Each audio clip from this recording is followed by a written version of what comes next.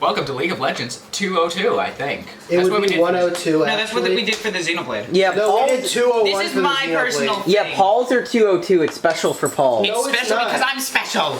It's 102. It's actually 202. It's 102. You'll find that if you look at our video history, it's 202. So, as you may be able to tell, this is an original tier list. Objective, fuck your opinion. This is correct. Oh shit, I don't have the worst on here. That's so tragic. You know what, I'm gonna go over the worst character design ever in the game, like, to ever exist, possibly, at the very end. It's a special treat. Is it a Yordle? No, it's not a Yordle. Oh. It's someone I personally hate, and this is my tier list, so fuck you. You'll find the Yordles actually don't even get onto, like... Okay, so I should explain. This is not a gameplay tier list. I very rarely account for gameplay. If I think it is critical to the character as a design, I will mention it. I'll probably mention it a bit more than I put on the slides themselves. But for the most part, this is a design tier list. Well, not design. It's comparing the design, the character design, to their lore. So it's like the holistic character design, lore, all. Completely ignoring their gameplay for the most part. Sometimes that gameplay will be mentioned and brought up, but it will very rarely have any effect on the actual placement. I think this is the only slide before I get into it, so... No, okay. Yeah, okay. So, we're gonna start at the very bottom, as all tier lists should. But not the very, very bottom, as you Not the very, very bottom, the pits of actual hell. Oh, we get to go to hell in this lecture? Oh, we're going to hell. We're going straight to hell. Straight to... I like how... We're gonna go to, like, the very, very top of this thing, and then we're going all the way down. I'm going to show you the worst person to ever exist. Does this include skins, or...? This does not, unfortunately, otherwise this would be a very different tier list. If y'all are interested in this after I finish it, I can totally do skins. They have a lot of alternate universes, like Star Guardian, Odyssey, which are really cool to go over. But if you're not interested in this, then those will probably never show up. And yeah, I will be also giving suggestions on how I think we can fix most of them. Some of them I think are irredeemable pieces of shit that should be removed from the game. But regardless, let's go. This is fucking Shaco. Fuck Shaco. This is stupid. Just the Joker. Oh wait, you don't like It's a Shaco's murder design? clown, huh? You don't like Shaco's design? Okay. That's just His the Batman who laughs. What are you talking about it? His design is fine. It's a murder clown. It's very generic. You could honestly put this in any game ever, and it'd be fine. He has zero lore. I do like the checkerboard pins. Wait, he has lore? Nope, he doesn't. That's the thing. He has no fucking lore. No. Oh, I'm sorry. He's got one paragraph of a biography. He's a fucking murder doll. You see that Jack in the Box? That's a full-size Jack in the Box compared to him. He doesn't need lore. He's an archetype. He what? He's an archetypal evil jester. That's fine. We'll get to archetypal things. I'm fine with generic things that, like, you know what? I don't need that. What? You know what? I'm actually one step ahead of you, Paul. Fuck archetypes, actually. I don't care. I mean, I don't care, but if I want more than just an archetype, I can't go back. This is objective. I'm saying, like, I'm giving my thoughts on the objective truth, which is that archetypes are fine. I just want something more than the hero story, whatever. Yes, absolutely. And I'm only doing this because these characters are interesting as shit. Originally, before an entire lore retcon, it was a bit like, oh, the blue country, those are the good guys. Red country, bad guys, so we'll put spikes on them. But it has changed so much, and they're amazing. So, but this guy doesn't have any lore. He's just a murder doll that likes murder, and he's annoying in game. So, you know. Every video game has one. Yeah, honestly, I think he's actually a lot of fun to watch in game. I've never played him personally, but I've seen people just absolutely have a blast on him, so I don't even hate him in the game personally. I hate Shaco because whenever we get into team fights, I ult the clone. Yeah. You know, okay, if you want so you can check their smite damage if they're the jungler. It doesn't level their smite, the clone smite damage is always 450, the real Shaco is 900. Which is something I use constantly as saving my ass so many times. Anyway, yeah, this is literally like, this is the amount of lore he has. This is not copy-paste or anything, but like, there's nothing to talk about. There's nothing, I can't compare a character design to no lore. It's great that we spent this much time talking about a thing that there's nothing to talk about. Trust me, we'll speed through a lot of them. Okay. But the worst of the worst they have things I have to go over. But regardless, anything times 0 is 0, so fuck Shaco. Okay, this guy has zero lore. Aquaman Viking. What are you talking about? This guy's lore is actually fucking awesome. Well, Fucking doesn't know the League of Legends. He's just the Viking guy. No one talks about. That's his design. His Olaf. design is so generic that it puts him this low. Wait, is this Braum? This is Olaf. Okay, I don't know my characters, but I know Braum is Braum the is only League of fucking Legends awesome. character I actually like. So Braum is awesome. He's okay, so far up. He's okay. He's Good. so far up. I love Braum. No, Olaf. This is Olaf, not from Frozen. This guy came first. And he's every Viking stereotype you could possibly imagine. He looks it. Visually, but apparently his story. But his story is actually really funny. It's also, I don't even know what to make of it sometimes, but it's funny. So, basically, he went to a shaman, right? Because they're in the icy Freljord lands, which is basically just, Viking land. So there are shamans that can see the future sometimes. This guy's fortune is that he will die peacefully in his sleep. And because he's every Viking stereotype ever, he doesn't like that. He fucking hates that.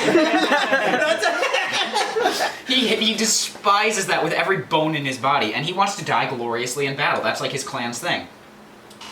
So, naturally, he wants to change this and prove that shaman wrong. So he goes and fights everything he can see, down to legendary monsters that humans have no right going near, to just whatever he thinks could kill him, pulling off death-defying stunts, and he's just still alive. He just doesn't die. Every monster he fights, it dies. Everything, He just wins all the time. He just keeps winning, and that's funny. And I really wish that he looked the part, because, like I said, you can put him in For Honor, World of Warcraft, Smite, or Skylander. You can put him in Skylander. I'm pretty sure there is a Skylander that looks like him. Wait, let me see. Yeah, Regardless, so he's pretty freaking low. Fucking Veigar. This one time I'm gonna bring up gameplay. Okay. I said not the one time, but one time. Orko from fucking Masters of the Universe. Or any Dark Mage from any JRPG. Right, VV. He looks like looks VV, like, but cool. God Yeah. damn it, he looks like somebody in Hyrule Warriors. The same, faceless wizard, dark. Oh, I know what you mean. Yeah. Thank you. Yeah, he's a stereotype. He's an old design, so he gets a slight pass for that. I will be more lenient towards older characters because they just suffer from just old design. Back when Riot was actually a small indie company with limited budget. But anyway, Veigar has one of the most frustrating game mechanics in the entire game. Infinite stacking. And what I mean by infinite stacking, it's infinite. You can have... So, Veigar's abilities, every time you get ability power in the game, his abilities get stronger. This varies from champion to champion. But every time he hits an ability against an enemy champion, or if he kills an enemy minion with one of his specific abilities, he gets one extra ability power. This stacks infinitely. So by the end of a game, you could have an entirely tank build with over 1,000 AP, which is bullshit. Because you can't one-shot him. He has an incredibly obnoxious ability that can stun your entire team, or set up for the rest of your team, or yourself. And his ultimate is called the gameplay button. Oh, there's so much counterplay. You were just showing off the middle finger that whole time. No, I wasn't. I was doing this one. Ring finger. Ring finger. Okay, Fuck you. whatever. Why your ring finger? Because I was pointing off lists and whatnot. Regardless, so his gameplay button, you click on an enemy champion, you press R, and it sends about 1 billion magic damage their way. Oh. And I mean that almost... Is it like a click to delete button, click to basically? delete. He literally has a skin, Final Boss Veigar, where his voice line when he uses his ability is delete. It's so much fun to play this little fucker, but god damn it's annoying. And his design is just kind of shit. His lore, well yeah, I guess. Firstly, fuck Veigar. I hate this creature. Basically, so he's a Yordle that was captured by Mordekaiser, a character we'll get into later. He's a champion. And Mordekaiser is this evil warlord, the guy that wanted more power. So he went for Yordles. Yordles are very, very magical creatures. He tortured this one to the point where he goes insane and thinks himself the most evil wizard on Runeterra. He's not. He strives to be. So he ends up going to fight every other evil sorcerer he can find, but he keeps getting thanked by the villagers that he saves from the evil sorcerers, and he ends up being a good guy, just doing good stuff. What's up? Is he evil but not quite making the cut of evil list, or is he Plankton Crocker level? No, he's just not making the cut. He's just trying to do evil stuff. So he's bad, but he's not bad enough. He's He's got evil, but he has evil intentions, but he always ends up doing good. So he's Doofenshmirtz. Yeah, is what you're saying. I guess you could do that. Ed's ahead of the rest of us. I'm ahead of the game. Yeah, no. So he keeps getting thanked, and he's just, and with his lore, I don't know. I just feel like they can't tell if they want to make, because he's the victim of torture to the point where his mind broke, but he's also a fucking joke. Like, I feel like torture in like fantasy lore is thrown about very liberally. yes, and he's an old design, so like old lore. They haven't touched him in quite some time because he's just kind of irrelevant, and they've moved on to other things. But like, it's just kind of sad to see that. Ew. Yeah, what the fuck is this? Ew, get that freak out. Honestly. I hate Yordles. I hate I fucking Yordles. hate Corky tomato, because tomato. he existed before Yordles were a thing. You can tell because he looks like a human. And what the fuck are these? What the fuck? That's Those not are- gonna lift that fucking missile launcher. Whatever. I hate Magic. this design. Those are hella You can say that, but you're like, no, it's they are. stupid. What do you mean that's stupid? Do those sorry. not exist in Runeterra? His design is stupid. No, No, I'm this saying is his the only design one. is stupid. He's the only fucking helicopter you'll ever see in Runeterra. So, but like, what about all these other helicopters that are in this image? Is that just That's like, made? splash art from a long, long time ago before and this this game is had just not any lore. canon anymore? It's just not canon. Okay, alright. He's just a part. He's just there. He's out here He's doing just the there. Hindenburg, and they just like He has out. 2 legendary skins, and neither of them are his best skin. Legendary skins are when they update the model and give them new voice lines. Epic skins are just a reskin. You get a new color palette and some flashy new animations. Visual effects, not animations. Like, and neither of his legendary skins are. Riot would be embarrassed to release them as epic skins today. They're pathetic, and one of them is racist. we're just wait, gonna, We're just gonna leave that there. Oh shit, I went back. Oh no! No, we need to go back. We need to go back. How do I do that? We can do okay, give me the remote. Do I hit the back arrow? I'm not looking. I mean, try it. Try the back arrow. Might work. Okay. Nope. Okay. Wait, okay, yeah, I can do this. Wait, where is it? Oh. Fine. Yeah, you I get thought it was a it. point. Okay, you don't see anything else than just... And then you gotta go to slideshow, yeah. Shaka, you on a budget? Oh. Ooh, is that This is that is fucking Rammus. That's Crag. After it loads. Okay, this is Rammus. That's Whoa, you Crag. look so cool! Rammus is actually pretty cool. He's based off an armadillo. And a turtle, right? Sonic. Armadillo. Because, get it, the armor. Yeah. Yeah, we don't know what the fuck Rammus is. See, and this is I love Rammus, okay? I love his gameplay when it's not against me. And he's just a very solid tank design. If you can't tell, he's a fucking tank in the game. You don't build him anything else because the more armor you build and magic resist you build, the more damage you do. You can force other people to attack you, so he literally is an aggro draw champion, but in a game that doesn't have aggro, which I think is cool. He's a very unique champion, and I'm never sad to see him on either team. Sometimes I'm like, oh wait, this is a really bad matchup. But I'm never gonna think Rammus players are dumb. I think that about a lot of champions, but Rammus players, they've gotta go through so much shit, because he's just an old champion. Old champions are generally bad. But he's withstood the test of time. He's only been minorly updated for a bit. But anyway, he's just a cool design altogether. He's a turtle with spikes. It's simple and it works, but we don't know what the fuck he is, so I can't really rank him higher. He's a turtle with spikes. Do you need any more? We do, Yes. because we don't have any context. What You do need We context. have standards here. We have context. We need context, and only for this reason. Because how powerful does this dude look on, like, compared to all the other league champions that you know of? He looks like he might be a good physical You would fighter. think he'd be pretty low. Thank you, Tyler. But like, You he's think he'd pretty be fucking low? strong. Yeah, he looks strong. What are you talking about? When you compare him to the Ascended God Warriors and shit, he shouldn't hold a candle. All right, fuck what this guy's saying. I'm giving you character design 101. I'm gonna need you. This is a professional Micah student. He has a I'm degree. a professional. I took character design classes. No, and I this know is what a the fuck fine I'm talking design. about. This is. However. I'm not talking about like whether the design is good or not. I'm talking about why this design reads strong character. All right? And that's fine. so shut the fuck up. Stop recording. 3 prime. Shut the fuck up. The three primary shapes of character designs shit, he's bugging is out the fucking triangles, squares, and circles. Triangles represent speed and energy, squares represent sturdiness, and circles represent friendliness. Triangles here at the top of his skull represents like this energy, like he's about to like blah blah blah blah blah. I'm gonna need right? you to sit down. Sir. And the fact that he has very square-like arms represents like the sturdiness in his strength, and that's why he's reading. That's why this is reading to me as like a strong squishy character. to me. He looks. You think he looks squishy? I'm saying his claws, like I wouldn't want him anywhere in his claws, but like his arms are kind of like so they're kind of huggable, right? round. Yes. They look huggable, but like. I but saw him and I was Sit down, immediately sir. kind of Sit They're like. not sturdy. Sit down. Anyway, The rest I get. no, okay, I'll so give Vaughn I'm very that. familiar with legal That's as you might have sturdy. guessed. We're comparing this guy to actual gods. Yeah. He should not be as powerful. We don't know exactly how powerful he is because he goes throughout the desert area Shurima eating Voidborn.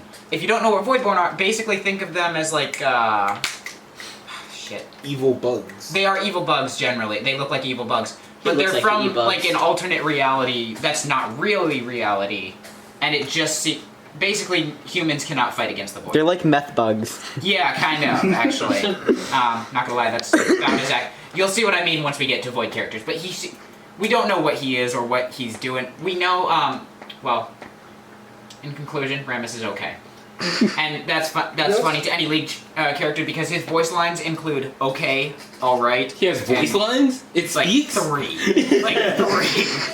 I've never heard a single one in the past 2 years I've been playing this game. He just goes, okay. That's pretty much it. The rest of his sound effects are just him spinning and it's like Beyblade sounds. Regardless, Rumble. Oh, I hate that. Oh, I hate this so much. I don't. Oh, I hate that. And the splash art is the best part of his design. Oh, fuck me. Okay. He looks so janky in game, it sucks. Rumble's a bit older, but like not old enough to be excused from this. Basically, his lore is that he's a genius Yordle that put together this mech with scraps. But when you actually look at the mech, it doesn't look like it was put together with scraps. No, it doesn't at all. It looks like it was put together poorly with quality materials. It looks like the opposite of what they were going for. What they needed to go for was something more like the Iron Man Mark 1 armor. And that's what I put like in the description and everything, but I can't go back on the slides, it seems. Well, I mean, you can. Yes, but it's tedious. Regardless. So I think that they just missed the mark entirely. I see what they were going for. I think Rumble himself looks fine. He's a Yordle, it's pretty clear. But his mech is just a total mess. And his design doesn't match his lore. It's the opposite of his lore, in fact. So we're just gonna go over that. Yeah. And this is one of his skins. You have to pay actual money to use this. Dude, that kind of slaps, though. That's No, it cute. doesn't! The concept is cool, but the art Concept is cool, but what the fuck? I don't like looking at The it. bamboo. I don't cannon like that is- he's looking at me. I feel like that would work twice. Regardless, this is Annie. Old champion in League, one of the first. Oh, I Right. played as her in Don't Starve. In what? Yeah. Okay, cool. I don't know what Continue. Regardless, so she does get a leniency pass, so I will not be as tough on her. However, what the fuck is this? This is a modern schoolgirl. Yeah, This just does not saying. belong in a fantasy game. See, Annie Oh, was but we desi- have like We got mech machinery, suits we got and mech shit. suits, we got there can't be school though, is what you're telling me?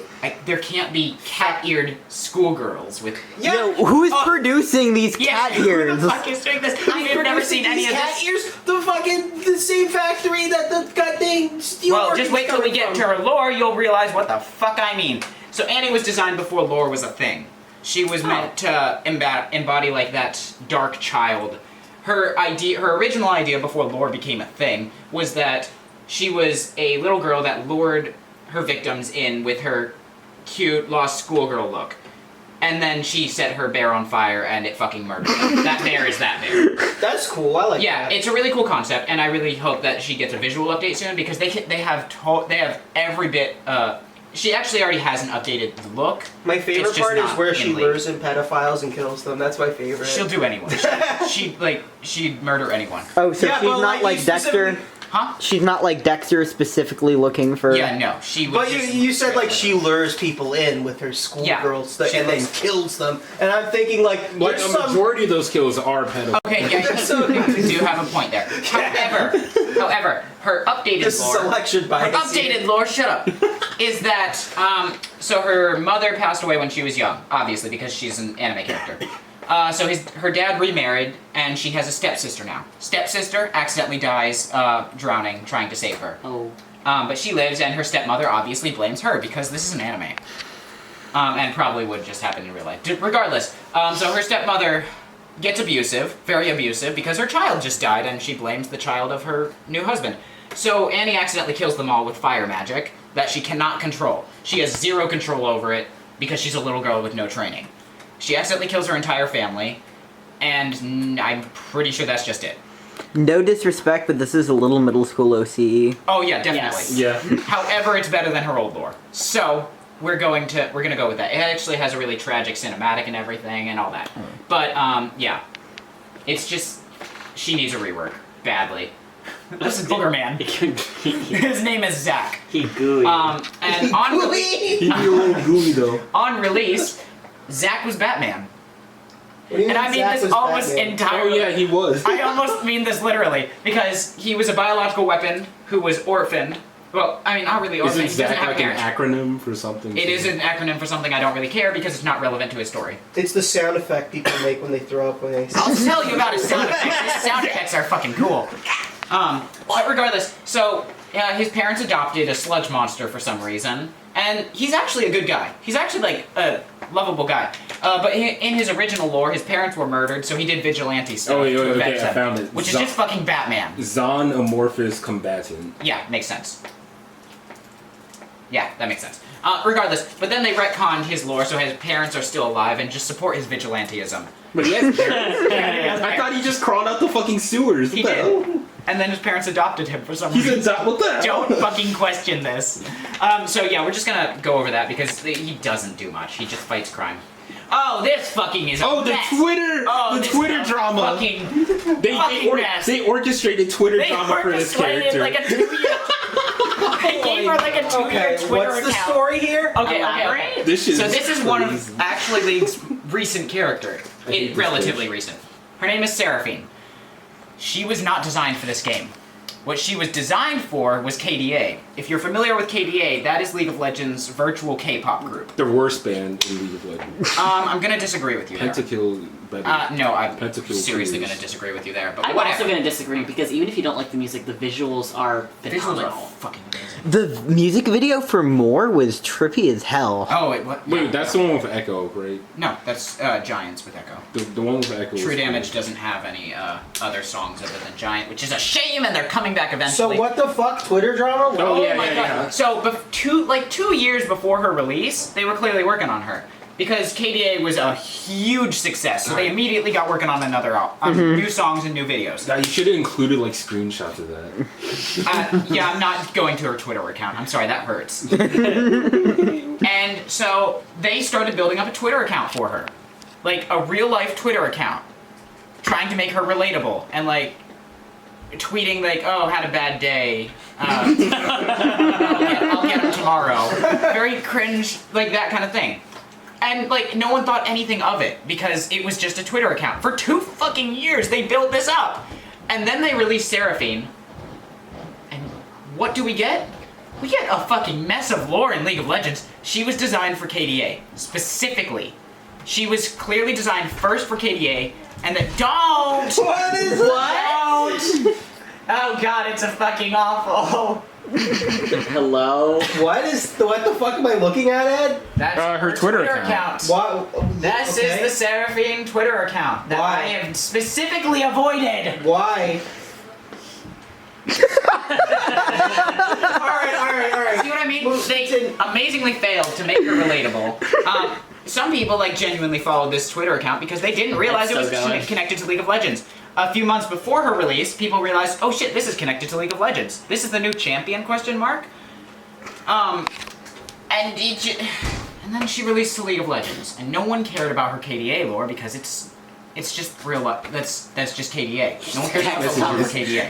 Okay, wait a second. Why are you going to complain about the schoolgirl outfit, but this is fine? Oh, I'm getting to that. Oh, okay. All right. This is not fine. Okay. This is not fine. Glad we got that out. This is the opposite of fine. No, because what region, if you are at all familiar with League of Legends, what region does this fucking look from? You can't fucking tell because it doesn't belong to any region. It fucking doesn't. God, shoot me. I hate this champion because she has awful lore. They threw her in here because they wanted her in KDA. Get off the fucking Twitter account. Just keeps So going. the guitar goes crazy.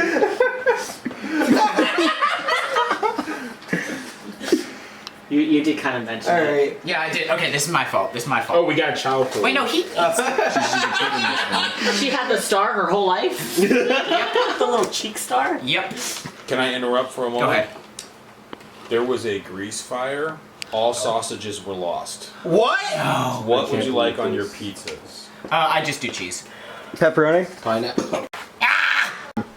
Okay, so Seraphine's lore in League of Legends, ignoring KDA, is total shit. Because originally, so it starts out fine. She's kind of just, so she's born with magic within Piltover, one of the busiest and safest places, honestly, to be. Her magic is that she can hear other people's voices, or emotions, kind of. She can hear emotions, and in KDA she can, like, hear colors or something. I don't know. That's a legitimate thing. But whatever. So, because she's in one of the busiest places in the world, it's overloading her head completely. So her parents scraped together enough money to buy this extremely expensive stage that is not the focus of her shop for some reason. And that stage helps her control it. Until she starts hearing the stage itself. Why not just move her out into the country? Because this is the safest place and most successful place to be. Got it. It's like, I don't know, New people York. have an obsession with New York. Yeah, It's New York and Skyrim. Yeah, pretty much. So she can control her magic now, to a point, but she hears her stage now. It whispers things to her in the not creepy way. It's a very gentle voice, and originally, the voice tells her what it is. It tells her that that it is a Brackern, which is a crystal scorpion from the desert area of Shurima. Basically, the Brackern are a hive mind kind of thing. When one dies, it passes on its knowledge and everything to the next Brackern that picks up its crystal. The Piltovans decided, oh, that's a lot of magic in one crystal. So they go and harvest these things. So they are killing off the Brackern very quickly. But their souls are still in the crystal their souls there. are very much still alive in the crystal. And the other Brackern can hear all of them screaming, being used as cute. power. Oh, it's very cute. So Seraphine originally knew exactly what was going on and did nothing. Typical. Yeah, typical of the pink-haired bitch. But regardless, so she did nothing, and this took about a week to change before Riot realized, oh, people don't like someone that promotes genocide. So they changed her so the crystal barely talked to her at all, but still, you know, it doesn't tell her what it is. Yeah, so they had to change that real fucking quick. So right now, her lore is that she sings to both Piltover and Zaun, which are sister cities, one above, one below. And they're like two sides of the same coin, polar opposites. Zaun is like, we'll get to Zaunite characters. Zaun is cooler, but it's full of drugs and all sorts of stuff. And Piltover is like the very posh, it kind of reminds me of England, I'm not gonna lie. Fair. Steampunk England, basically. Regardless. So she's like a motivational singer. Recording. Inside the box. Shush! Okay, question. So I zoned out for a bit during the talk. You said something about her doing, like, her promoting genocide? Oh my gosh. Yes, okay. No, why'd they fix it like just, oh, never mind, the crystal doesn't say, just make her an activist or something. No, exactly. We are gonna get to that because that is a huge part of what they could have done to change her. Because, like, is she, like, pro-Russia? I don't know what's going on. So basically, the stage that controls her magic, which is overloading her head. When did you zone out? Like, around the time when you were talking about, we'll get to the outfit, but first, this, Okay. I know the stage, like, blah blah stage controls helps her, helps her control the voices in her head, basically. Yeah. So the stage is powered by a very living creature. Yeah. Originally, she knew that it was a living creature being harvested from the desert against its will. Oh, okay. And did nothing about it, but now she doesn't know what the fuck it is. Okay, so what I understand is basically like by using the crystal for the stage, you are preventing the natural like path of these creatures. Yes. Because I thought their crystal is supposed to go to somebody else, and that like knowledge is carried on through generations. Because when I first heard that, I thought this was like a political thing. Where like, oh, we're really popular in Eastern countries. Like we can't have her. Like, no role in your mind, just stuck on political YouTube. Yeah, I guess that's true. Moving on, regardless. So now her lore is just as a singer who tries to unite Piltover and Zahn, and nothing else. That sucks, bro. Oh, yeah, it sucks. Okay, so I went on there. That's her backstory. That's KDA Seraphine, which was clearly just... That looks like Miku. It fit, huh? That looks like Miku. It does. Yeah. Not too But sorry, surprising. It continue. probably was her inspiration. I don't really know.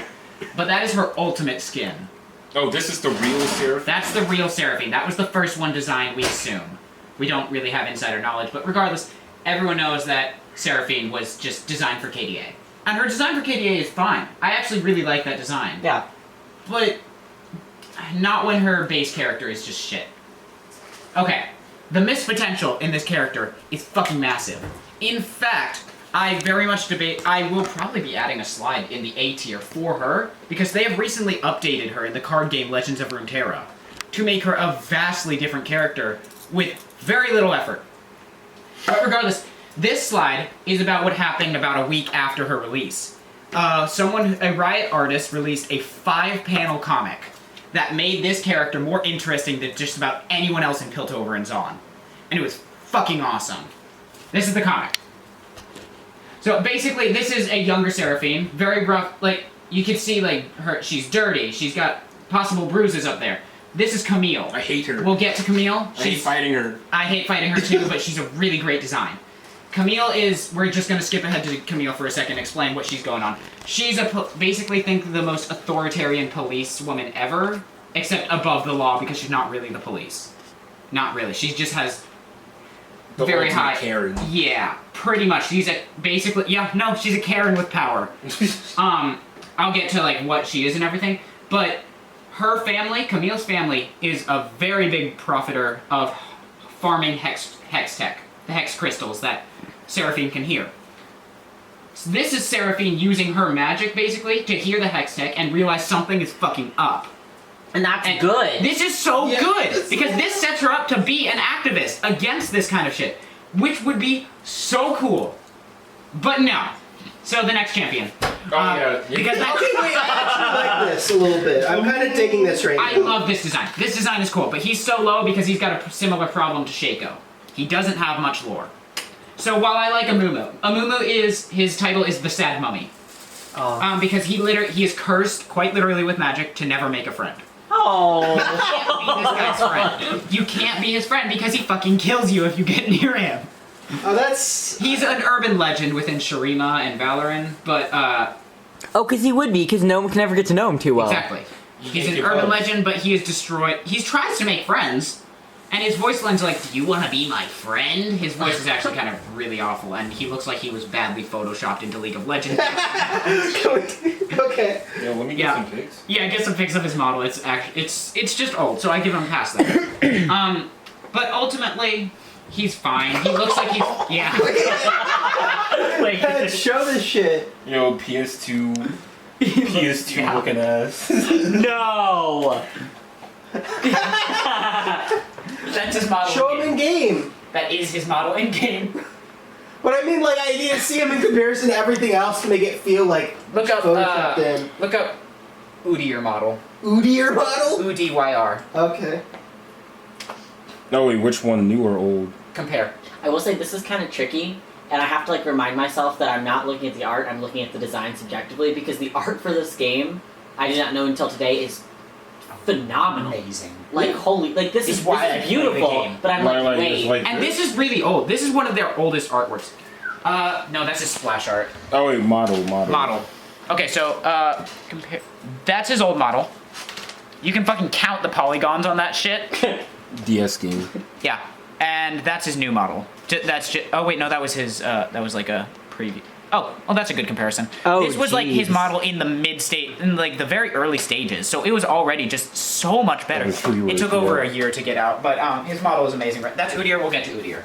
Udyr's pretty cool. Yeah, he's fine. Amumu is fine, but he doesn't have any lore. This is a Minotaur. I like Minotaurs. A Minotaur? A purple Minotaur. His name is Alistar. And he's a solid staple. I will go into his gameplay. The reason he is as high as he is because his gameplay is solid. The game, quite frankly, will not be the same without him because he's just such a solid pick of a tank. To the point where he's simple that you can pick him up really easily, but he's also used in pro play quite a bit because his skill expression, basically his skill floor, the knowledge you need to pick him up and start using him efficiently, is very low. But his skill ceiling is ridiculously high. The first time I played Alistar, I got a pentacle. Really? Yeah. He's a fucking support, man. That's something special that you need to work out between you and God. But regardless, Alistar's lore is pretty lackluster, so he's pretty low. His design-wise, he's a purple Minotaur. That's kind of it. It's pretty shallow, but it's fine. I mean, it's a Minotaur. That's pretty cool. He has one of his skins. He just puts on a cow costume. Yeah. It's pretty sick. Yeah. Let me get that pick also. Yeah, honestly, that's his most popular skin, and if you're not using that skin while playing him, you're doing it wrong. Regardless, but his lore Well, you have is to pay that... for the skin, right? Yeah. So I have to pay more money or else I'm failing? Yes. Yeah. Okay, that's...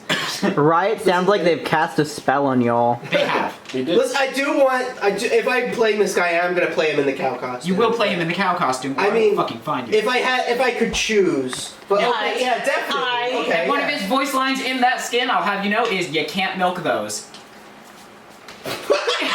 Alright. Oh wait, I think that might just be. That's just a line he says. Oh, that's just a line. That's just a line, regardless of. Yeah. Okay. You wouldn't know because you always play with the milk skin. Huh? You wouldn't know because you always play with the cow Honestly, skin. I've never played Alistar. I do have the milk skin though. You've never played it, but you paid for this skin? I didn't pay. No. So League's events, they give you random skin shards that you can use, and in-game currency that you don't need to buy, to enchant them. So that's like a free skin. Okay. And I had to get it because it's iconic. Yeah. His lore is that he was enslaved when he was younger, and he fought in a gladiatorial pit for a while, and then he broke out, and that's it. So it's pretty boring.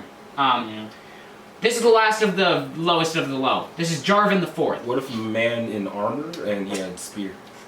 I'm not even gonna shit on the simplicity of the design because he's old. I will give him that. This is worse than Amumu. This is so. His lore makes up for it. Though. I'm gonna agree with that. Yeah. Yes, his design-wise, I think he's actually a lot lower. There are a lot of characters that are more like the design, perfect, and then I'm just going based off of that. Yeah. So yeah, you're gonna What's wait for me to say What's that. Garen doing in the background? Because this is the king of Demacia. Demacia is... Wait, he's the king? He's the king. What the hell? Yeah, you can't fucking tell, can you? No, I thought he was Can't just tell that he's from Demacia. I just thought he was just a dude with a stick. Yeah, exactly. That's his issue. He doesn't match his lore for shit. Which is unfortunate because his lore is actually really sick. So basically, his father has recently died in the comics, in the lackluster amount of comics that they have, during the Lux storyline. But essentially now he's the king, he's very angry at all magic except for his girlfriend, which is a dragon. We'll get to her. Okay. His lance is supposed to be a very ancient weapon, wielded, and no one really knows how to properly use it anymore, because it's that old. But he uses it anyway more as a ceremonial thing. Is his thumb backwards? No. No, that's just a spike thing. That's like just part of the gauntlet, because the spike... I see his arms. The spikes are going like out away from the knuckles, and this is like his thumb knuckle going out. Oh, okay. My I bad. was very confused for a second. Sorry. But we're gonna get to the main issue of his design, the armor. It looks fine in this. It actually looks okay in this. But in game, I don't have a model. Damn it. Yeah, search up a model, I guess. Jarvan, right? Jarvan the Fourth, Ivy. But yeah. It looks stupid. It's just pointless. It's just spikes everywhere. What if spiky? And it's just pure gold. It's just gold, and I guess there's black in there too. That doesn't look Demacian at all. Yeah, he looks fucking stupid. Yeah. Oh, he's special. In the wise words of TV Skyen, he looks like he's wearing a bodycon condom underneath it as well. TV Skyen is an amazing YouTube channel. You should check it out. But whatever. We mentioned him last league video. Did, because I take a lot of points for him. This looks like an armor set from DC Universe Online. You're not even wrong. That's an insult. But basically, they visually update this dude to look Demacian, like the most Demacian. He's the king. He should look like he's just the ideal Demacian kind of thing. But no, he doesn't. So that's that. Yeah, he looks like he's from Monster Hunter. Yeah. Okay, so do we want to intermission this, or should I just get past the bad ones? Recording. So this is a stripper. She's a powerful sorceress. She looks like She Raven. is actually. So LeBlanc Well, I mean, also, sex priestess is a really, really old thing humans have done. Yeah, and you can imagine how old her design is. It's very old. So LeBlanc, her lore is that she. Note how I emphasize her lore is that she is the leader of the Black Rose, which is basically the Illuminati for Noxus. Okay. She controls a lot of things, and basically, for a time, she was completely controlling the entirety of Noxus by puppeteering the Emperor dude, whatever his... I don't know what his title... Yeah, Emperor, because it's an empire. But eventually that was stopped by another champion, who we'll get into. And her lore is actually really cool. It's her ultimate plan. She's a very old sorceress, mind you. She's well over 1,000 years old, and she stopped the warlord Mordekaiser when she served under him. She betrayed him and banished him to hell, basically. She killed him after he resurrected, so it wasn't really killing him. It was more like banishing his soul back to where it belonged, which is exactly what he wanted, as it turned out. And now she's trying to prepare for when he comes back, because he's coming back. He pulled an Emperor Palpatine on her. He pulled an Emperor Palpatine on her. And that's fine. Her lore is awesome. Like, she's constantly preparing for this, and everything she does is twisted and vile. But she justifies it by saying the world will end if I let Mordekaiser come back. So she's kind of... I don't want to say she's morally gray, but she definitely has... As an endgame, her intentions are fine. Yo, Vaughn! What's up? Sorry, I'm like really late. Oh, all good, man. Yeah, That's your seat. Oh, good. You'll get the gist of this as we go, so I'm not explaining the beginning again. We're ranking lead characters by how hot they are. I wish. She'd be way higher if that were the case. But regardless, Oh, Vaughn, if you want look at her Skittles or fucking M&Ms, gloves. back. Skittles and M&Ms are back there. Oh, gotcha. Yeah? She's a stripper. What? She looks like a fucking stripper. You can wear revealing clothes without feeling a stripper. Yes, but that looks like a fucking stripper. It does not look like a powerful sorceress that's over 1,000 years old. I mean, I will say that, like, I think of all the characters I've seen so far, I think hers is one of my least favorite. It's just really not balanced, and she doesn't look the part at all. She doesn't look It's the part kind at of all, lame. but her lore is cool as shit. The strip so I put her top in. is cool. They could have done more. Yeah. This is a fat joke. This is Gragas. In his current lore, his original iteration was not this, keep in mind. In his current lore, he is a caskmaster, a brewmaster, basically, who brews really good shit. He's also an iceborn, which means he is resistant to the cold. So regardless of the fact that he lives in the Freljord, the blizzard area, he has a loincloth and some ropes on.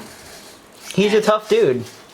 He's a very tough dude. However, I am very against not putting clothes on in the blizzard. He built different. Yes, but okay, this is a reoccurring theme though, and it's an issue in character designs that are older because they were like, oh, well, what if was hot for a lot of characters? And one of the ongoing jokes, I actually didn't put a picture of it here, but KDA Gragas, everyone wants that. Everyone wants KDA Gragas. I shit you not. If they had put Gragas and KDA instead of just never released Seraphine, I'm not gonna lie, it would have been actually kind of funny. I want to see this guy in one of the music videos. Right? That's what everyone wants to see. What if they just put him in as a drummer or some shit? I feel like he could do a great, like, Scottish accent rap. Yo! Right? That's what we want! That's what the community wants, right? Oh my god. Is this what you see when you look at Birdie at? Because maybe I might understand if this is the case.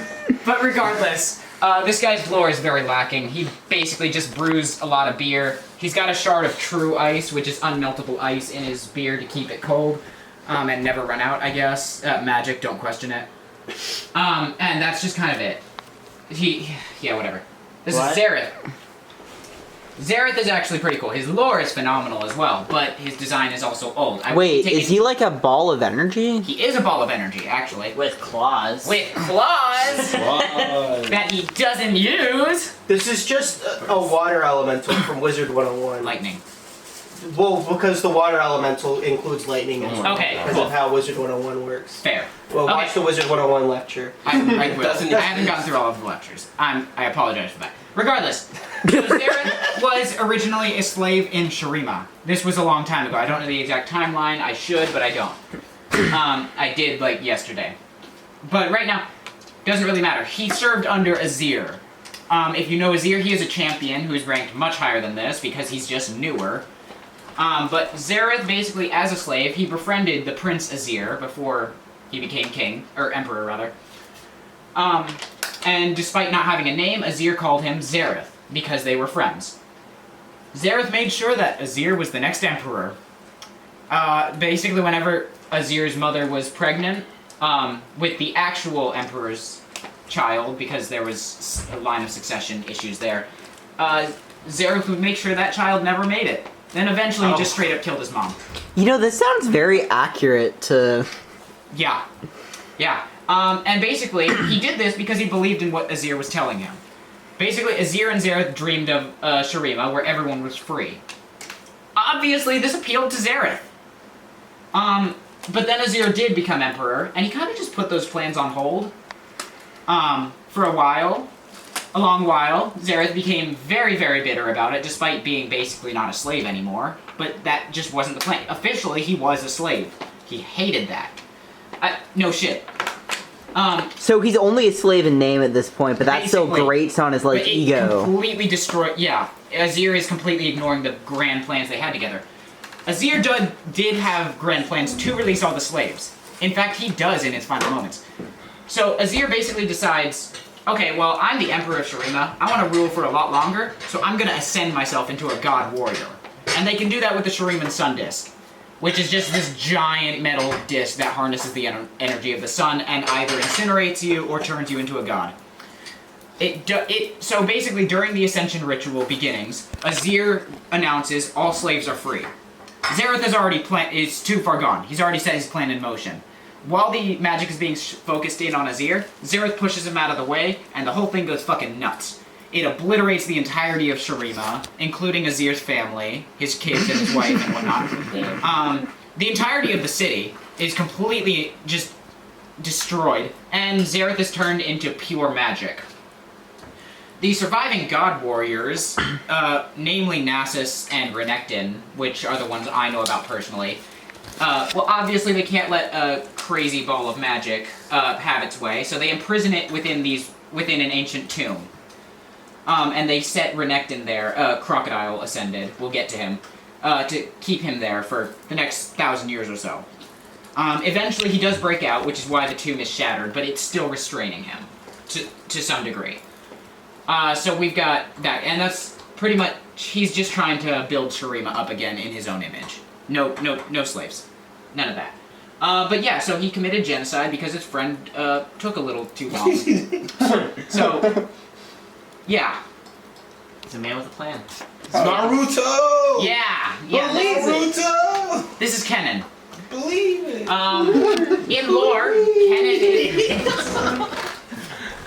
In lore, Kennen is the leader of the Kinku Order. Don't make any jokes about that. Took a lot of power to stop you. Yeah.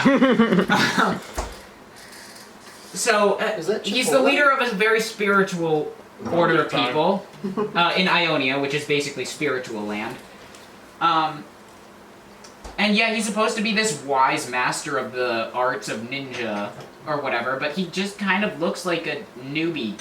He looks like a lightning ninja rat. That's what we refer to him as a lot, rather than Kennen. Don't care how many syllable differences that is, it's just more fitting. And it's just kind of, his lore just doesn't match up with his design, basically. He doesn't really do anything in the lore because he's a Yordle. Yordles hardly ever do anything. So we're just gonna... have a Naruto skin, that's kind of... Yeah, last word describes this design to the lore. His design by itself, fine. His lore, okay, fine, whatever. But they just don't match. Okay, here we have another stripper. Is this just going to be a running theme where you see a girl with revealing clothing and you think stripper? Pretty much. Because the merit. I think that's something you need to work on. No, there's a reason. There's a reason for this. Okay, so I did not mention with the other ones, but what's the purpose of her being wearing revealing clothes? You need a purpose. You need an explanation. For me to regard it as a positive on the character design, yes, I want there to be a purpose. What? She's an Amazonian warrior. She's no, she's not. She's a fucking cougar. Pretty lady with that boobs. makes even more sense. Pretty lady with It's not that complicated. Yeah. She doesn't look that old. No, isn't she like? No, she's literally a cougar.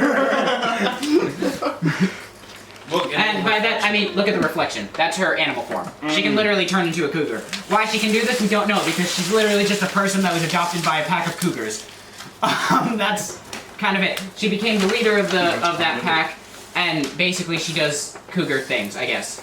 I don't like her design. It's old. And one of her control 3, which is the champion dance button, is literally her pole dancing. Her control 2, which is her taunt, is telling you that it's mating season. Oh my god. That's crazy. That really is just go that is her all in with updated the design in the card game Legends of Runeterra. Okay, Or no, that's just a story for her. It was just a nice art, and that just fits the tough jungle leader, in my opinion. She also look, she does look more battle ready here. This is an important question because we're not seeing all of the design here. Does she keep the boots? The boots, I don't know. The big clunky boots. Because if she has this and then the big clunky boots, going crazy. I agree with that. Yeah. I don't know this. All right. It doesn't show her boots. I don't. Okay, that's fair. We can imagine Regardless, it. this is Vladimir Putin. What? Oh yeah. His name is Vladimir, so we call him Vladimir Putin because it's the low-hanging fruit. He's a vampire. If you I don't couldn't hate tell. this. It's kind of cool. I'm gonna let you talk, but I'm gonna say that I don't hate I'm biased this. for red, so. I don't. His lore is fine. His design is fine. But the pants. The pants, I like the pants. The pants is so Hey, this is my list. It's not. It's not. So now it's not objective anymore. It is objective. This is objective. We're here to watch. Hey Paul, what are your thoughts on Beetlejuice? Unrelated. Beetlejuice. No. I've never been a fan of lined or checkered the pants ball like of this. cranberry juice. No, Paul. No. SMH. Okay. Yes. Another thing. So, just a few things that I don't like. They're little things for the most part, and his lore is also just little things that just add up to make me just not like the character. Plus, his gameplay is shit. That's part of it. So the claws, I don't like the claws. They seem super long and unnecessary for someone that can just straight up pull blood out of you. Does not need to cut you.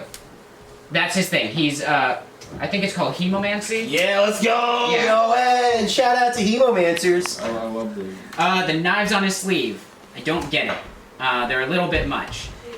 But other than that, he's just an old and very generic design, which is fine. Again, it's fine.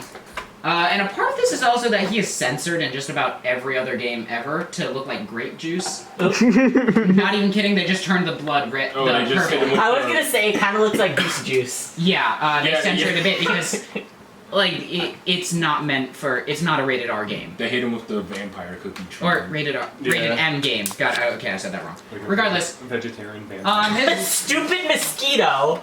I don't like. Okay, I say that because his Q ability heals him for a ridiculous amount, but he also doesn't have to use mana, which is a limiting factor to a lot of champions. In fact, his resource bar is, I believe, it's called the blood pool or something, whatever. And that helps him. It only helps him. Every time he fills up that bar enough, his Q heals him and does a lot more damage.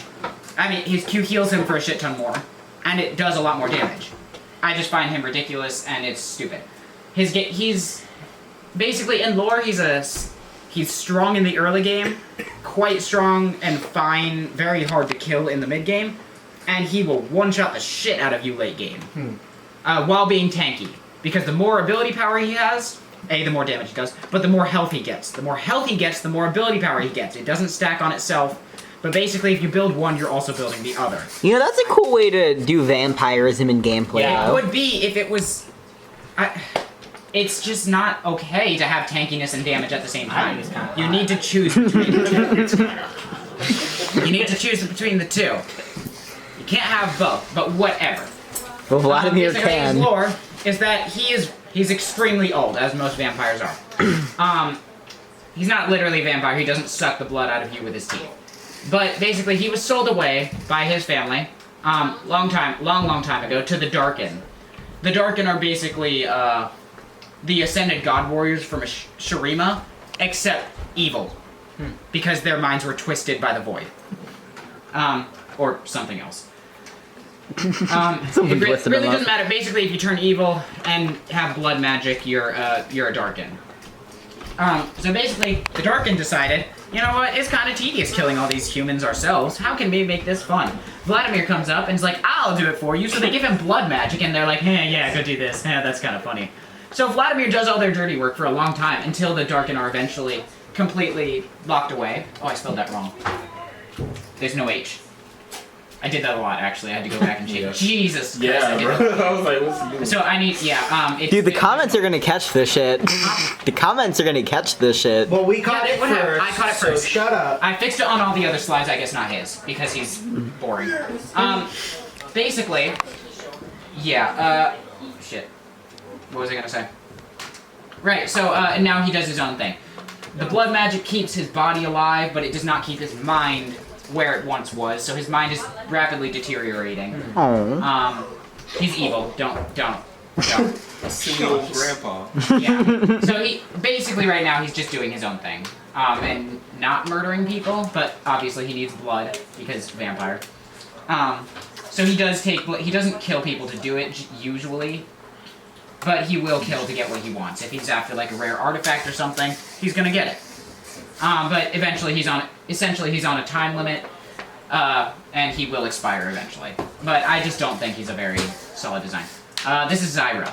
Oh, poison. She has a reason to be the way she is, but I still think it's a little unnecessary. Are those heels? Yes, they are heels. And okay, so the reason she was once just a plant that ate shit. That's all she was. She got Jessie hair from Pokemon. She does! I was like, what does she look like? I'm literally playing Pokemon earlier now. Nice. Okay, but regardless, so eventually this dumb Noxian lady walks into her plant, she gets eaten, and Zyra turns into her, basically. So that's why she's got the heels, that's why Kirby's her shit. Yeah, that's She got the Foo Fighters That's why all thing that- going on. The reason she's so low is because she is basically, all her voice lines, all her lore, everything, is basically depicting her as a extremely dangerous plant. Like, just a plant. You'd think, if you read her lore, you'd probably think plant monster, rather than sexy lady with plant control. I just don't think her lore and her design really match up. It's kind of like, this is the human turned plant, like a poison ivy kind of take, where a human kind of became part of the plant thing and starts protecting the plants. Her lore is that she's a plant that gains sentience and starts protecting the plants. It doesn't match up quite well enough for me to put her. It's fine though, it works. But yeah, that's pretty much it. She doesn't have too much lore. Why does she need an excuse for having boobs? Huh? She doesn't? You're like, no, but this time it's fine. This time it's fine, yes. I get there's a lot of champions in here that just they suffer from same. Oh my goodness, I fucking hate this guy. Oh, you hate Shinzo? I'm in top lane, mind my own business. And from the corner of my eye, I see him. He's actually, I don't personally hate him, and I'm a fucking mid laner because I know how to play the game. Sorry, I think it's a skill issue. Regardless, it pains me to put him this low because gameplay-wise, I love this guy. Lore-wise, I love this guy. And I love his design. Look, he looks... What region does he look like he's from? Does anyone... Demacia. He looks like he's from Demacia, because guess what? He's from Demacia. That's cool how we got it But a bird or his lore and his artwork genuinely don't match up. Not even his model matches up. Because this guy is supposed to be in his 60s or 40s. What? He's supposed to be old as shit. because he's like this old master to Jarvan the Fourth and Garen. Crazy. But all of his skins, even his base one, he looks like he's fucking 20. That's Like, I don't know. Maybe he just didn't age. He's No, in his model and stories, it shows gray hair and wrinkles. But no, we just don't. I guess we're playing as a young version of him? That would be ideal to think about, but like, no other champion does this. This isn't like the Ninja Warrior thing where they like switch between like old and new version, right? This is just he just looks 20 for no reason. He just looks 20 in his splash art. Literally, this is the only place that he looks young because this is past iteration. I feel like if you've given him a little bit of salt and pepper hair going on, giving him some more age lines, I would look what he's believe looking. it. Yeah, no, and it's fine. He looks like I said. I love his design. It looks cool. Like he's got the spear thing going. I love the spear. If you look at the spearhead, that thing's cool as shit. Yeah. And he's not originally from Demacia, which is why his hairstyle and just everything other than the armor and weapons don't look quite Demacia. He's from Ionia. up close, and he does look old in the model, but then like everything. what the hell? That's crazy. Yeah. I never even noticed this. So it's the model that he looks old, but not the splash art? Okay, yeah, in the model he looks older. In the comics he looks older. Nowhere else. It's just the splash art where he looks young. Why? I don't know. And that's why it pained me to put him so low. If they had just made him older in here, he'd be easily A tier. Because he's generic, sure. So this really grates on you. Rift, they make him look young though. Okay, that's fine. Yeah, that's fine. Wild Rift. This isn't Wild Rift though. I don't play Wild Rift. Regardless. So that's my only real complaint with him. I'm not gonna lie. But it still puts him below, but it's just, it doesn't make sense. It would not take much to update this. They've updated splash arts alone before. This can go crazy though. Yeah, I do like that. Okay, alright. But like, yeah, it's his splash art and all his skins take a younger Jin Zhao, and they do that because I guess they just don't like dealing with older dudes. Which is just, I don't know, there's so much potential, and it's fine. Again, I'll say it again, I love this guy. But it doesn't match up, so I can't put him any higher. Monkey. Okay, I'm into this. This is Wukong. That's his name. Okay. Just without the sun. I put him down here because he's in every game ever. Yeah.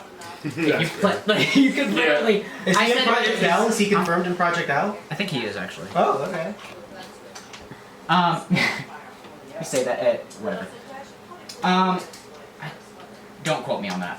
Okay, I won't. I know you're not paying attention. I'm not paying attention to Project L too much because I don't like fighter games. But regardless, his lore is also kind of weird. It's fine. It's just a little lacking. So basically, if we know who Master Yi is, Master Yi. Kanye West.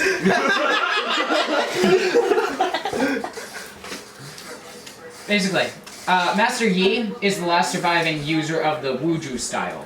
Wuju is basically, if you can use this style, which is incredibly hard to use, by the way. You can get pentakills. Yes, you can. Basically, during the... So, Noxus invades Ionia, right? This, like, heavy metal, very...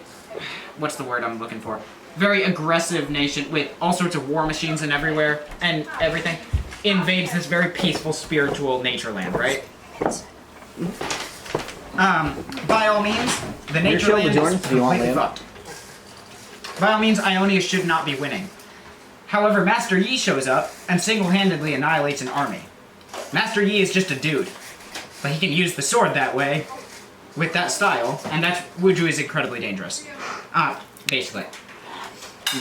My ears being weird. Regardless. Do you wanna... No, I'm fine. So basically, after Master Yi does that, annihilates basically a small army of Noxians on his own without taking any damage. Which is very accurate to his gameplay. But the Noxians are like, oh, maybe we shouldn't leave an entire village of super soldiers around, so they nuke it chemically. All his friends and family die, and he goes into self-imposed exile. Wukong shows up at his doorstep and is like, hey, teach me. It's me, Goku. Yeah, basically. And basically he annoys Hi, I'm Rain-X. He annoys the shit out of Yi enough that he's like, fine, I'll teach you. It's more master and student, like, you know, anime like that. But he's just low because He doesn't really... Compared to the other Vastaya in the game, which are basically League of Legends furries, his design, it looks like it doesn't know which way he wants to go, really. His face is a little... I don't know, I feel like it's just too human to really go for the full monkey, and it's too monkey to go for a full human. But that's just monkeys. And that's fine. Yeah, that's fine. It just looks ugly. Simply just monkey. And I don't like him in general. His lore is incredibly I keep frustrating. ulting the clone on this character. Yeah. Frustrating in what way? So in-game, like you just said, there's his W ability, I believe it's his W, don't quote me on that again. One of his abilities is that he goes invisible and leaves the clone behind. There is no way to tell that this clone is not Wukong other than the fact that he stops moving. It will still attack, it will still use his abilities. Oh. It's frustrating as shit for a basic ability. The more frustrating part is that his scalings are fucking ridiculous. By which I mean, the more items he gets, the stronger he gets, duh. But it's even more so for him. He can one-shot you very, very easily, regardless of what he builds. So he just does way too much damage for such a huge safety net like that. I do like the little barrel arm things, though. Those are kind of sick. Yeah, they're kind of sick. They look too heavy for the Wuju style, though. Because he's like water, you know? Those are like... I follow you, Roland. Yeah, you get it. Like he takes them off when shit gets serious, and then he throws them just like a big like rock. Yeah, like rock. See, that would be cool if we had any context on him. All we have is that he annoyed Yi so much that he taught him a bit of Wuju. That's his whole lore. That's basically his lore. Right. It's boring. Some Wukong Regardless, this is Ziggs. Looks Yordle. Annoying as shit. So basically his whole Jinx's lore... lover. Oh, don't... No way, really? Yeah! Canonically, they fucked. Oh my god. We believe they fucked, at least. We don't really have... How? Can I ask a question contextually on that? How tall are these guys? They're just little guys. They're like baby, like that tall. We have to keep in mind here that Jinx is a fucking nutcase. So yeah.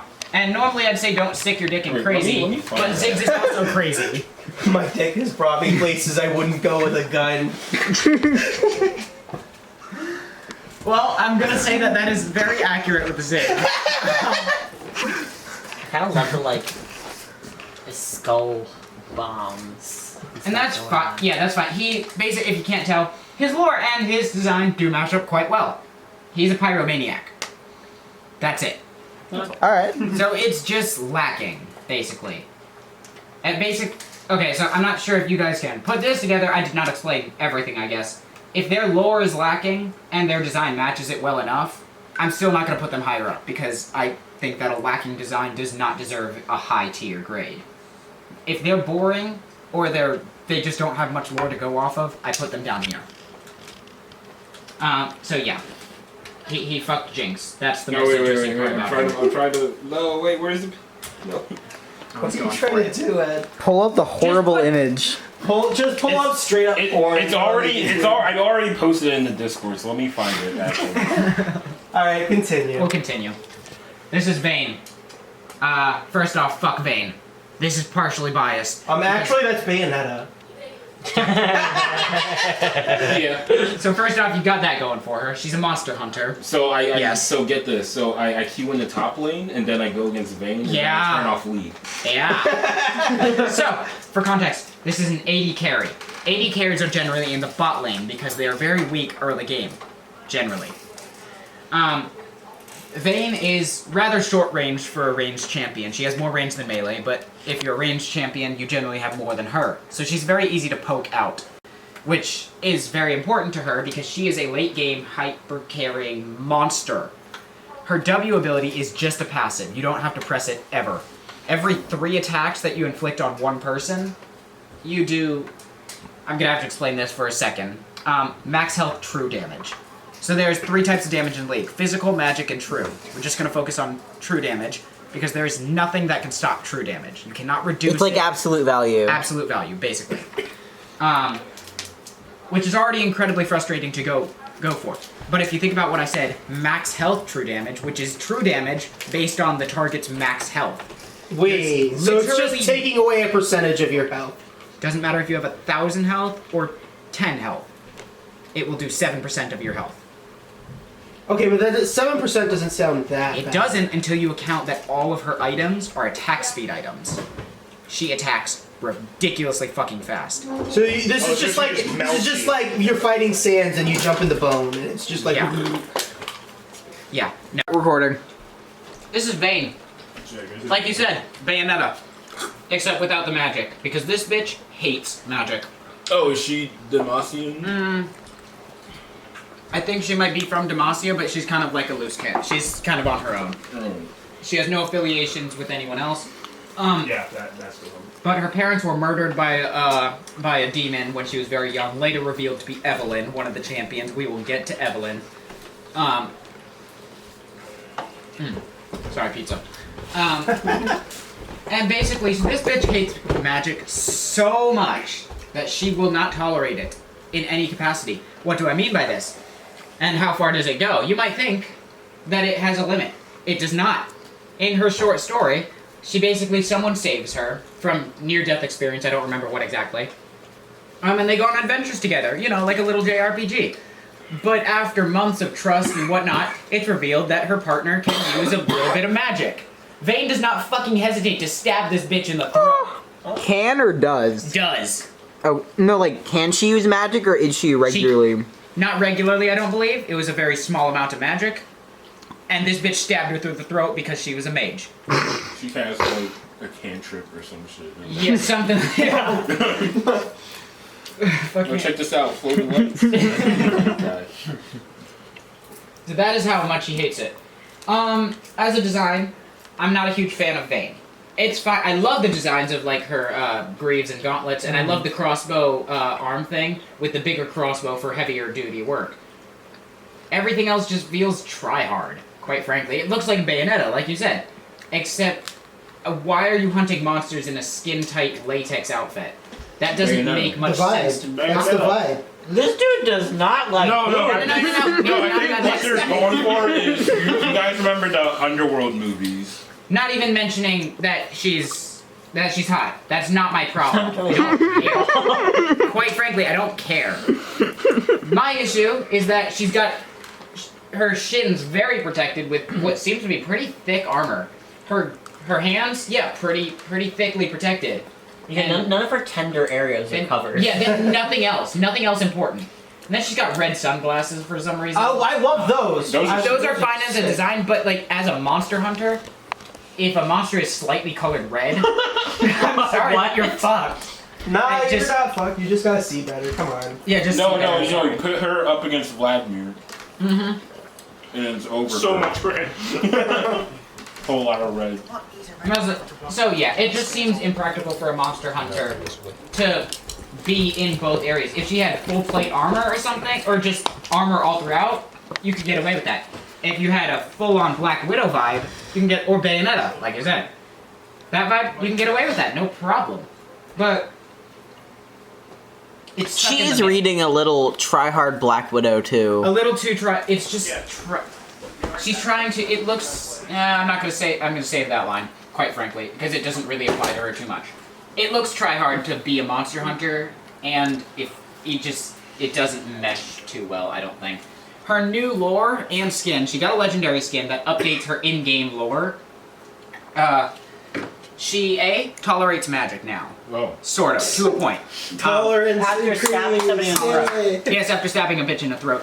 She fights alongside a Yordle, which is very well known to be a magical as shit creature.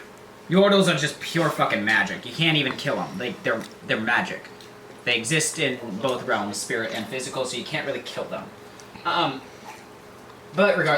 So yeah, there's that. And her Sentinel design is actually really nice. It tones down the whole try-hard thing, gives her design everywhere else, and I think it takes away the armor as well. It kind of gives her gloves. Just gives her more of an appropriate feel for her vibe as a Bayonetta clone, I guess. Yeah, you can also see the bats in the background, which is definitely Bayonetta. But, regardless, I was also in her gameplay. So yeah, this bitch does max health true damage, she attacks ridiculously fucking fast, and it doesn't matter who you are, she will melt the shit out of you if she gets even a little bit of head. Her ultimate gives her invisibility, which I wasn't gonna say anything.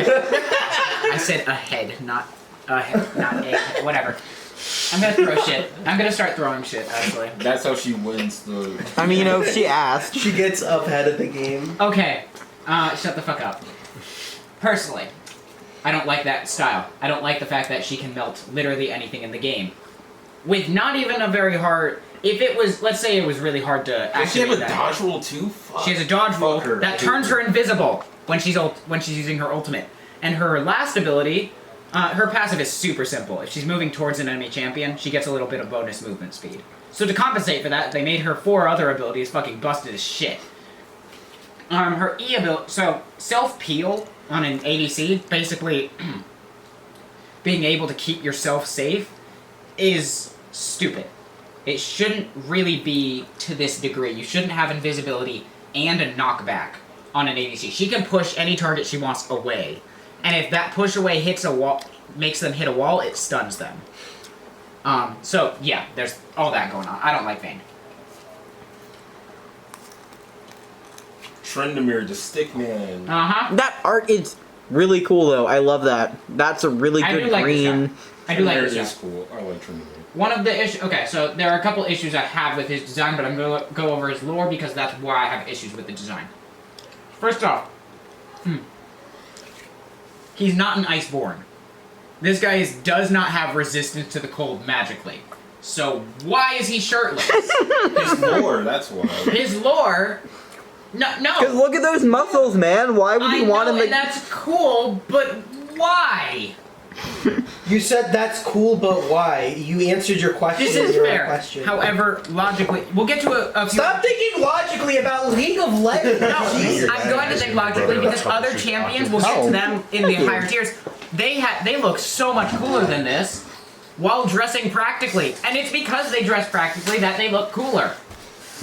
But whatever. So no magical resistance to the cold. He's not dressed for the occasion, oh my god. No, he's not that. Yeah, well, what did I say? His ult, literally, He he's looks too cool. angry to die. Yes, so. I'm gonna get to his ult. So in his lore, he was a part of, he had his own village, clan, whatever.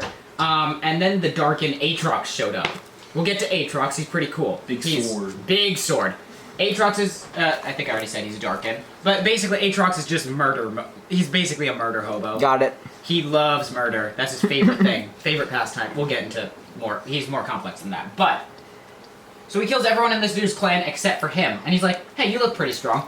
I'm going to make you my host.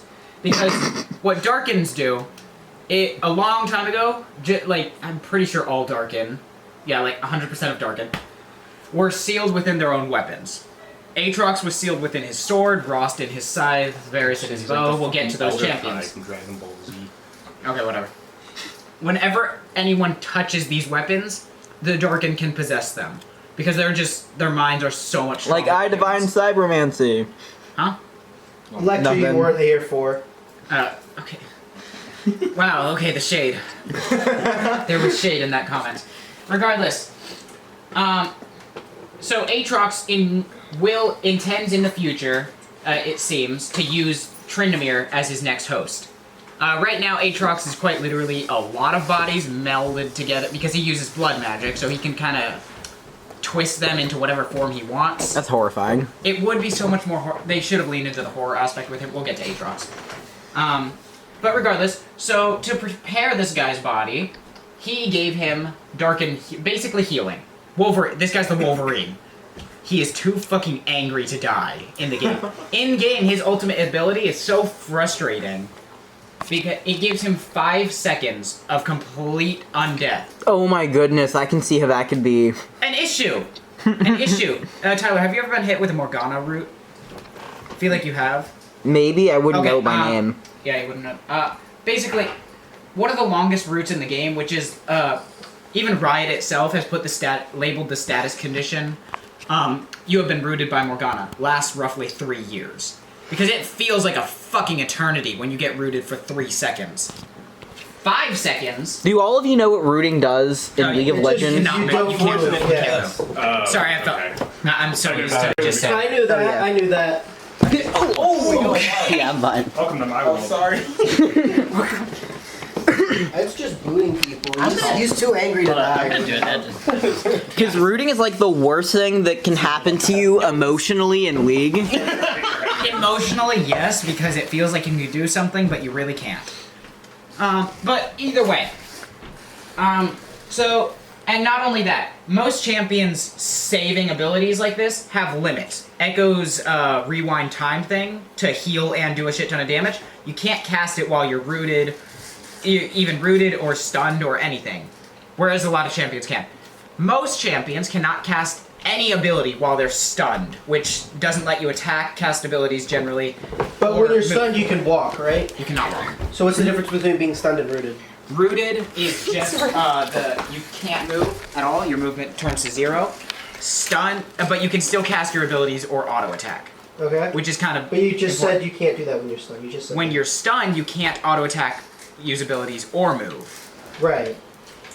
Right. Do you see the difference? Or not? No. Rooted, you can use abilities and attack. Oh, okay. So okay. Yeah. All right. So stun is basically just glorified. Oh, what's this? Sorry. Oh shit. Yeah, whatever. Don't worry about it. It's off schedule. Wait, it's Sunday, right?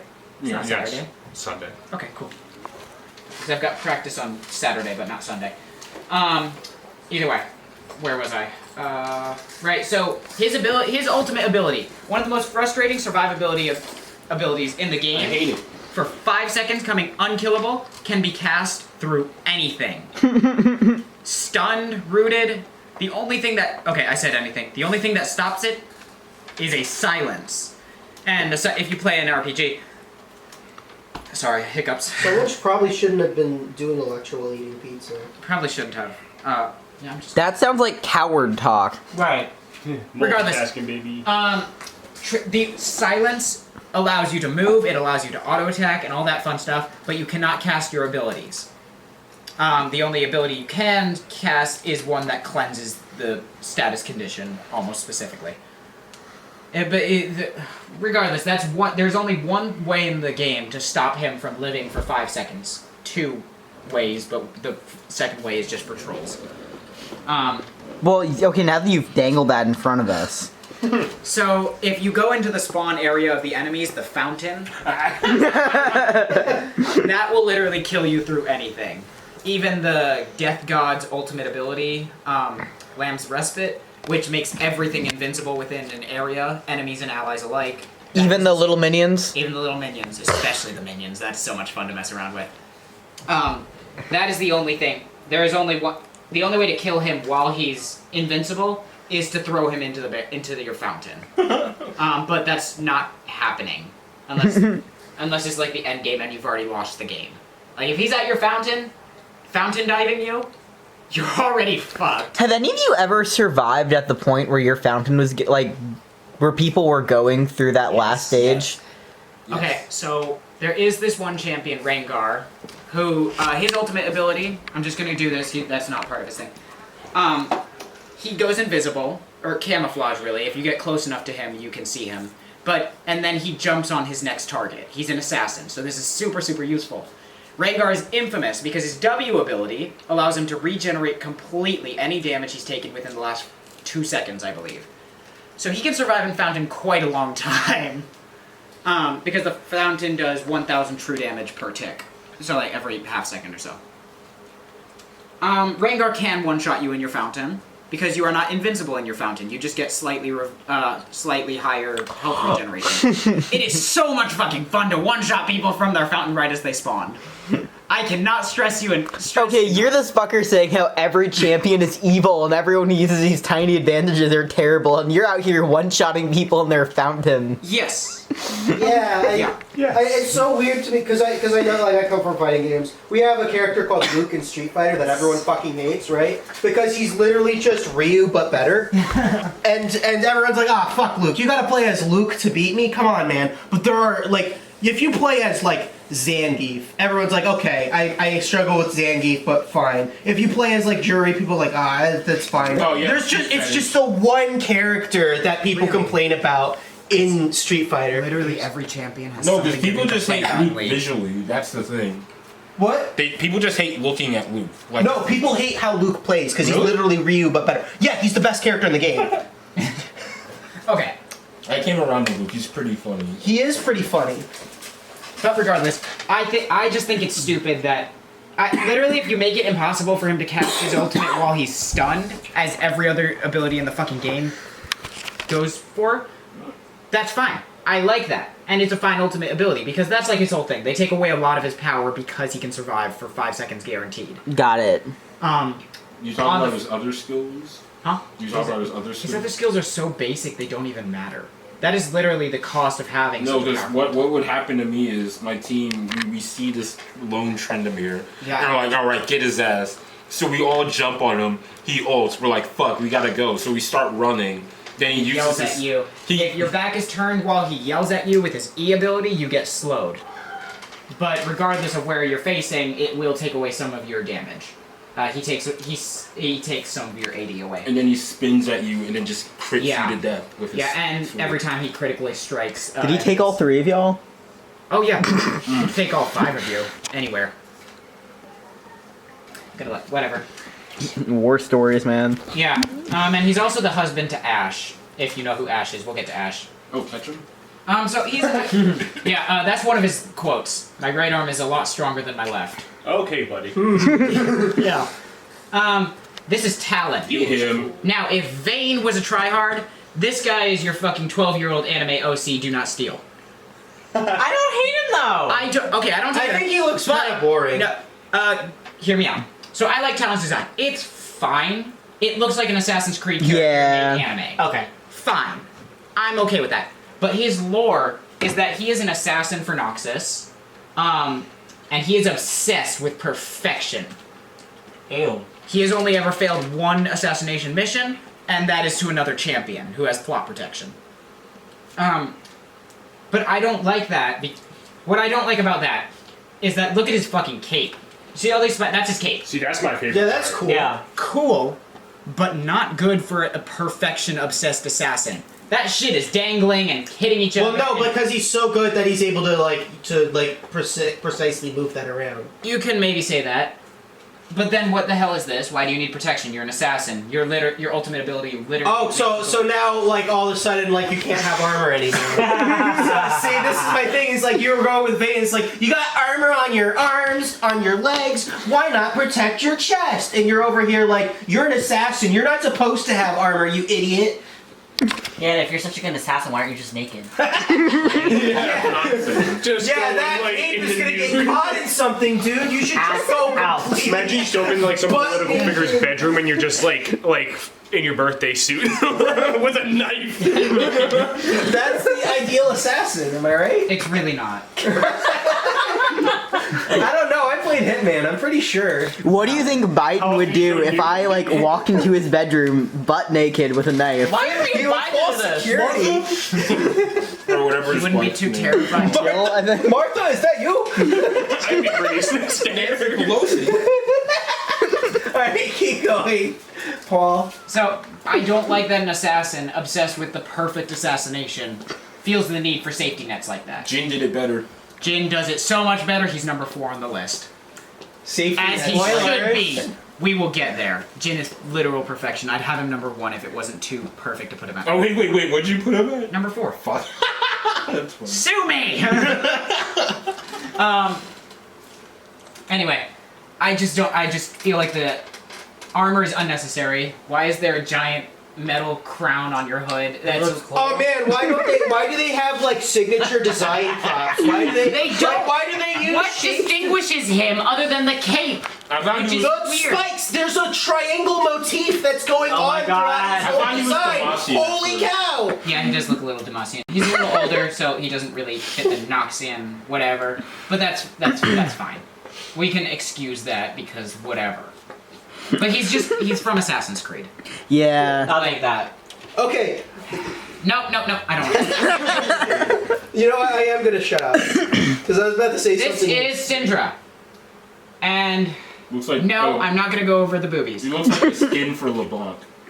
Oh shit, Yeah. you're right. This looks She like looks a like better Midna, LeBlanc. but older. Yes. Oh my god! I do love the helm. I think that Helm was my And I do like her design. Her design is actually kind of nice because she plays off the evil sorceress, final boss kind of character. I think they nailed that part. But her lore tells 100% different story. Oh. She is, basically she was born with a ridiculous amount of magic. Ungodly amounts of magic. And no one could teach her because she was like, oh, you're boring. And just murders them. Doesn't matter how good you are at magic if you've got all that magic. So basically, eventually someone was able to seal her away because she was inexperienced and she refused to learn. Bit of an ego going on there. So she's slept for a very long time within Ionia. Another thing, she doesn't look like she's from Ionia at all, except for that area. Yeah. And that's not her. She looks more like she's from the Void, honestly. Yeah. Oh god, we haven't gotten into any Void creatures yet. That's because they're so fucking good. Whatever. So eventually, she's put to sleep. But when Noxus invades Ionia, some people who are desperate enough to survive wake her up, and they're like, hey, you'll help us now, right? You're boring. So they're dead. They're very dead. Syndra killed them all, and then ripped up the castle from the ground and fucked off to Neverland to do whatever the hell she wanted Dracula. to do. On that lap. Yeah, basically. And she pulled a Dracula. Was that a Castlevania? Yeah. Oh shit, you're right. Fuck. Regardless. So, one of my issues with that is that these are her magic spheres. Like, they look fine. They look like black holes. Black holes, though, in magic are from my experience, are generally the very controlled bits of magic. Her whole lore is supposed to be that she doesn't control her magic. Oh, true. She has enough that she generally doesn't care about that. Well, I mean, black hole also works with chaos, though, because it's the inherent unstableness of the universe manifest. It does, but most people don't really pick up on that. What I want is for the magic to look like it's seeping all around the area without her control, and she just doesn't care Like enough to it's try like and coming control. out from under like the shadows. Yeah. Yeah. There could be Like some. if she wore it like a very uneven Like a cloak. robe, that'd be sick. Yeah, like a very rough cloak that she doesn't control the exact shape of, she just controls the general flow of it. Because she does have some control, don't get me wrong. But it just feels like she has too much control for her lore to really capitalize on that. It just, I don't know. This is Singe. He gets all the way up here. This art's fucking sick. Yeah. He gets all the way up here because this is the first champion ever designed. His name is an acronym, or not acronym, is a anagram for design. You see, for a first champion, this is really good out of the gate. Yeah. I believe he got a splash art update a while ago. So this is not like the first artwork ever released for the champion. There's only one piece of artwork that hasn't been updated from the first days, and it still holds up rather well. That'll be Jax's. I'll point that out when we get there. Anyway, unfortunately, Singe has amazingly horrific lore. He is a Zonite, if you couldn't tell with all the green and clouds. His original lore was kind of funny, and then they turned him into a fucking sicko. He's a fucking monster. This guy is more monstrous than any of the monster champions in this goddamn game. And it's because he made half of the monster champions in this game. Ooh. He experiments on people down in Zon because lives are pretty much a dime a dozen. Like, you can do whatever you want down there. There's no laws. It's Except Baltimore. Yeah. I was thinking more San Francisco, but whatever. Essentially, so if you're familiar with Warwick, he's responsible for Warwick. He turned a man into a werewolf. A chemically powered werewolf that goes nuts. And basically when that didn't work, he threw Warwick out, but then it suddenly did work, and then Warwick is now kind of on his own with no memories, whatever. But basically, he's got some really interesting, really cool stories. I highly suggest you go look at them if you don't know. Even if you're not interested in League, they're standalone stories that are amazing. They sound kind of SCP vibe. SCP, what's that? I don't know. This guy does not know SCP. Doesn't know. You could tell this dude has missed Shaka U. Yeah, watch the SCP lecture. I'm sorry, guys! Secure, contain, protect. It's like just fucking cryptids and shit. Yeah, it's like creepypasta, but more organized for a modern era, I feel like. Yeah. Yeah. No, guys, I haven't watched all our lectures because I've been busy as shit. Okay. Bro, I haven't watched all the lectures. That would... Don't you edit all of them? I mean, I guess I've been to every lecture, so I've sat through all of them once. Okay, but... regardless. As a design, Singe doesn't... He gives the mad scientist vibe, but he gives it off in the goofy way. He looks like a goofy mad scientist with all the potions and the giant, comically large chemical bat on his back. But that's only there, and the shield is only there to put him off as a tank. He's a tank in-game, and that's just how he was designed before there was lore. Because, like I said, first champion ever designed. They kind of made a kit, and then they threw a design on it rather than the proper way, because they were a small indie company at that stage. When you say small indie company, like, what are you talking about? Like 15 guys in a basement? Struggling, huh? Like 15 guys in a basement, or Pretty like much. a small... Yeah, like, of that level. This League of Legends quite literally started off as a, what was it? Was it Warcraft? I think it was a Warcraft 3 mod. It literally, like, this game is... That's so cool. Yeah. It's a really interesting story. Maybe I'll do something on that later. I'm obsessed with this game, so I will probably end up doing that. League of Legends. Yes. The game. I think your shirt says that you're Okay, not... no, I'm not obsessed. With this. Oh, no, it says addicted, so those things can still play. You can be obsessed and not addicted. Yeah, fair. So I just think that his design could match his lore a lot better, because his lore is fucking amazing. But his design is just too goofy for me to see that in him. He looks like he's the one deranged, not that he is a genius. He doesn't look like a genius here. Eric Sanchez type beat. But I am also scared that when he does get the visual update, they're gonna make him hot. They're gonna give him that stupid fucking fade they give everyone. Chiseled jawline. Yeah. He doesn't have hair for a fade. They're gonna give him hair. They're gonna give him hair. Trust me. They're gonna hit him. No, they're gonna do to him what they did to fucking Yeah, so Rondo. I'm honestly just... Oh my god, that was a crime! That was a fucking crime. Omelet flipping. Don't question. This is Karma. She looks cool. She looks pretty cool. One thing... So, she's from Ionia. And my one thing about... What does she look like?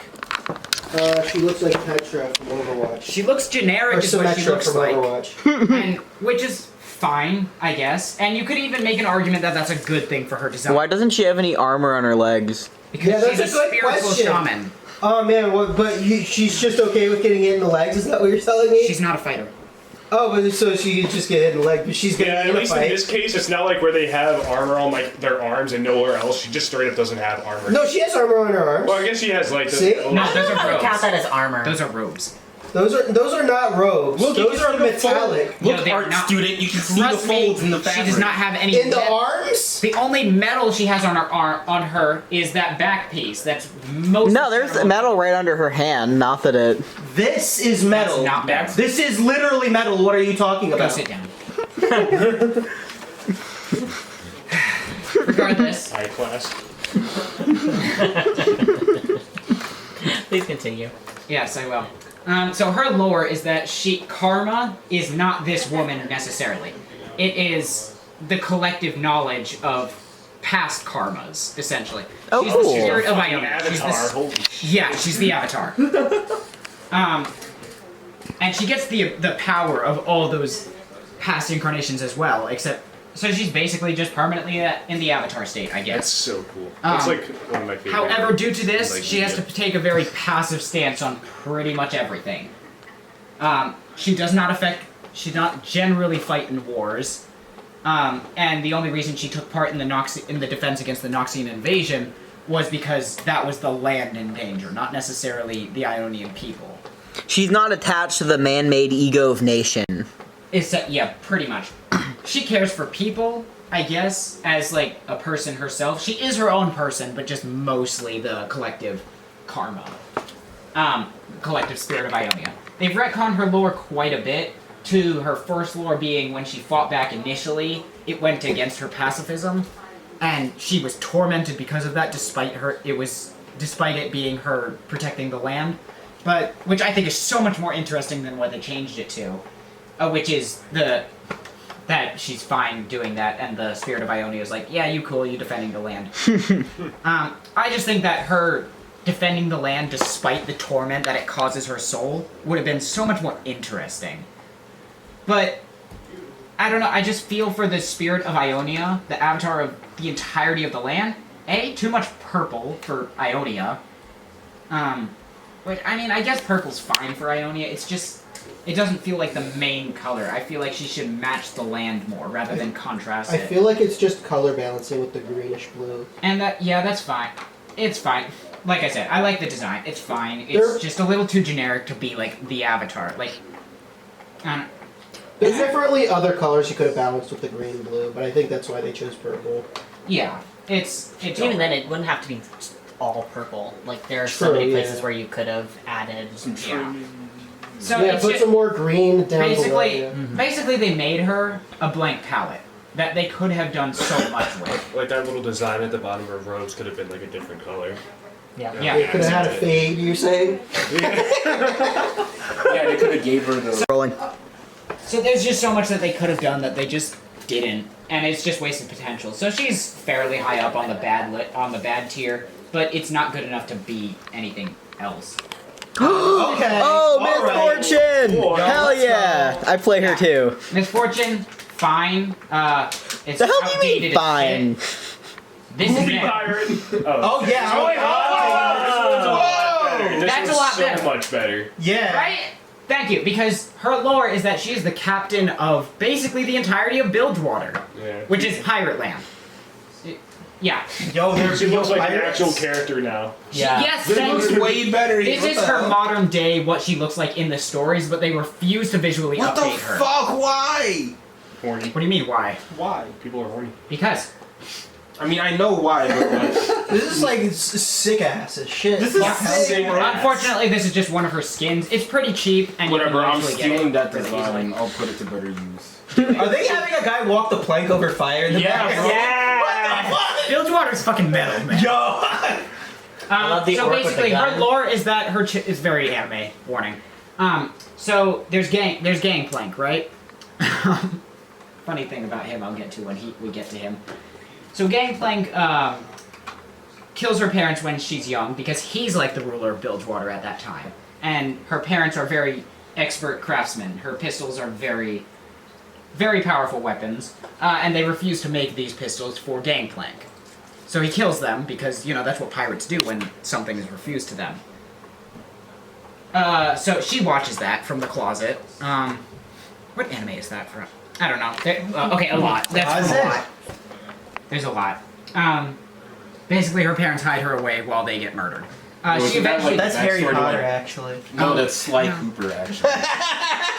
There are a lot of Rogue One be examples. like- There are many examples. But regardless, she eventually takes up the pistols that her parents made that they wouldn't give to Gangplank. I guess they hid them and she found them or something. And she eventually kills Gangplank. And takes his place as captain of, well, Bilgewater in general. So, all in all, I think her design is quite solid in this skin, but she's in the bad tier because her old design is just shit. Yeah. It's just shit.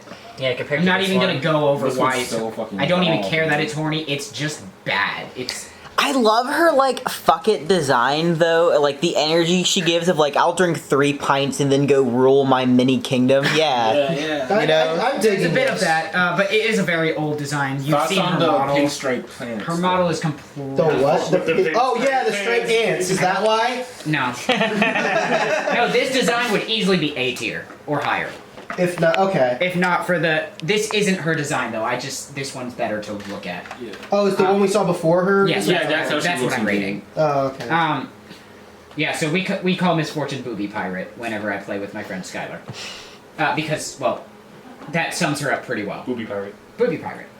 Booty. She's a booby pirate. This is Ashe! If you did not realize, she's in a blizzard. With a skirt. Once And again, That's very true. Not Is she just- Iceborn? She is Iceborn. Okay, that makes Thank God. sense. Okay. However, that's not my issue with this. My issue is that she is a copy-paste, from what? From Neverwinter? Dota. She's from Dota. Oh. She's just that elven archer from Dota without the pointy ears. Her lore is sick, though. Her lore is freaking awesome after the lore retcon, though. She is one of the first champions ever made, so, again, gets a pass. That's why she's so high. So what Ashe's lore is that she is the war mother of the Winter's Claw. Or, not the Winter... No, I said that wrong. Of the Avarosans. The Avarosans are in the Freljord, which is generally a very barbaric place to live. it's very common that your entire clan gets wiped out by another clan just because survival of the fittest and everyone needs food. But the Avarosans are a much more pacifist take. They're still savage by like Piltovan standards, but for sure. Because that's just what you need to do to survive. But she took over the clan because her bow is made out of true ice. True ice is something only Iceborn can use.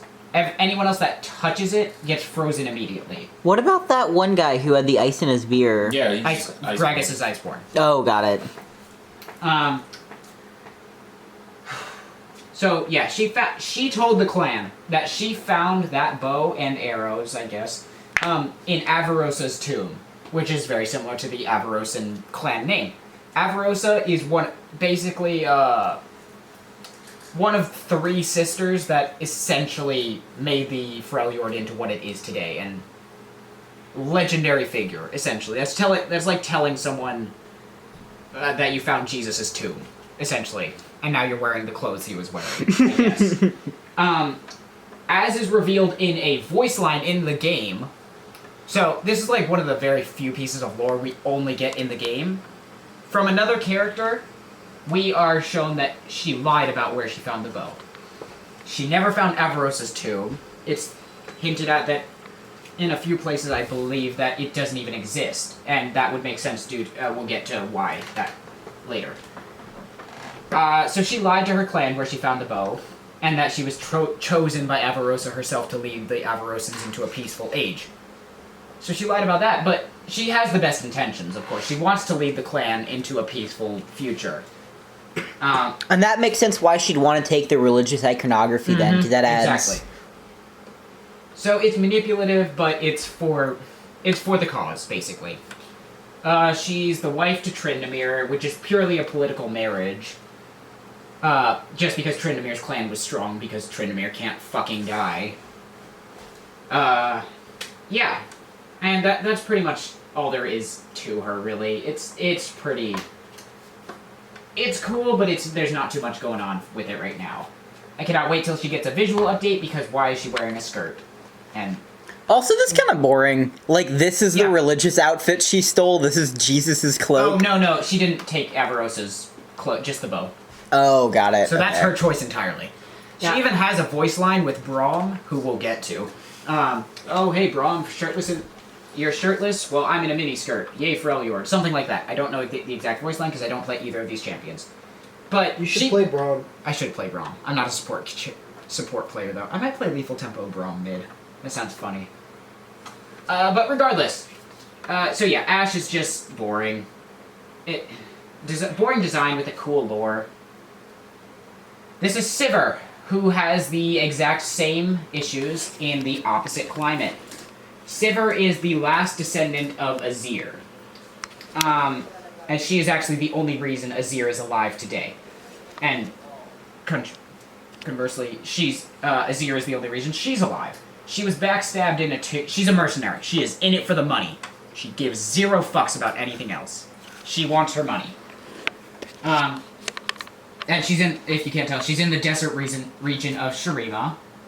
Just where mercenary work is very common, because Shurima, as a great empire, fell a long time ago. But basically, she was hired for a job that only she could do because of multiple reasons. Where she was backstabbed, quite literally. Her blood was spilled on the ground. It revived Azir, who revived her using healing waters that he knew because Shurima is a very magical place. So there was a healing spring nearby, I guess. Kind of unclear. But because of that act of selflessness from Azir, his ascension that failed a long time ago completed. Like 1,000 years later, 100 years later, I don't know the exact timeline. And so Azir is currently rebuilding Shurima with the intention of Sivir being his successor. Sivir wants nothing to do with that and is running from a god. Her blade is super interesting. It's like it functions as a boomerang in the game. One of her skins is like a pizza delivery girl. Yeah, I do. Everyone likes that skin. Search up that skin splash art. Alright. Thank you. So essentially, the blade is super powerful, and it is the reason that the Darken were all sealed away a long time ago. basically at the cost of the user's life, it can seal a darken within its own weapon. Obviously very important. What? Yeah. Yeah, this is Pizza delivery Sivir. Best skin ever. Tyler? Mm-hmm. Yep. Pizza ad on the side. Yeah. I'm sorry, that's too appropriate. Alright. Alright, yeah, but moving on. I like she's ringing the doorbell. Yeah, so she has no protection, which is an issue for mercenaries that use a giant blade. She has a giant blade, give her giant armor, for fuck's sake. Or give her any amount of padding for desert sandstorms. That will tear your skin apart. Oh, she's fireborn. She can handle that. But it's too hot to wear all that stuff in a desert. You don't want to wear padding. Exactly. Seen Wait, actual that's a desert good clothing? point. Yeah. Have you guys seen actual desert clothing? Yeah, it's mostly like Actually- like silk. Yeah, silk. She has nothing. She is wearing silk. She's wearing clothes. No, there's not a little. There's no silk on that. In fact, Well, you can think see a bit- silk's gonna do better than like Nothing? skin? Yes. What do you think? You think you have armor on right now? Is what you're saying? We're not in a desert, Roland. I think, look, assessing the amount of padding she had, if a sandstorm was coming and she turned perfectly to this angle, the sand wouldn't get it. She's a mercenary. She can't. She doesn't have that kind of time. Regardless. Oh man. Regardless, I think that the design is unnecessarily revealing. But that's just me. This is Nami. Oh, One Piece. Yo. Yeah. Holy shit. Basically, she's a mermaid. Risk of Rain 2? Oh, basically like a dungeon crawler, in a way. You just progress through the stages, and they progressively get harder and harder, but you get more items and power-ups as you go along. And you basically just go until you get bored or die. Yeah. But it's really fun, especially when you mod it. Like an infinite dungeon kind of thing. Yeah, literally. Focus. Anyway. So we've got a fish with boobies. And that's fine. I like that you have to specify. We have to because Oh, it's why a is big- it fine here? Why does a fish need boobies, Paul? Huh? They don't produce like milk. that's your favorite How do you character or know? something. Are you familiar with How else are you gonna know that she's a woman? Ah, yeah, that's a good point. I guess you're right. Roland, in Come on. statute Give her a 32 of feminine Boob face. Law, Okay, fish regardless. boobs are okay. My issue with this design. I'm agreeing with the law. I'm disagreeing with Paul and other arguments featuring character designs. Very much. And because that's not the focus of this whole fucking shot. This is not her boobies are not the focus. You sure? Quite sure. I'm kind of focused on him. That sounds like an issue. Okay, regardless. So my issue with her design is that it tells us nothing about her lore. This is just a mermaid. Yeah. You could tell me that staff is She the looks, most she powerful looks like water a staff. royalty of some Shh. kind. What? This tells me, that staff tells me that she is like, you could tell me that staff was super, super powerful and very important, or just a generic water staff. I believe both. I kind of take issue to that, but that's fine. That's whatever. Her lore is that she is looking for the goddess of the moon right now to save her clan, because the only thing that can save her clan from the oncoming void attack is a moonstone, which obviously the goddess of the moon can create.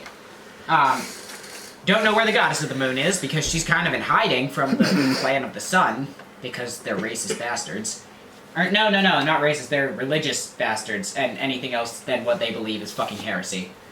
We'll get to there.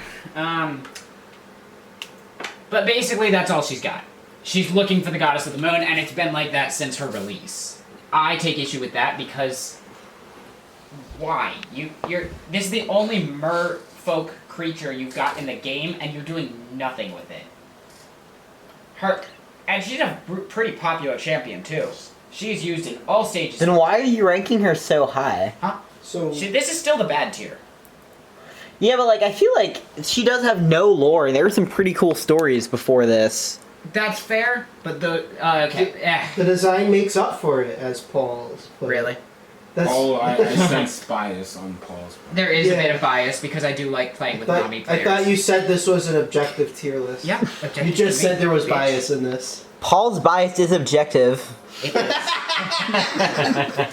Regardless, yeah, that's pretty much it. She's not too exciting in lore, but she's a solid design. They will eventually do something. They keep hinting that they're gonna do something with her, and then they don't. You can pray. What would you want them to do with her? I don't even know. I genuinely don't care. I want them to do something with her. That is all. Give I her think- shitty lore! I think they could amp her up a little bit because they're like I don't think this is a bad design, but there are a lot of places where like Exactly. you could add armor or something Yeah, to sort and- of push it. Listen, to I that say next. we throw some spandex on there. Where is her armor? I need projectiles. The little like the Oh, that's it? There's nothing covering her arms? I like how Vaughn is the one getting thrown out, not Roland over here. I'm saving up points for that one. The entire Just gonna table's throw going the that table way. at It's gonna be like the end of a football game where they dump the Regardless. Gatorade on the coach. So she's fine. Her armor looks, and like you said, it does storytell a bit. Because she is the equivalent of a princess. Not really a princess in like the same way that, I can't really... You guys don't know that. Regardless. She is royalty to her clan. Her armor does look quite interesting, but it's covering her fins, which I don't know if... Whatever. She's not a combatant, though. She is very much not a fighter. But, all in all, it's a fine design with just missed potential in the... Or not missed potential, awaiting potential, I guess. What's her role in like the actual? She's game? an enchantress support. She heals a lot and disrupts a lot. She will CC lock the crap out. CC is crowd control. That's anything ranging from slowing you, rooting you, stunning you, stuff like that. Yeah. This is Elise. Is she from the Void? No, she is not, oddly enough.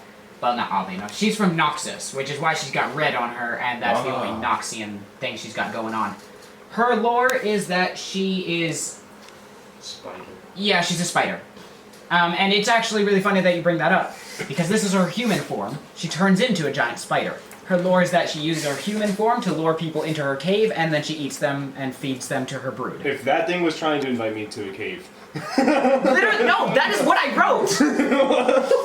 Not only that, I'm not sure if you can see, she's got 4 spider legs sticking out of her back. Fuck that. Oh, hell yeah. You don't... Those Okay, people- time into that. That's like monster fucking. The best thing... Alright. Everybody who thinks she's hot, raise your hand. Is that just Ezri and I? Fuck it. I feel like I wasn't gonna say this, but the hottest champion so far. We'll get to the hottest. I'm not gonna lie. And it is actually legitimately the... Fuck off! I know what you're talking about. not for the reason you think. Fuck off. I guarantee you. Fuck you. I will pull up multiple pictures. I know exactly what I'm talking about because You're not funny. No, I'm You're lame. What are you talking about right now? You'll see. You're not funny. Okay, so yeah, basically, if she's inviting you into a fucking cave full of spiderwebs, you're not gonna fucking follow that. It's Yeah, boring. those people got no. That's Yo, This is AP wait, he's fucking sick. This is one- Malphite, let's go. Oh, I fucking love Adrian Malphite. It's a fucking awesome build. Oh, he's huge. Oh, he's Yeah. a fucking mountain. Wait, you can play the mountain in game. Like a literal mountain. You can also play literally God and get one shot by a rat with a crossbow. That happened to me last month. Yeah. How big of a mountain do you play in the? Well, it's all scaled down. Oh, okay. I say duh. Okay, so he is this low. This is the one time I'm gonna look at the game itself. This guy's old. Pull up his model. I forgot to put a model. I'm sorry. I don't mean to. Okay. Like, His he's been here for a while or like a million years? then? Yes. Well, he's a mountain, so that makes sense. Yes. He's not literally a mountain. He's just the size of a mountain. We'll get into what he is and why his design is ranked this That low. model looks Because fine. ultimately he looks fine. It looks goofy.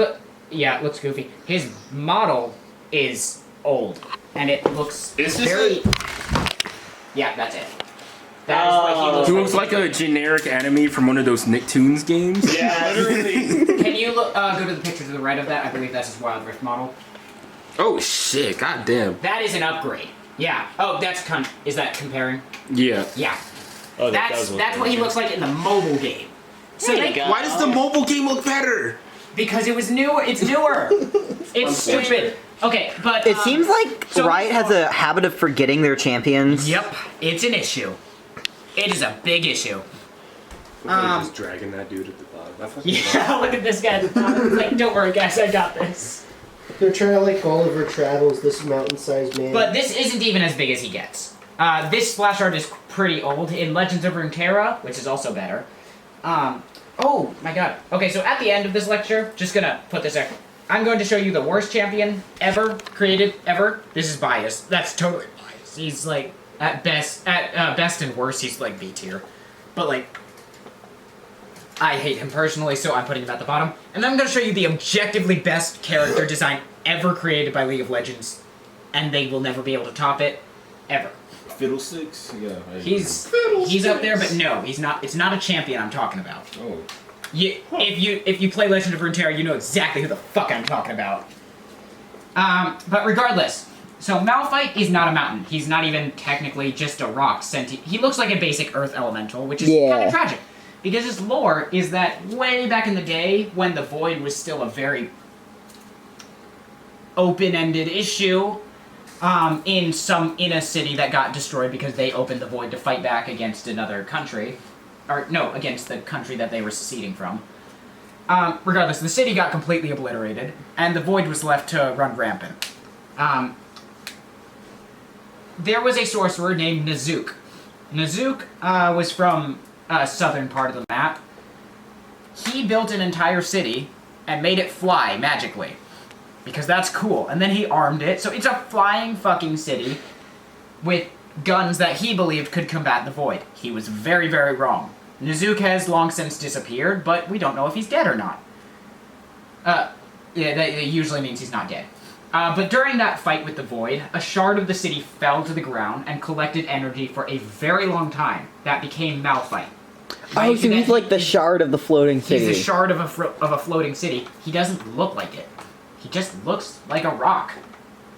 Which could be cool rock. Like, you could give me a completely new set of lore for him, and I'd be fine with it.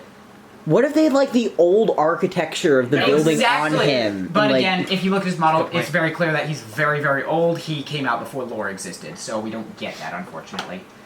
And, like you said, Riot has a very bad habit of ignoring their older champions because that's not as profitable. You gotta remember, they've gotta update their... Okay, so this is Lux. Her full name is Luxana, but we don't care about that.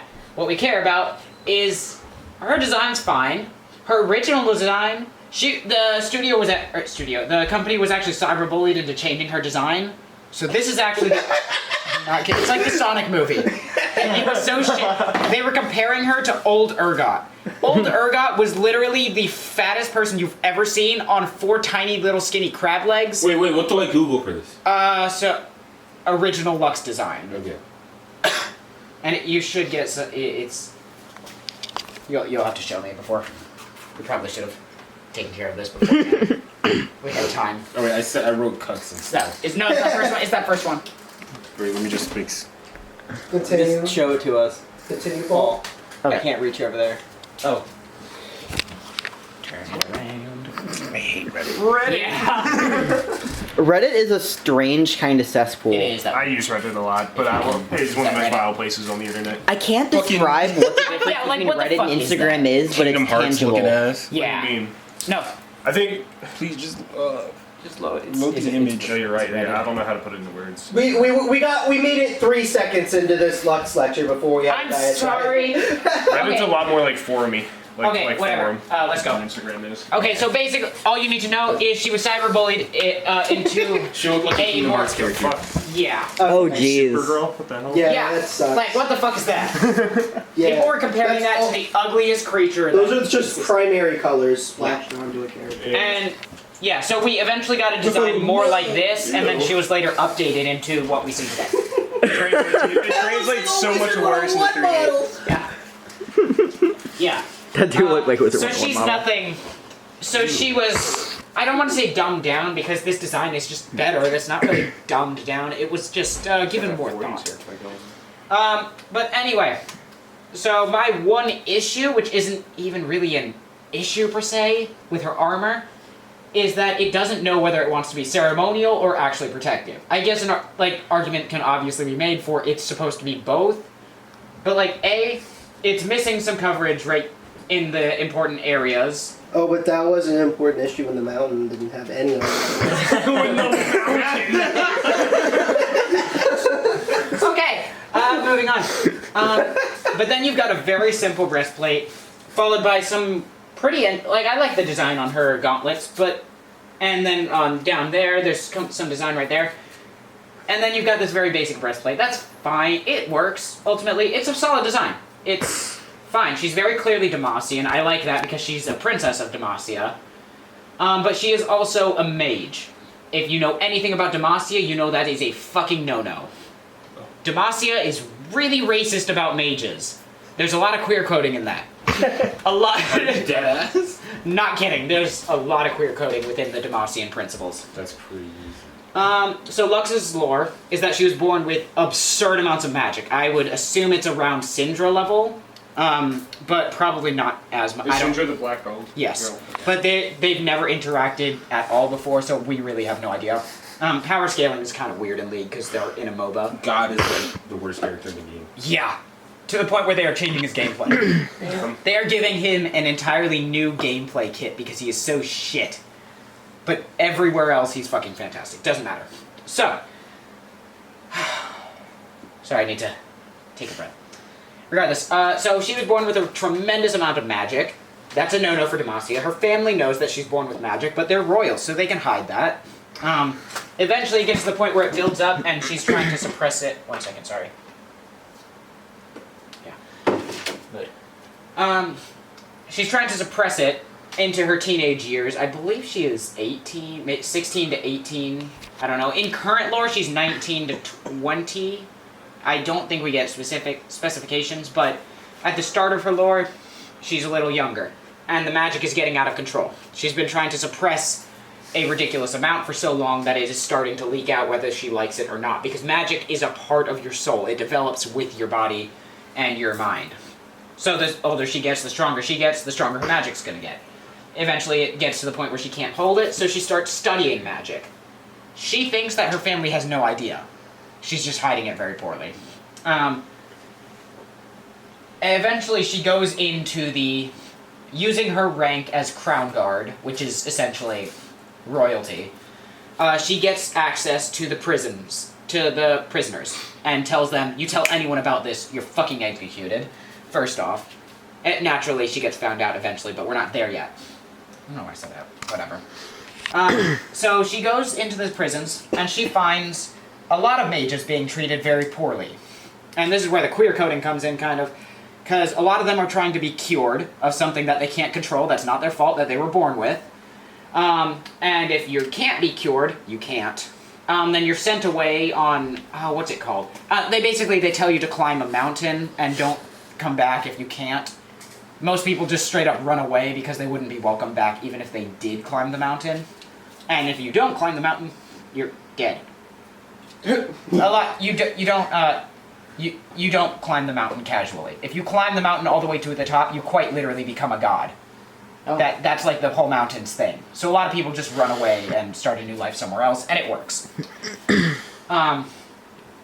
So essentially, So if you're God, you're welcome back in our civilization, and that's it. That's the thing, you're not even welcome back if you're a god, because you're magical now. They fucking hate magic. You thought Vayne hated magic? These fuckers hate magic a little more. A little more? See, I can't even... Well, I mean, if you're God, what are they gonna do? They can fight gods. Damn. Because gods are magic, and their whole society is built around a magic-absorbing rock. We'll get to that rock, though. I play that rock. You talking about Galio? Yes. Okay, sick. Because we're gonna get to I love Galio. But regardless, so she finds in the farthest chambers of the prison, Silas. Silas, we'll get to Silas, but basically, he's a mage that can see magic. In other words, when he was born and raised to hate magic, he's like, but there's magic in a lot of people over here. Hey, royalty, and there's magic in royalty up there. So that's a fucking issue. He eventually had a bad encounter with the Mage Seekers, which are Demacia's gay police, basically, except for magic. And he was brought in, but then they realized, oh shit, this is like super useful and better than our current system of we blame you for having magic and you're arrested. So they use him for years, and he locks up thousands of mages, because he just has to take an afternoon stroll and he finds like 20. So he locks up a lot of mages, and they welcome him as as a mage seeker, very openly, because despite the fact that he's using magic, it's just to see other magic. They'd totally all do it if they could. eventually something bad happens. Someone resists arrest. And he ends up killing someone. I believe it's another mage seeker. It could have just been a rando, though. And it was Silas's fault, but he was never taught to control his magic. Anyone who has magic has potential to cause destruction with it, quite frankly. Even Silas's rather low amount of magic. So immediately upon this mistake, instead of, like, covering it up as they would for any royal, they blame him as a sociopathic murderer and lock him up, saying that he's he's a psychopath. He's a murderer, and he needs to be immediately just locked up, maximum security. Okay, so she finds Silas, and he sees that she has a tremendous amount of magic. He is chained up in the prison with chains meant for something far more powerful than he is. But for propaganda, they used the most powerful piece of restraining equipment they had. These are chains made out of pure petricite, the stone I was talking about. It absorbs magic. Doesn't really affect him too much because he doesn't have much magic to go with initially. So, essentially, he teaches Lux how to control her magic, because he had years to perfect that kind of craft. Whereas Lux was in a much more vulnerable position. If the royalty were ever found out to be mages, that would cause issues. So while she is learning to protect Silas, she and him form an unlikely friendship. Well, I say unlikely, but it's a friendship. They like each other. They're pretty, and he's like 6 years older than her, by the way. Just saying. Pretty sure he had the hots for a minor. We're beside the point. Eventually, she is set up, if you remember Jarvan IV, King of Demacia, he's best friends with her brother, Garen, who's a crown guard, so royalty, so naturally they grew up together. Garen suggests, because she has a ridiculous amount of magic and it's getting harder and harder to hide, he suggests that the two get married. Because as Queen of Demacia, no one would fucking question, even if they saw the most obvious magical event near her, no one would dare question the Queen of Demacia as a mage. So it would be like the ultimate safety net. Unfortunately, before that happens, Lux is discovered talking with Silas by her family. He's sentenced to death for, like, you know, having the audacity to talk to someone who came to him in his cell that he can't leave. So he's sentenced to death, and at the execution, Lux rushes to protect him because it was her fault. Duh. Like, you know, average anime moment.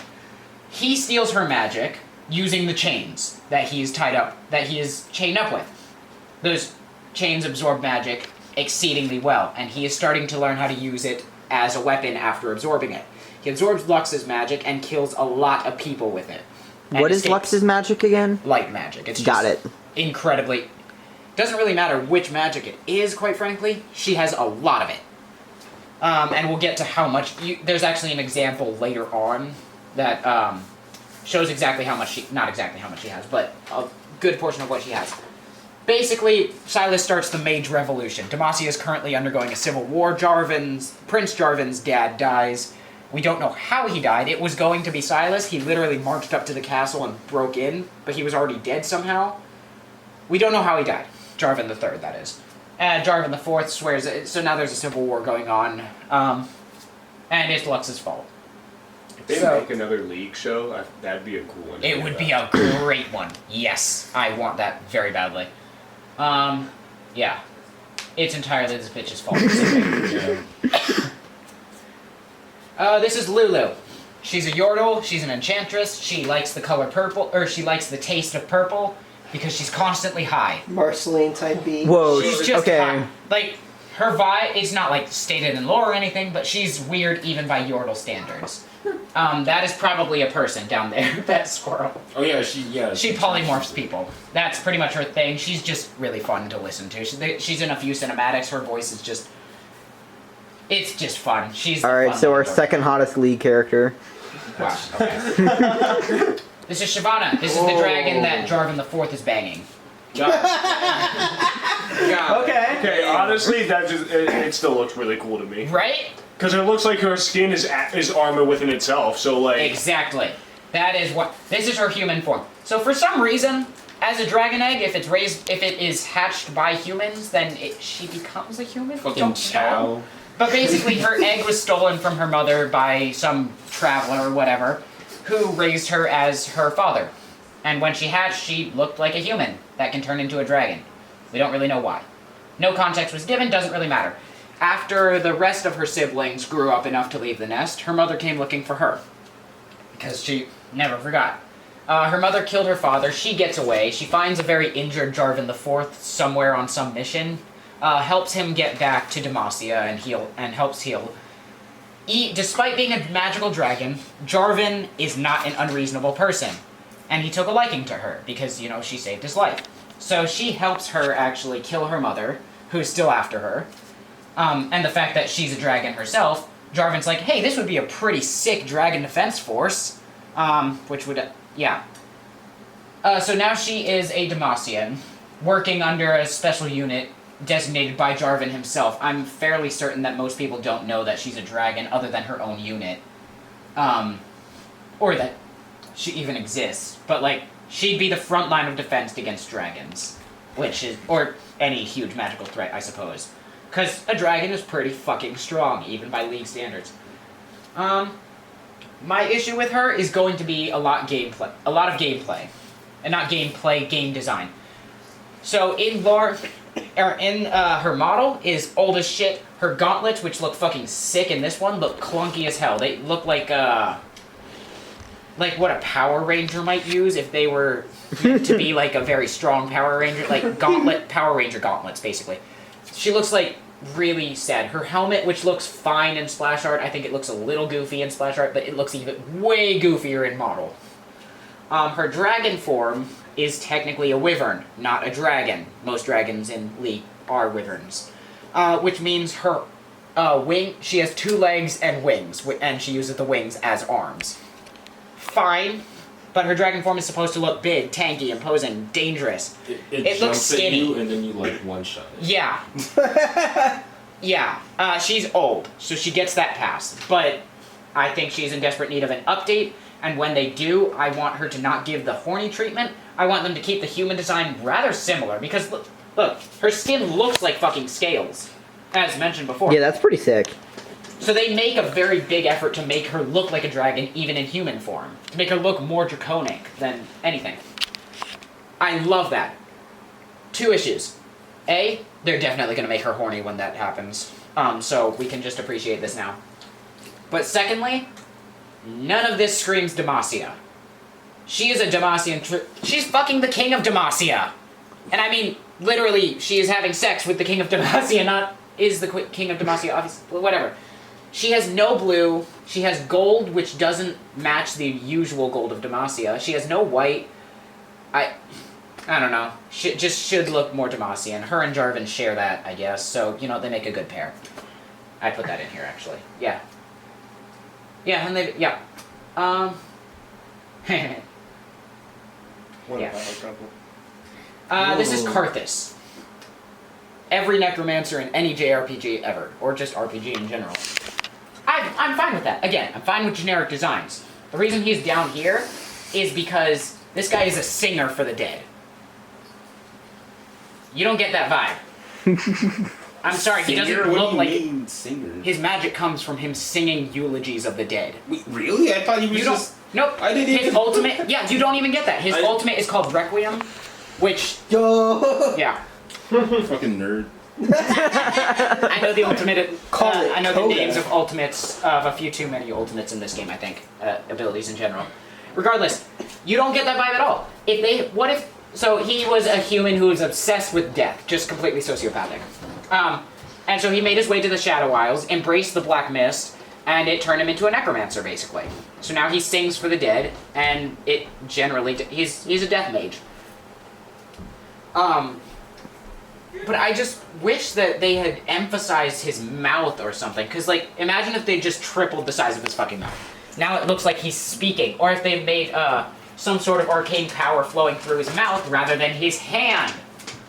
I feel like we don't have a good archetype for evil bard in fantasy. We don't. No. And this would have been such a great one for it. And he doesn't have the excuse of being just old, because he's not new by any means. Is he in Pentakill, or...? He is in Pentakill, yes. Okay, yeah. Which, yeah, that makes sense, right? But you even in Pentakill, You didn't know that his base design would be a singer? No, because He's like got a magic book, he's got a magic staff. What? like everyone else, I could already tell. Like, yeah, that's a Pentakill band member, even if they're just in their normal fucking skin. Like, I play Yorick, and he uses his shovel as like he does like air guitar on it. I'm like, okay, yeah. But I just think that there was a lot of missed potential. But honestly, he looks sick, right? His lore is lacking a little bit, but it's still pretty neat, interesting lore. We don't get characters like that too many. Yeah, shut the fuck up. Cassiopeia. Oh. She is down in the bad tier because she's Medusa and a Gorgon put together. That's original, isn't it? Well, Medusa is a Gorgon. Was she? Yeah. Fair. She was the mortal Gorgon specifically. Yeah, but if you put this in a Greek mythology movie... Gorgon. I would say it is pretty generic. That's very generic. Which is kind of tragic because her gameplay is actually quite interesting. She is one of the very few caster carries. And what I mean by that is that her DPS is incredibly high, but not through auto attacks like other characters. It's with one of her abilities that she spams the shit out of. Oh. Shit. Like my guy. Yeah, no. Actually kind of the flip of that. Yours is a caster ADC. This is a caster carry. So it's yeah. But point being, there's just a lot of missed potential. Like, they could have done something more interesting with her character for the lacking amount of lore she has. Which is, I'm fairly certain it's just the normal Medusa lore. Like, oh shit, you're right, I only just... How did I forget that she... Whatever, it doesn't matter. Okay, sorry about that. So yeah, just could have done more with her lore. So, boring. Character design. I didn't even realize how many characters this game had. Right? Oh my god. I just this is looked it up. Kassadin. It's insane. Kassadin is fucking sick. He is down here, also because of his lore. He is very lacking. They only just recently gave him this splash art. I would have put the other one in, but I don't want to give this guy any more slides than he deserves, and he doesn't deserve any. Because Riot has done nothing with this guy. He's one of the first champions ever designed as well, but this is an updated splash art of him.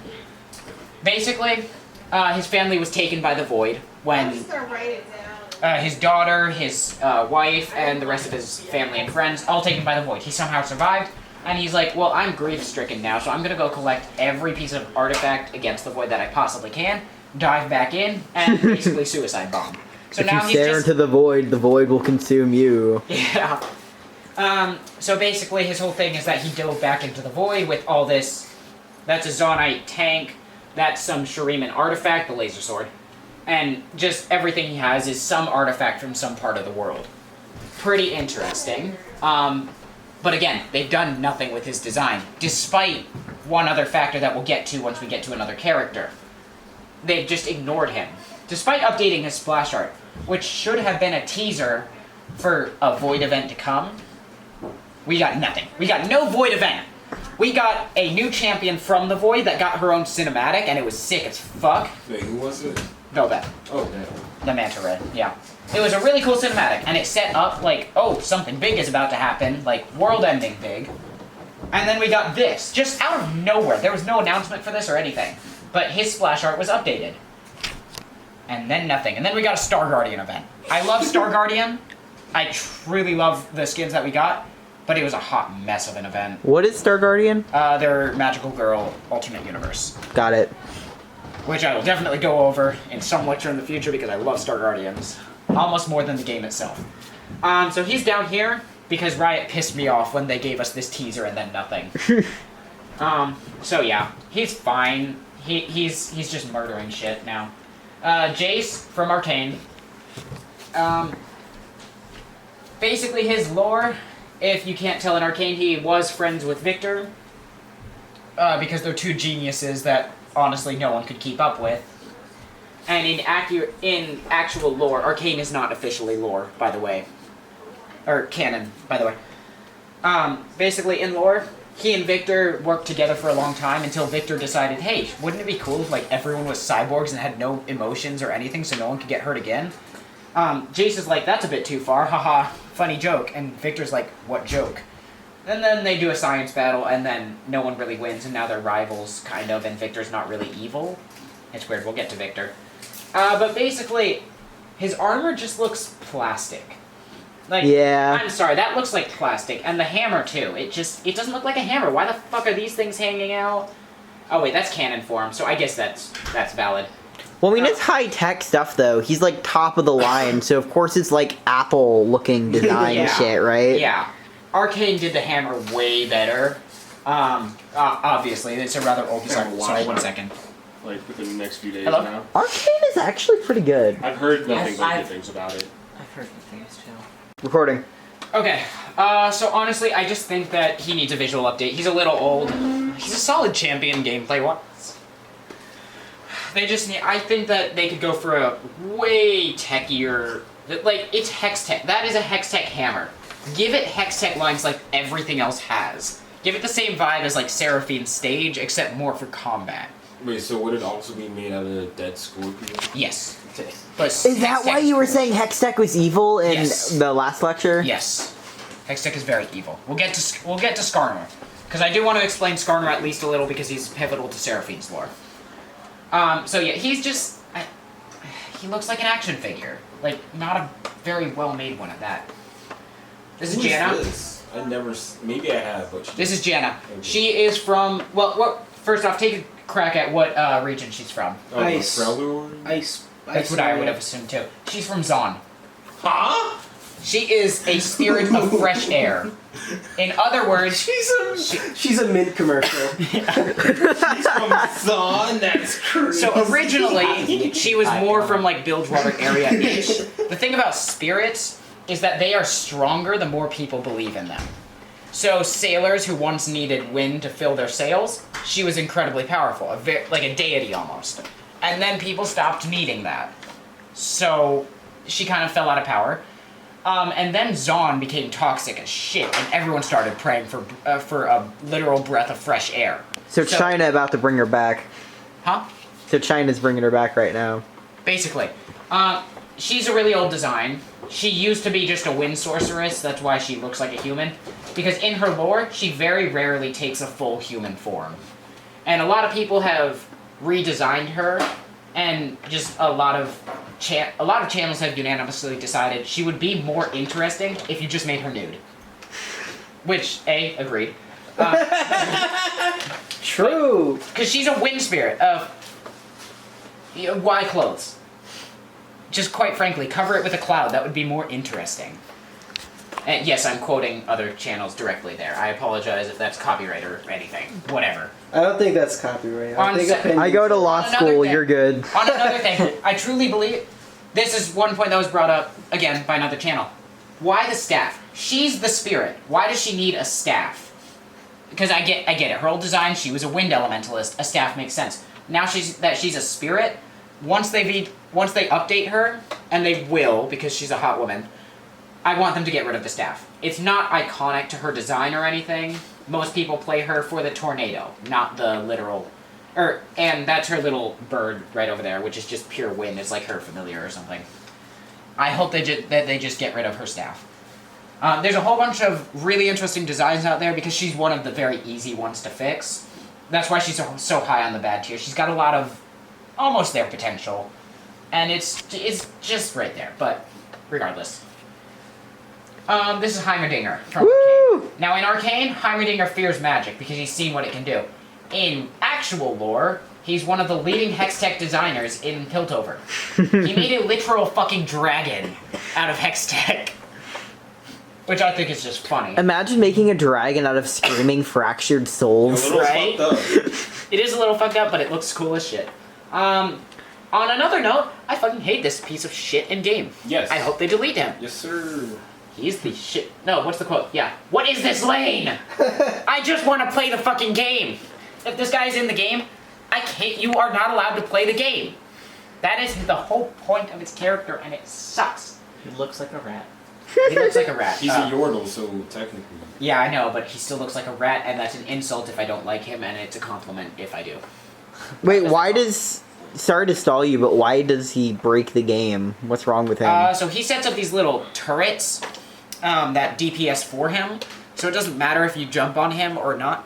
Basically, he's a mage with high DPS at all stages of the game if he sets up properly. And in the lane, he has as much time as he wants to set up because you can't leave the lane without sacrificing a lot. So basically, your best bet against him is to just hope you don't get bullied too much and scale up into the late game where you can catch him while he's rotating. Basically, while you're stuck in the lane, you're fucked, but if he's anywhere else but the lane, he's fucked. It's just frustrating to deal with. This is Ezri. Oh my god, they put Surge to 10 Yeah. Essentially, Ezri is also pretty boring. She's a new champion, which makes her even more boring that she has lackluster lore. They kind of just gave her to us as a Zonite champion and then fucked off to the next thing. Basically, she has lightning powers. She's fast as hell. She's fast as shit. Grind on the walls of the map. That part's pretty cool, I'm not gonna lie. I do like her gameplay. However, her nickname is Miss Gameplay Rework. Why do you think this is? She has received more changes to her entire kit, like actually changing her playstyle, than most champions, or not most champions, than some champions have been changed, period, within 9 years. Namely Zilean. Zilean has not been touched in the patch notes for over a year now, because he's a very well-made champion for the game. Ezri, they completely I don't know why they panicked with her so much. They just needed to adjust her numbers, but instead they decided, well, this is no, we're going to treat this differently than every other champion ever, and completely change her gameplay. So now she has received about 3 different gameplay updates, and you can never really start playing Ezri, because if you do, you're going to be playing a new champion next week. I mean, they'll probably recycle these old ideas for one of their new champions coming out to add infinitum. Oh, for sure. But, and like, her kit is the same, but they keep changing small things like, oh, this ability now slows, this one doesn't do this anymore. It's just dumb. Gotcha. Yeah. And honestly, her lore is just lackluster. It's fine. She's fighting against the Chem Barons, which are like billionaires or millionaires for Zon, and drug fiends and stuff. And she is a thorn in their side. She's basically just like she's the Flash. Or Spider-Man, basically. Did I put Spider-Man? Yeah, Spider-Man is 2 words. That's not my fault then, that's autocorrect. Spider-Man. Basically Spider-Man. I'll change that later. Regardless, yeah, she reminds me of Spider-Man. I hate putting him down here. He's cute. He's so cute. I love Gnar. His name is spelled Gnar. It's pronounced Nar, but I like saying Gnar. His ultimate ability is literally Gnar, in all caps, because it's funny. His lore is that he's a prehistoric Yordle that was frozen in ice, and all of his family and friends were lost to time, and now he's the last of his kind. Until Riot decided that was boring, so they changed things, and like, oh, now the Yordle realm works differently in time, so he's not the last of his kind, and he's just Captain America, except without. I guess he's got superpower. You see this footprint that he's looking at in his mini form? That's his own footprint. His own footprint, because when he gets angry, and he's the Hulk. He's the Hulk. When he gets angry, he turns into Mega Gnar. And basically becomes bigger, more powerful, and all that. Yeah, he's just boring, especially ever since they removed the he's the last of his kind cliche to it. It's a cliche, but it was fine, because he's a prehistoric fucking Yordle. What's with this bone arm? That's a boomerang. It was the jaw of some creature that he ripped out, I believe. And now he uses it as a boomerang. Metal as fuck. Yeah, it's pretty cool. Yeah. And yeah, he's just, yeah. This is Senna. I like Senna, because she's got a giant fucking cannon.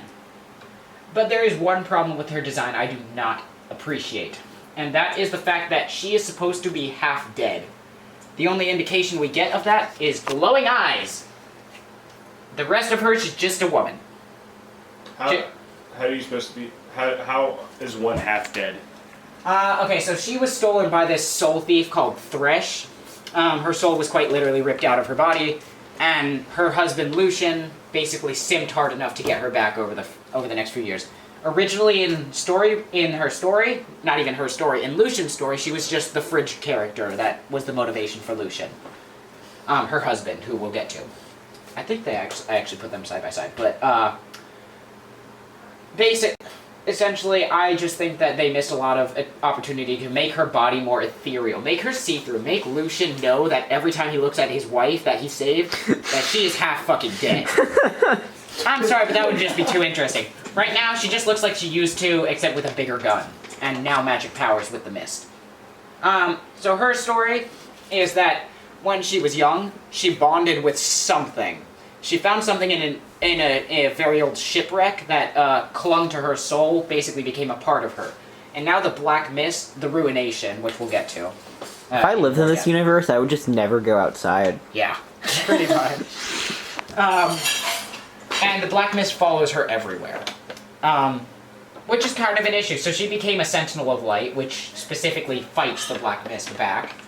And when she was stolen by Thresh, she found in his soul lantern that he had captured a lot of Sentinels of Light in the past.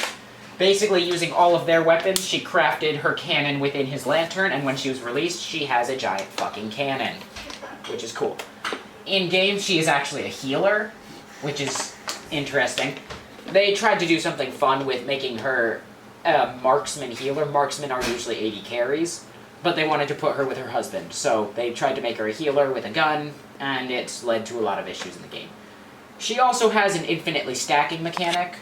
Basically, whenever something dies near her, it has a chance to drop a soul, and the more souls she collects, the farther she can attack from, the more damage she does, yada yada yada. Can minions drop souls? They can. There is more of a chance they drop a soul if someone else kills them, to stop her from going into a solo lane. Which is unfortunate because I want to use her mid lane, but I can't. So yeah, basically. Ooh. Oh, yo, I love this guy. Yo, Yeah. is that Venom? This is Cho'Gath. Oh no, I'm sorry, that's Cho'Gath. Do you see a difference? Yes. Yeah? No. It's the Violator from Spawn. Oh. He is a blatant rip Oh, look at someone who knows Spawn. Not really. No, that's just what I heard. So I looked it up, and yeah, it's just copy paste. Oh, is that first picture from Spawn? Yeah. No wonder it was so raw. Yeah. Yeah, he's boring. He eats shit, gets bigger. GG, go next. He's also got infinitely scaling every time he eats something with his ultimate ability. He gets to ridiculous sizes. It's so like fun. I literally play like an entire normal game, and then around the halfway point we start team fighting, and like this giant like boss monster joins the enemy team. I'm like, what the fuck is going on? Like, quite literally infinitely scaling. He gets bigger in size and gets more max health. That's crazy. It's ridiculous. The only thing that can kill him is max health true damage. We've already gone over why that's stupid. But yeah, this is Qiyana. And I like Qiyana as a character very much. She is actually quite especially her, what's her blade called? I don't know what her blade's called. It's a ring blade. Call it a ring blade, and she actually has a voice line calling you stupid for calling it a ring blade. Essentially, she's the empress of the elements, sort of. She's a very powerful mage who can control pretty much all the elements. She's the avatar. She is the 10th sister in line for the throne. She's literally a princess. For Ishtal, which is a region that doesn't get too much love. But it's like this hidden away jungle kingdom, whatever. I went over that in the last one. Regardless. Tragic. The symphony of coughs. Indeed. So one of her voice lines, I believe it's actually, crown bitch of Ishtal. Yeah, these are all her voice lines. I don't mean to sound arrogant, but I'm extremely good at everything. I'm not arrogant, I'm right. I do not lack empathy. Other people just need to be better. 1 throne, 9 sisters, 9 tragic accidents waiting to happen. This bitch is going after the throne. Yeah, and that's oh shit! Oh, No,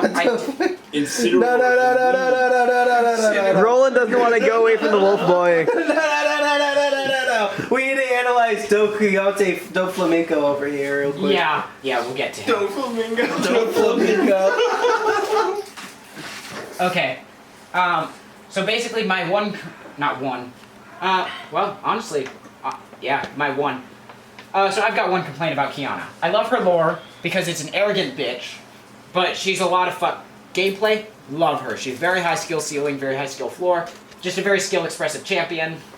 Interesting design with, like, again, the weapon. I love it when they bring new weapons into the game. Like the newest champion, Cassante, he brings Intofas to the game. Those are fucking sick. And the one complaint I have is her clothing. This is the most vain, egotistical piece of shit on the Rift. What? Huh? Oh, you're describing her. I thought you were talking about the clothing. No. Yeah, I don't see that. And that's the point. You don't see that. You don't get that from her character design. She doesn't look. Yeah, like Yeah, make it look. Yeah, Make it her look look more like elegant, regal, These extravagant. are actually yeah. just the base robes for mages from her region. Why would she wear the same thing that every other mage that is supposedly lesser than her? Why would she wear the same thing? She's a princess. She doesn't have to. So I think that's the one area they miss, but everything else I really like about Kiana. This is Set. Yeah, One Piece. Make your jokes. He Flamenco. looks. You know how like you'll go and you'll see like boys thirst trapping on TikTok, Yep. and he's got that exact fucking headstand. Yep. No. Yeah. Because when I first saw this, I thought there was a face photoshopped onto him. I did not think that was drawn. I thought that was just a photo. No, And then everything else looks drawn, so it's just so surreal. It is. It's a little weird. I love this character in game because they are an example of. I hate fighting him. He's a pain. Yes, but game design wise, he is simple while being modern. Now, a lot of older champions suffer from being too simple and therefore they suck because other champions just do more if they're newer. That's just how it worked. Set is a relatively new champion. He came out in 2019. He had a fair amount of. He's had his moments in the spotlight. He's very simple, very easy to use, but he brings enough to the table where you can use him at any point in any level of the game and be quite impactful. He's a good design for the game. He's in the bad tier because his concept art. Did I put it? No, I did. Wait. Damn it! No, I didn't. Okay. Anubis. Yeah, it's a new. That's my first word on the next slide. Basically, Set had missed potential. They could have made him a Darkin. They could have made him anything, but they just made him a. Let's see. Yeah. Wait, and Set like SETT, right? So like the Egyptian gosh. Yeah, pretty much. JoJo fan. So we're doing a little thing here. I'm noticing. I guess. This is Susan, by the way. Susan. We'll get. Susan. Susan Strong. We're not moving on yet.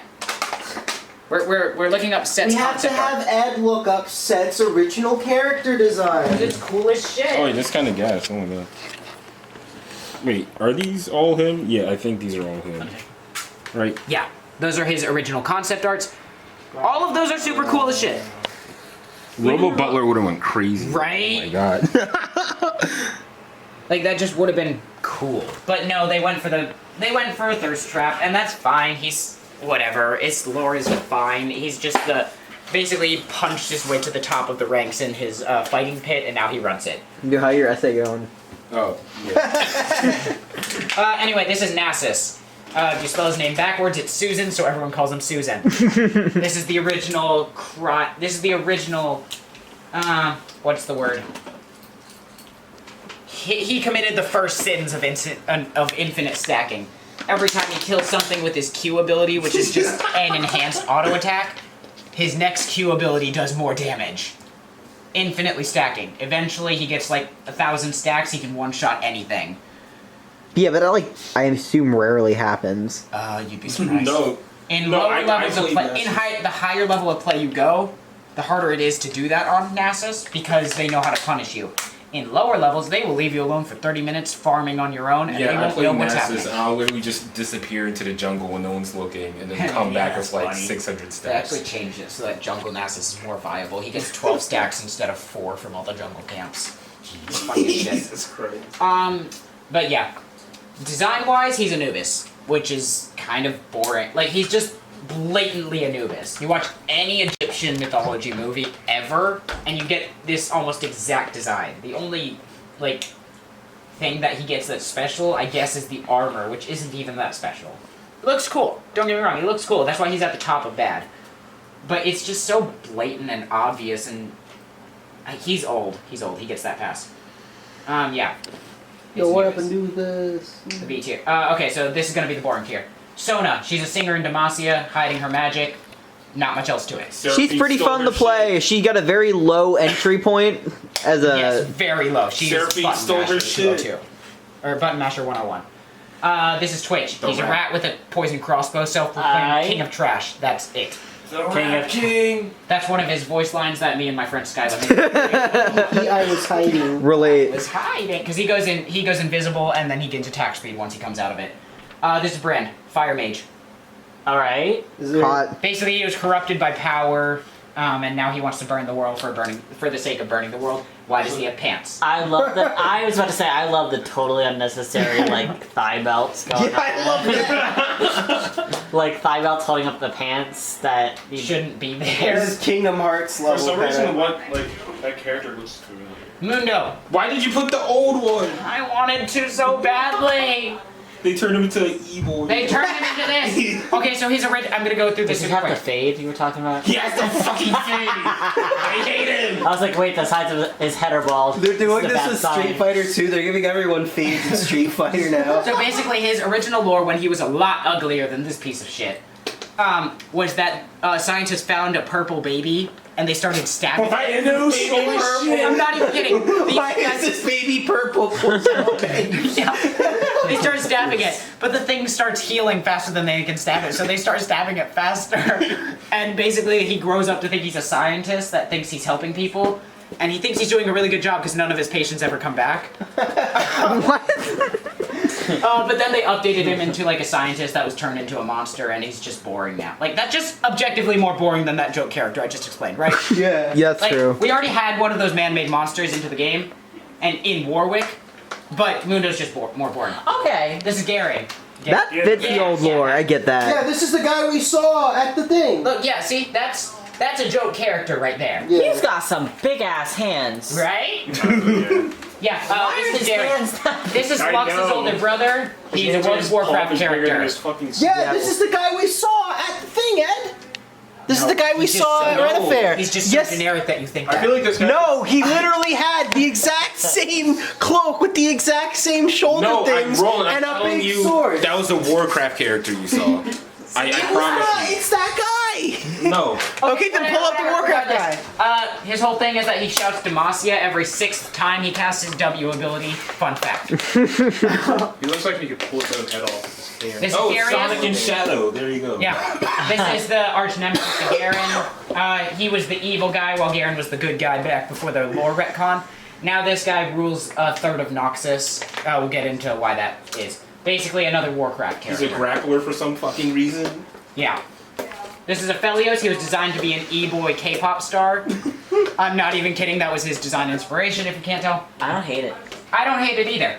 I just think it's boring because his lore is that he's one of the very few of his faith that can actually fight back because they are being heavily hunted down.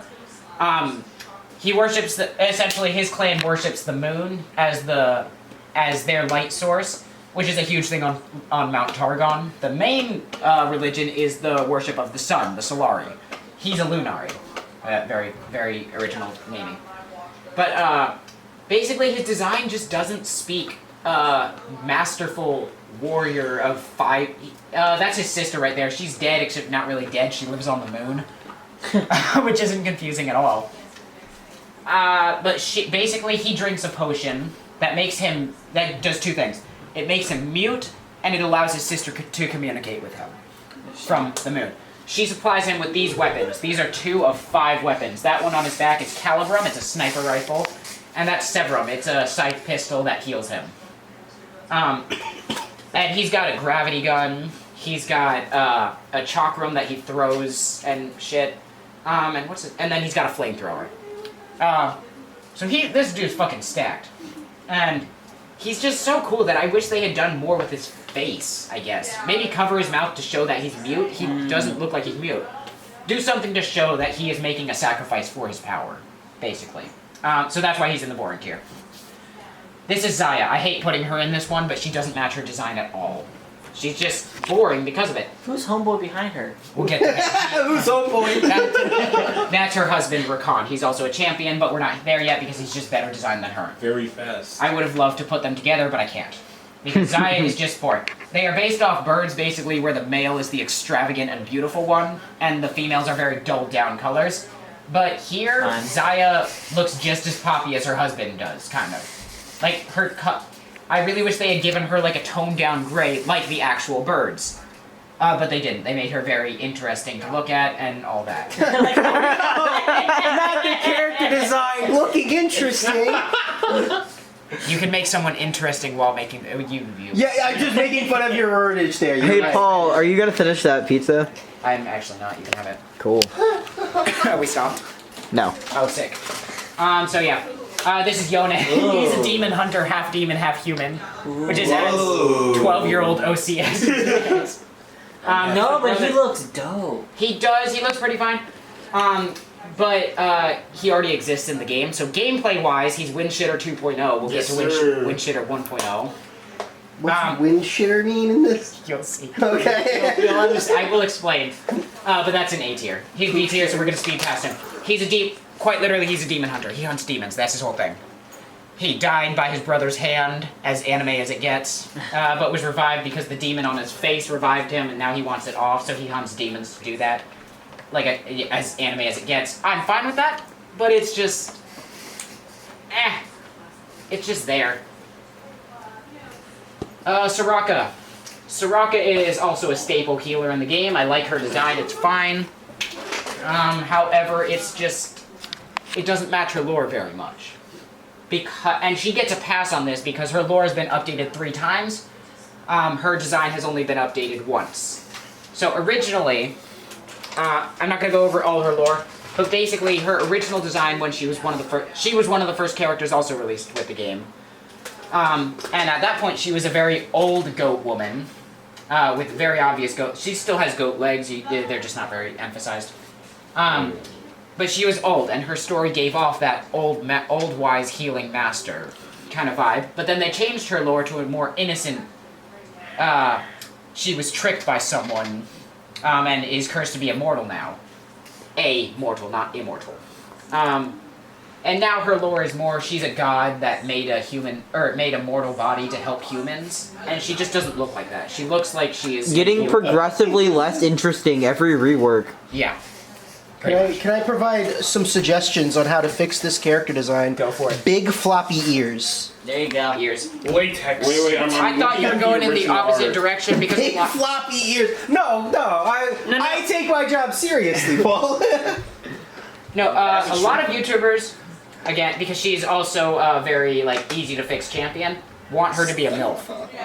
They want her to be a total MILF because right now she's a god in a mortal's body that heals and pities humans. I agree. Make her a That's a MILF. That's a MILF energy. Original design. Okay. Yeah, looks a lot older. It looks fine like that, but they want cute anime girl. You can't go wrong with that. I just want big floppy ears. What's wrong with that? Honestly, that would work. Yeah. But yeah, she's Why not give her changing. goat legs if She's not changing anytime soon, unfortunately. Zed and Shen, they're dating, but not really. Wait, what? Really? I'm not even kidding. They have been very heavily queer coded. But they're also rivals, so they're more like bitter exes. Oh my god. As children, these two had to follow the work of Jin. If you know who Jin is, I hate Jin. Oh, I love fucking Jin. hate you. Jin. I hate everything about this. Can we get the wrong? So they had to look at Jin's work, which is serial killings. Really artistic serial killings. Artistic in Jin's eyes, he's just a fucking sicko. And that caused, and they were children when they were investigating this shit in detail with their master. So that caused problems and trauma and whatnot. So now they're both traumatized adults. He went off to create the Order of Shadows, and he took his master's position after he was supposedly killed as the Eye of Twilight, basically the spirit guardian of the clan. They've got an interesting story, but it's more interesting if you read it. It's not really interesting to TLDR it. Hey, I've noticed a problem with their designs. What? They look the fucking same. I mean, They kind literally of the grew point. up together? They grew up together. They trained. Okay, together. but like Ryu and Ken have the same thing going on, and you can tell them apart a lot easier. Scorpion and What do you mean, Sub-Zero. Scorpion and Sub-Zero only recently got a design where they were like changed up, and that was a big criticism with them for a while. Okay, what I will counterpoint you. Oh wait, I'm already there. So Shen is a tank in game. His armor is a lot. I'm talking about in-game models. Okay. It is no problem to tell them apart in-game because Shen's armor and model is a lot bulkier than Zed's, who's actually like an assassin. So design-wise, I see what you mean. Their only difference is really the color and maybe less spikes Red on Ninja, Shen. Blue Ninja. Yeah, Red They- Ninja, Blue Ninja, very old. Yeah, like the Ninja Turtles. Why They're do people pretty keep doing this? Stop. But there's also, making like- different Ninjas! colors. One has a face and one is completely sealed themselves off, which makes me think No, that they one is. both have their faces covered. No, but this guy, he's This got guy some has little skin. holes Yeah. on Oh no, he has little divots. You're right. Knights, like a knight with the face I armor. think you're with the bitching a face- little too much about Zed. You can't see his face. What are you talking about? Like if you just look at the little divots in the hole, you can see his face. No, they both have their faces covered. That this was is some not a serious trigger control. Just gonna say, you stopped as soon as he was done, and then you immediately picked up the sandwich. I take my job seriously. Listen, Regardless, I don't think it's an issue of what you're saying. it But is an issue. I'm saying this objectively. I've literally never heard anyone else say that. In my Are you serious? I've never heard This anyone is like the easiest criticism in the world. Oh, do you want me to move that mouse Like cursor off the say screen? this. Did I add a slide I didn't mean to? Oh no, it's there. Shit. Oh, Uh-oh. oh. Who is it? 1 second. Who is it? It's a bird. It's a plane. Dude, I would just go back. I did hit the back. Oh, I guess. Birdly? That's the Oh shit! actual image. Wait, no, I didn't. There we go. Oh, it's her. It is Birdly. What the fuck? Okay, just click on the LOL tier list. Oh, I hit the back too many times. Oh no. Oh, let's see how much progress we've made. How many slides are there? Wait, how do I? Oh my gosh. It says it's no longer supported. No, it's fine. Let's Okay, give it a sick. sec. How do I go down quickly? Click on that. The bar, the wheel, the bar wheel. You know how to use a computer. Oh, that shit. Well, you could just click where you want it to be. Oh, I can. Huh? I don't know where I want it to be though. Just click mid. Just keep clicking mid. Hold mid. I was holding it. Mid lane, bro. What are you doing? This is a League of Legends lecture. You don't know how to mid lane? I am a mid laner, bitch. I love Apparently, you're not a very good one. recording this. Actually, the best. I have no. Oh, there we go. Oh, alright, we're schmoovin'. Did I go too far? No, you're right God, where I you went want to be. exactly where I wanted to be. I'm a. How are fucking we god. not even midway through? 135 out of 300. I hate this. Wait, is it 300? Yes. Yeah. Is it 400? It's 300. We just said 300, and you're like, wait, is it 400? Fucking idiot. Well, I'm not. That's why you think the two ninja guys look distinct enough. Like, what the fuck? Roland is a somehow look Ninja like Turtle in Alright. iron. This is Quinn. She's a scout for Demacia. She looks Demacian, sort of. She looks like a Demacian scout, basically. And she is a Demacian scout. She's boring. The bird might be her reincarnated twin brother who died years ago. Aaron Yeager's Yeah, maybe? yeah. It's Tristana. Hate her. Yordle, big cannon. That's the depth of her. Rengar. He's an Okay, assassin. kind of sick. I Oh, hate he's fighting sick as him. fuck. No, I fought a Rengar in top lane. That shit is hell. Yeah, his gimmick in game is he jumps out of bushes. Top lane is nothing but bushes. Yeah. So his whole thing is that he's got daddy issues to the point where he became a fucking psychopath. And started murdering everything, and now he gets stronger every time he kills something, quite literally. Oh, I was hoping for a cooler backstory than that. Yeah, it's kind of sad. However, his eye was lost to another champion called Kha'Zix, who does the exact same thing. So they've got an alien versus predator thing going on. It's not subtle at all. So he's Yeah, Predator, maybe right? He's Predator, and the alien is from the Void, because Okay. that's an alien. So yeah, there's that. Malzahar, also pretty boring. He just missed potential, quite frankly. What is his deal? His deal is that he's a guy who had a miserable life, but he can see the future. or rather he has clairvoyance. That clairvoyance magic accidentally got a peek at the void, and he's like, well, my life is shit, so why don't we make everything stop moving, like, forever? Oh, and he took that as wisdom. And then he went to the void's like, hey, so basically, we're going, right? Mm-hmm. Yeah. Cool. So basically the void gave him powers to open rifts of the void wherever he wants and summon these little turds. What do I call these things? Turds. I would call them turds. No, rock noodles. That's what I call them. Why? Because Call they them look like rock turds. noodles. This is more rock noodle is more interesting.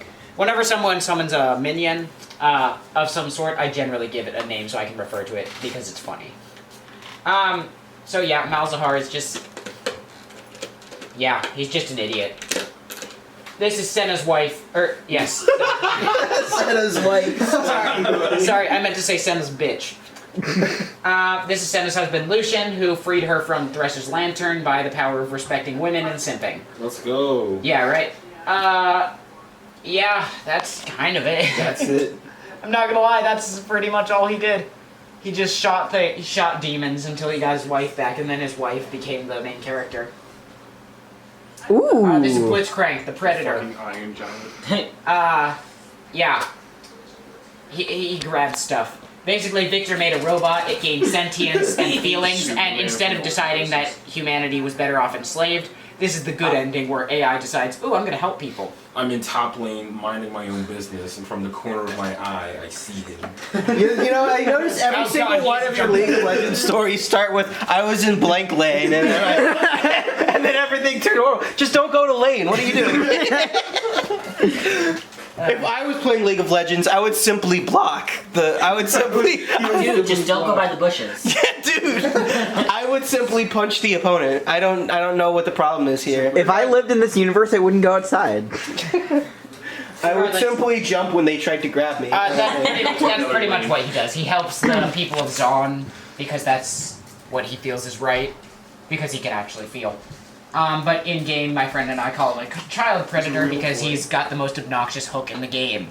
If you thought grapplers were annoying, imagine getting grappled from from 2 screens away, basically. Ugh. This shit is wrong. I've actually been hooked outside of my screen. I can imagine just like you're just running down the lane and you see a hand like literally what happened. To your fountain and just kill them instantly. Yeah, if they're near the fountain, he can hook you from about a screen. Like, hi, Mikayla. got off an hour ago. He can.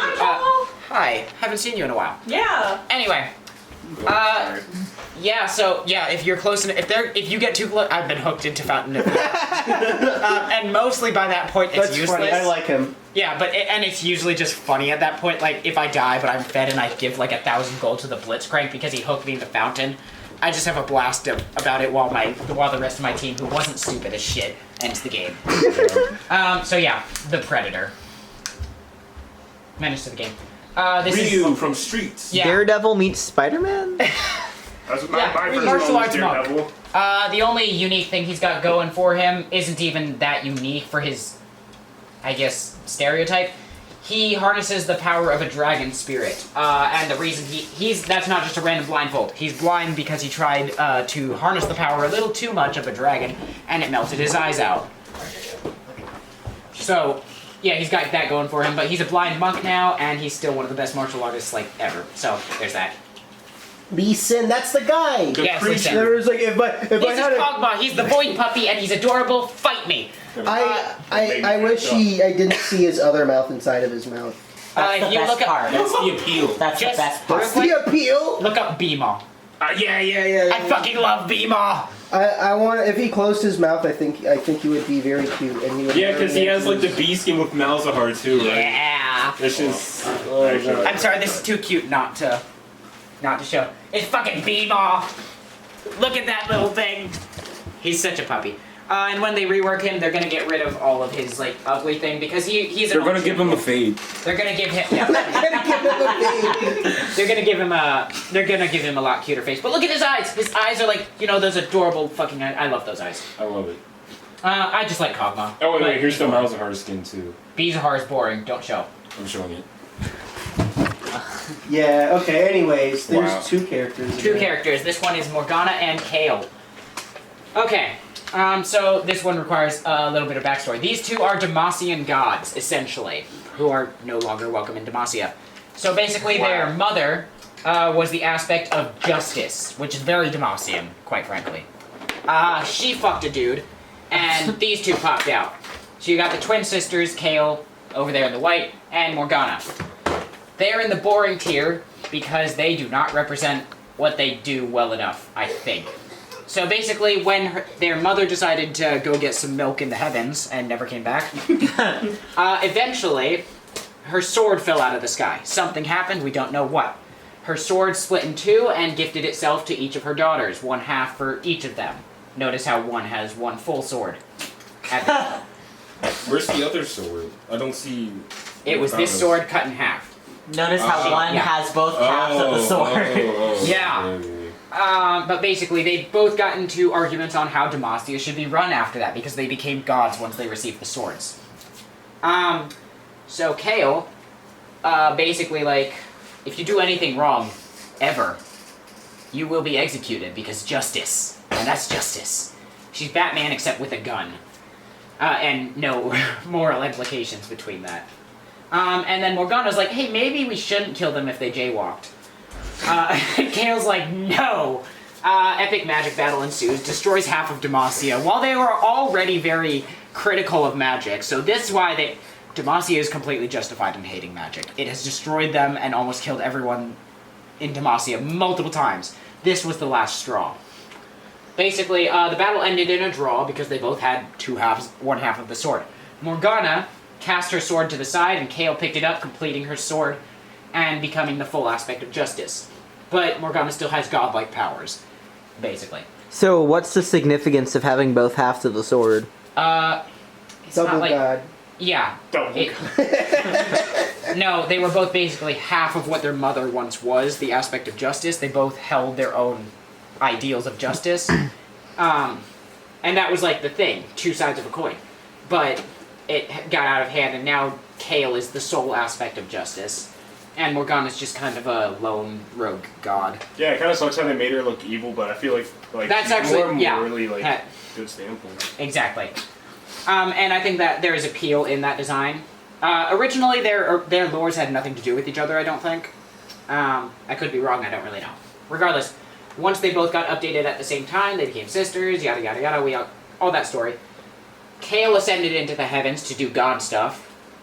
And Morgana bound her own wings with these chains of her own making, her own magic. So now Morgana walks the earth on her mortal feet, and Kale ascends into the heavens on her godly wings. Which, there's absolutely no symbolism there, don't worry about it. Basically, Morgana went into hiding, Kale ascended to do other stuff that's more important than governing one city, I guess. Yeah, and they're just kind of vibing, doing their own thing. None of them have really done much after that. Yeah, there is hints that Morgana is going to do stuff. Hello. Hey, Jackson. Hello. He's real. Is that a fucking Oh wait, you're here. Moana shirt? Shut up. Hey, you gonna judge Moana? I'll do a fucking Moana lecture next time. Moana Do it. Moana is Do it. No balls. Do it now. No balls? No balls. No balls. I got all the balls. Let me see him. Yo, Jackson, if you're looking for a seat. Oh. Anyway, so yeah, basically, yeah, that's kind of it. Yeah.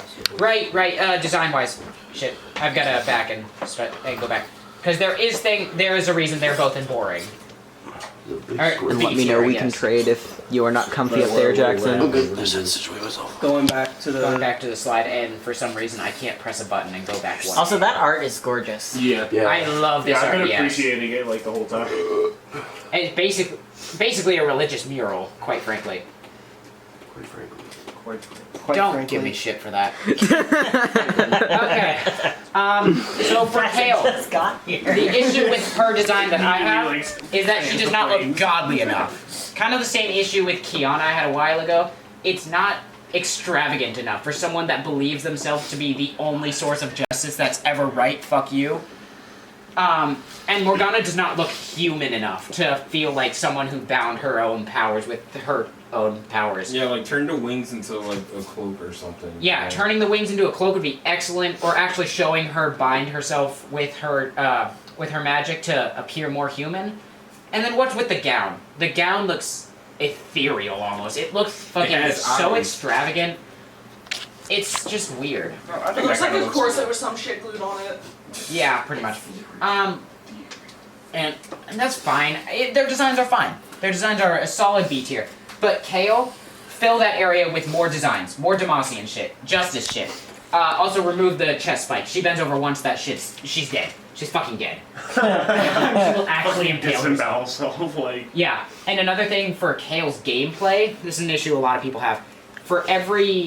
When you hit level 6, 11, and 16, which are not as random as they sound without playing the game, basically every time you level up her ultimate ability, she gains a new form. So all of her skins have about 5 models. Jesus. Oh, God, I think more like 8. I don't know why they did this to themselves, but they did. Basically, with each form, she becomes more like the aspect of Justice. That's the idea, at least. But they decided, for whatever reason, to remove her helmet with each form a little more. That's stupid. Because as the aspect of Justice, she should be decorated in more armor, more wings. Yeah, more like godly. the like statue lady with the 2 scales has her eyes covered. That makes more sense to represent that. What is this lecture on? League of Legends design. All the champions. Yeah, I knew. Oh. Don't worry, we'll get to Magic Shoes soon. We're being subjected to Paul's opinion. You gave me permission to continue this. Is it their visual design? Is it only the visual design? I don't think it was you. I think it was visual design compared to their lore and how well both fit together. Silence. I don't generally put gameplay into it, but Kale is someone who does have issues with her design and gameplay, so I mentioned it. Is that here like yeah. something? This is Vi from Arcane. Woo! She's what? She's a cop. She's a cop. Yes. She's a cop. So she's a Zonite who's basically banging the chief of police now. Woo! Literally with her fists. Oh no! Yeah, her and Caitlyn are definitely fucking. That was honestly confirmed. Regardless, I do not like this design. She is in B tier. But boo! No. There are. Oh yeah, there are striped pants. I didn't even notice that. There are so many. No, it's because she's got about half a billion different things going on. She's got a red jacket, which I didn't even notice until I put this splash art onto a page and squinted at it. She's got the frilled little thing. I don't know what that's called. Yeah, that goes with the jacket. That goes with the jacket. Yeah, yes. that's a little awkward. It's a little nod to the fact that she's, quite frank. I'm not saying that again. Honestly, I'm pretty sure that the only reason that would be there would be a nod towards her working with Caitlyn and/or fucking Caitlyn. Wait, what is? Well, also the little proper cool that thing sticking out. Honestly, remove that. It reduces the visual noise quite a bit. Is there a little no? Weird. Basically, they just need to clean up her design, make her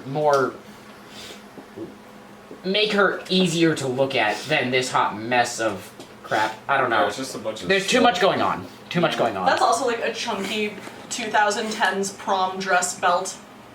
Yeah. Yeah. Her design in Arcane is a lot simpler, a lot more toned down, and it works a lot better. And with the hot pink like swept over hair too. Yeah. That looks like skin hair. Yeah. Like, Katarina, she's an assassin. She looks like an assassin, she is an assassin. Not much else going on. The scar came from Talon. She's the one person that Talon was never able to kill. Oh. So my type. Honestly, yeah, no, and she's my main. It hurts to put. She's so basic in design.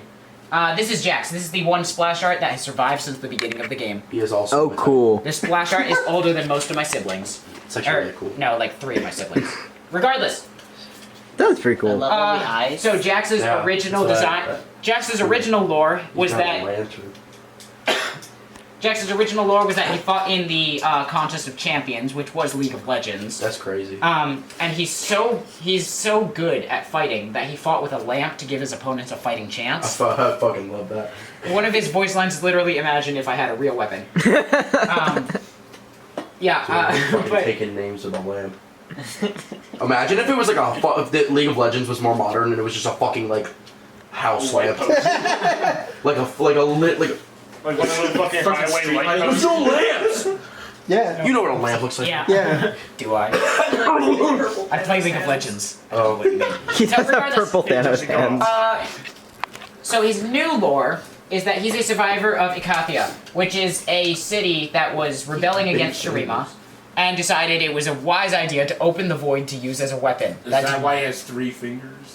No, we think that's Is that because why he's his a fingers troll. look like toes? We think Oh wait, he's a, holy shit! Wait, Why is he purple. Rude. We think he could be a Barney. sand troll. We don't know. We don't No, have any yeah, he context. actually could be. Holy shit! His wild rift design is also obviously He more drank cleaned up. magnesium sulfate But regardless, That's what I see. and Sodium sodium chloride.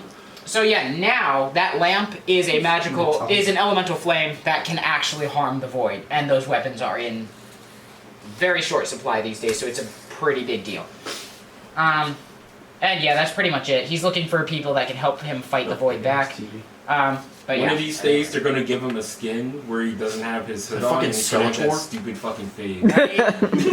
Oh my god! No, I hate that you're right. I hate that you're right. They did it to Pantheon. They'll do it to him. Pantheon already had That this. sword's cool. So this is Pike. He was a deep sea diver who like I don't think dove he is anymore. dove into the sea. Yeah, no, he's not. He's dead. He dove into the sea, his captain panicked, cut his line, a giant fish swallowed him, something resurrected him, and now he tries to... Basically, what he thinks he's doing is hunting down the crew that abandoned him and left him to die. Damn, But what that's he's sick, actually. really doing is just murdering everyone that he sees. Slash SRS. Okay. Really cool backstory.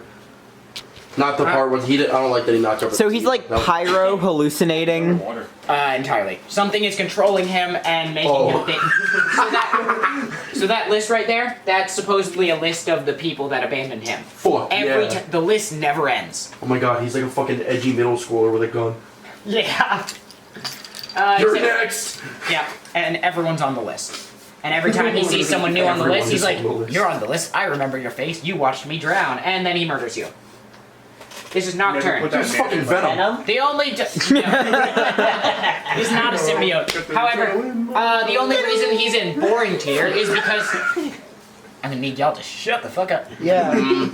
Regardless, so he's got knife hands. He's a shadow. That's kind of it, design-wise. Lore-wise, he lives in your nightmares, quite literally. If he catches you in your nightmares, you die. If you go to sleep, he shows up in your nightmares. Damn, that's crazy. If you don't sleep, you die. So basically, you're fucked. Like Dream. I like when I'm in top lane and then suddenly just. I like when I'm in top lane. And suddenly the lights go out. Sleep again. Turns the lights off. Okay. I love that song. I'm learning. Gameplay-wise, yes, his ultimate is he applies near sight to every enemy champion, which makes the entire map go completely dark. You can't see anything. Nice. And then he jumps on someone from a map away. Horny. Yeah, he's really horny. Oh wait, that Roblox game I played, they added him as a skin for Cream. Like Okay. the rabbit. Like the stand. Oh.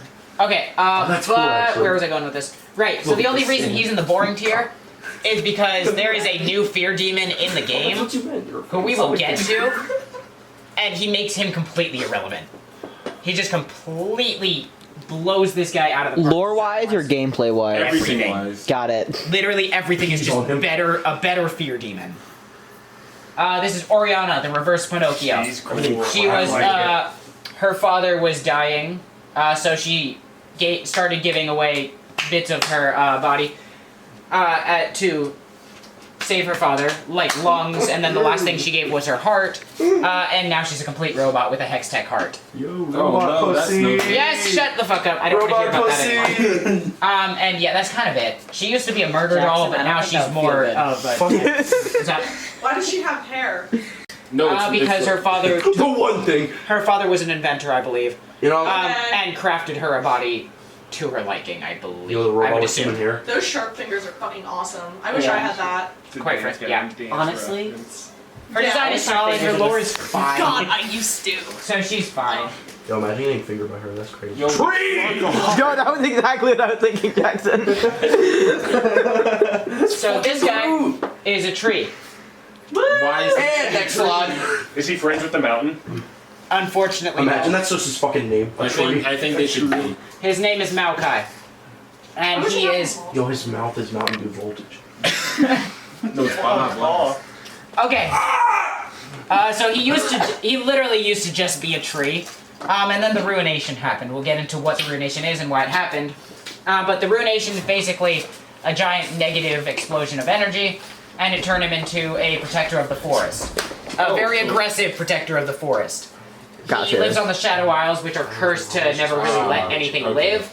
And every once in a while, he'll be able to make a flower bloom or something small. But basically, he just wants to see nature return to the Shadow Isles. And he's kind of tragic, but that's kind of the end of it. This is Graves. He's fucking Twisted Fate, if you know who that is. We'll get to Twisted Fate. But basically, yeah, he's a cowboy in pirate land with a shotgun. Wait, those are kids? Is that Doctor Strange?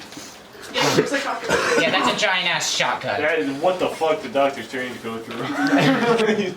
A breakup. Fuck magic. See, that's the thing. This guy did go through a breakup, Traded but in whatever. fucking psychic powers for What if good. those were just 2 cannons and he shot 2 cannonballs at once? It's a hex tech shotgun. So No! really powerful. What do you mean, no? Because that's the thing. I said hex tech, and that's Uses the genocide. evil souls of Even my cigarette is a scorpion bullet. crystal things. No, I'm saying, like, what if the cannon, Wait. instead of shooting just giant shotgun shells, Regardless. shot The just more I look at that, cannonballs? it was a fucking double Straight barrel, up. a pump shotgun, and a revolver all in one thing. That would be Ruby. That's horny. That's just Ruby. What the fuck? Oh, wonderful. Okay, so this is Hecarim. He was also affected by the ruination. He used to just be a dude, but then he fused with his warhorse. And the most interesting part about him is what happened to the because you like all that's missing for the human is the legs. All that's missing for the horse is the head. So this is running around somewhere. Yo, new champion. Just read ruination is urination. When the urination hit. Yeah. Yeah. Ezreal. Woo! Legend of Legend. This is my main. He has no skill floor at all. Yes, he he just does. press Q. Are you kidding me? He's played in pro play a lot. But I mean, like, you can pick him up really easy. You can, but you can also fuck up really. He said easily. skill floor, you're talking about skill ceiling, you see. I don't think the skill floor is as low as he thinks. I think he's winning by perplexing It's too, just is what one he's saying. skill you can win on Aurelian Soul in your elo, One Tyler. skill point. Okay, regardless, Ezreal is an Indiana Jones wannabe, basically. How? But they cut. That's a good question, Jackson. Let me explain that if you're so curious. Only because you're so curious, though. Basically, his dad His dad was an explorer. Disappeared on the way to get some explorer's milk. What the fuck did you just say? What? Yeah. Yeah. Basically, his dad disappeared and no one knows where he went. Ezreal is desperately trying to get his father's attention by being an explorer of his own. Oh, a hunter. Yeah. I just have a lot of abandoned children. Yeah. You don't get League of Orphans. The fucking League of Orphans. Yeah. just to think that they retconned Zach's lore so that he did have parents. It's actually kind of ironic at this point. Oh no. Oh my god. They're like, wait, alright. We're like, wait, we gotta go back. Fuck. So basically, on one of his early adventures, Ezreal stumbled upon the tomb of Nizuc. Nizuc is the guy that made the floating city that broke off and made Malphite, if you were here for that. I was, But he found the Gauntlet of Nizuc. Remember, Nizuc is an incredibly powerful yeah, mage. it's the Blue Lantern. I'm gonna need you to shut the fuck up. I'm sorry. Intrusive thoughts are I'm trying to zoom past these ones. Professor Cole's gonna beat the shit out of you. I'll protect you, Jackson. Somebody got something. Okay, regardless, yeah, Ezreal found the gauntlet. He doesn't know how to work it. He's pretty bad at using his own magic. He does have oh my god, what the fuck? Yeah, you put that there, you idiot. What the fuck, bro? What a penis! Oh my god! What do you mean? What a penis? You put that here, you idiot! You're like an abusive dad. Jesus Christ! I'm gonna fucking pull up the picture. You fucking waste of space. Why would you put the fucking napkin there? Oh my god. You're like, oh, how did that Paul, happen? just You- because this is. There is a fun vibe where, like, he knows he doesn't really know what he's doing, but, like, I'm just gonna run out anyways. It's gonna be okay. Yep, Wait, and that's that's his entire vibe. Jackson Basically, fucks with it. so he doesn't know how to use his own magic. The gauntlet helps with that and has made him even less proficient in using his own magic on his own. So I hope he gets some arc where he loses the gauntlet. Or of some That sort. actually would be cool. Yeah, it would be cool. The Common. fucking Pretty- no hat Mario arc. Yeah. But then, on top of that, so he also doesn't know how to work the gauntlet at all. What? He just squeezes it Fucking and wild- hopes that fucking wild magic. something happens. Firmly No grasp comment. it. Yes. So he Blue. honestly that crossbow appearing and everything he does in game, total accidents. Q spam, please work. It's actually really funny. I Villager fucking throwing love the that. pot. Yeah. So yeah. So he's got quite a bit of survivor's guilt. It's like your it's hinted at that version he of Israel. suffers from something similar to Ezri survivor's killed guilt. Ezri. His dad disappeared. He wants to make his dad proud, whether he's dead or alive. So yeah, he's a bit more tragic than his voice lines would make you think, because his voice lines are annoying as fuck to listen to. Because Shut the he's fuck- just he's trying so to be charming. He's trying to compensate. Tyler is Basically. very attracted to me. This is What? The crocodile. if you're familiar. It's a fucking crocodile. I've seen a fucking crocodile. Have you seen a crocodile, Jackson? That's just not what I was expecting. Got him with the furry beam. It's fucking King Kangaroo! This is Yeah. cooler than King K. Roll. Anyway, French kissing with this dude. so Renekton, if you're familiar with Egyptian mythology, this is Sobek, With that mouth. the crocodile god. It bites your head off. Shut the fuck up. And next slide. This is like an 11-foot tall crocodile god. 11. Wow. Something It's like similar almost to that. I don't know. soldier. He's fucking huge. It's almost So soldier. regard. So he is the brother of Nasus. And when Nasus was so this is both before Nasus and Renekton The brother ascended. of Susan. What's up? Is his brother also a crocodile? His brother is Anubis. Like, Oh, that one. Okay. How come I can remember that? I'm usually not good How at did remembering birth? things. How did birth? If Anubis cat No, dog they were thing. normal They were guys, normal and then they got people. hit with the furry beam. Yeah. Oh. Their Not even molecules got wrong, because rearranged. Right. Yo! He is Nasal. like an armored crocodile. My boy Nasus Passage. He is like an armored crocodile, but it's, I That's what fuck he with is. it. Like That it's is what good. it It's a good. Armored It's good. Yeah, that's It's why. so This is good. why he's so much higher than Nasus. A, Sobek is tragically underused compared to Anubis. Yeah. And B, his weapon, you can't really see it too well, but His it's weapon's fucking sick. it's super cool. Is that what is that? Pull up his weapon. I don't know what he's called. It kind of it's reminiscent of a Batlek from Star Trek. If you've watched that. No. Okay. Are you talking about the Klingon It's weapon? similar to a Bing Bong from Shut up, Jackson. You just don't know from things. Fly Spacing. If you've ever heard of it.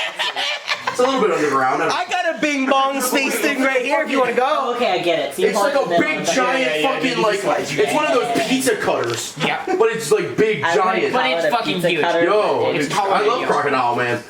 I fuck with him. I Yeah. hate him. So anyway, when Drew his spit. Ew. do y'all remember Xerath? No. The ball of magical energy. Yes. Asking you. Shut the Yeah. I was in the tomb. Yes, the one that was in the tomb. Pardon? This is the guy that was locked up with him to make sure he never escaped. Oh. However, It was on accident though. it was. Anyway, well, no, it wasn't an accident. By But accident.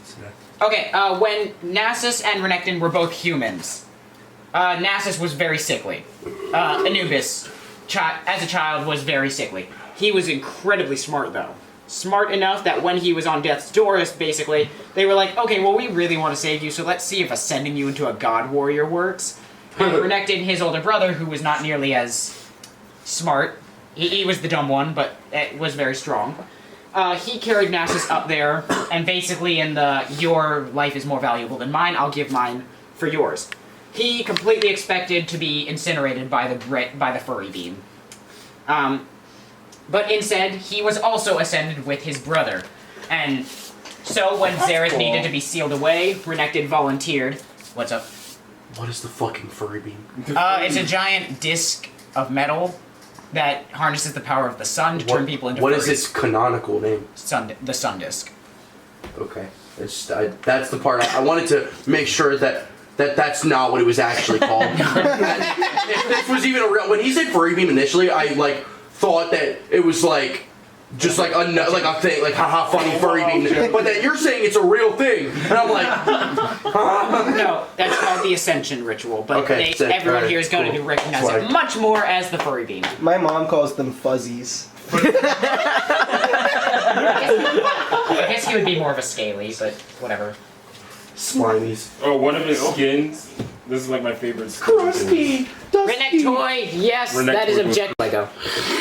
Oh. He's like the fucking Mecha Koopas from Super Mario Galaxy. Okay. So anyway, but while he was locked up with Xerath, Xerath, a sociopathic person that's very good at planning, paired up with someone who's relatively stupid. That didn't go well. Over 1,000 years, he basically whispered into Renekton's ear that it was his brother's fault for locking him in here, and that his brother hated him and he needed to get revenge on that. And once Xerath broke out, that is what Renekton believes. He is totally down for finding his brother and stabbing the shit out of him, despite the fact that he volunteered to do this. But so right now he's kind of angry all the time, 100% of the time. Wow. Yeah. Really? Literally a mechanic, right? That's so sad because he like Resource bar is literally fury. he was ready to selflessly kill himself and go out morally, and then he had to descend into That's this. why he's so much higher on the list, because Nasus is kind of just, he's guarding books now. But Renekton is out for blood, quite literally. But yeah, that's kind of it. Nautilus. What? Yeah, that's a shipwreck right there. He's fucking huge. Nautilus was a dude in a diver suit. Probably not this big, but who knows. He sunk to the bottom, I believe because of user error, and he died. But then when he woke up from death, he had fused with his diver suit.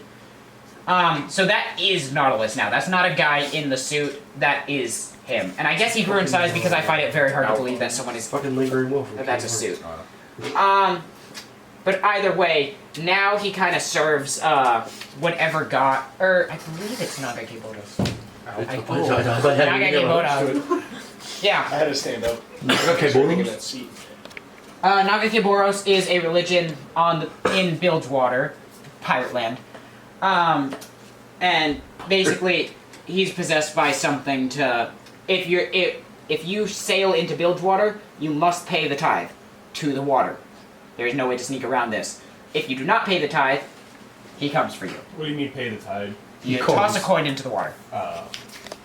Toss payment. And that's kind of it. That's Why the kind of fuck it. did you not? Fuck him! I hate him!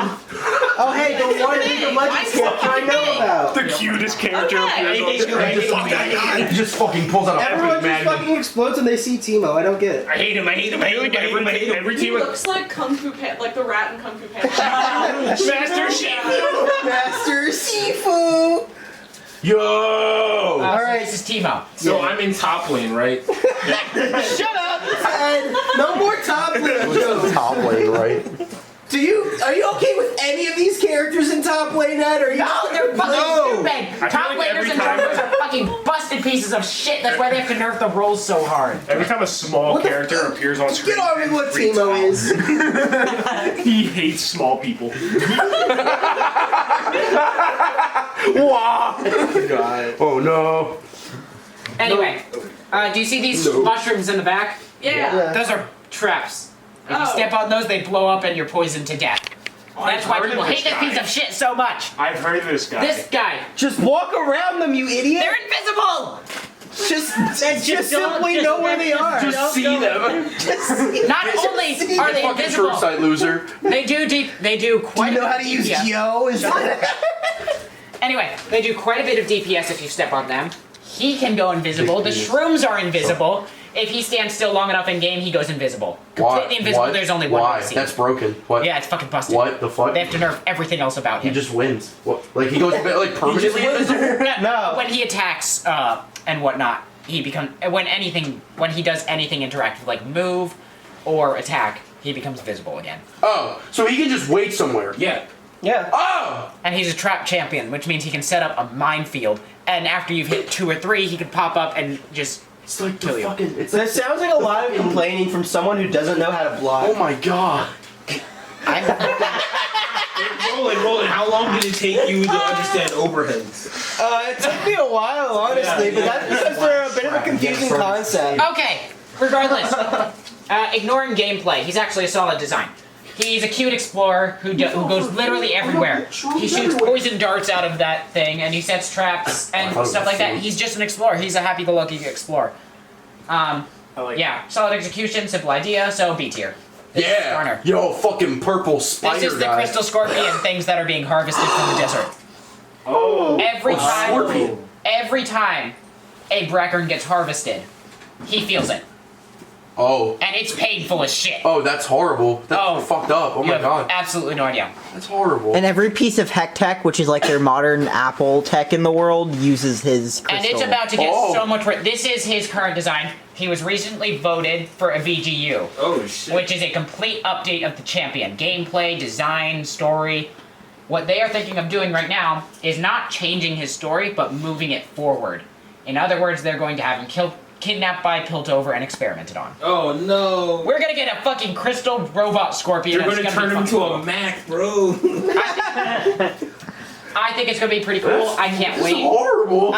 This is actually the one of three champions you need to pay your taxes on. What do I mean by pay taxes? I mean you need to buy the Quicksilver Sash item. Because he has one of the most obnoxious CC abilities in the game, Suppression. When you are suppressed in this game, there is only one button in the entire game you can press. Escape. You can press the tower button on your computer. On my computer. The trigger on my gun. And that one button is the Quicksilver Sash or any item that it builds into. What's that? I was about to explain. Will you shut the fuck up? Okay, sorry.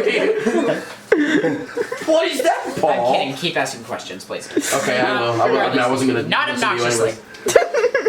Regardless, so his ultimate ability is called Impale. It should be called Kidnap.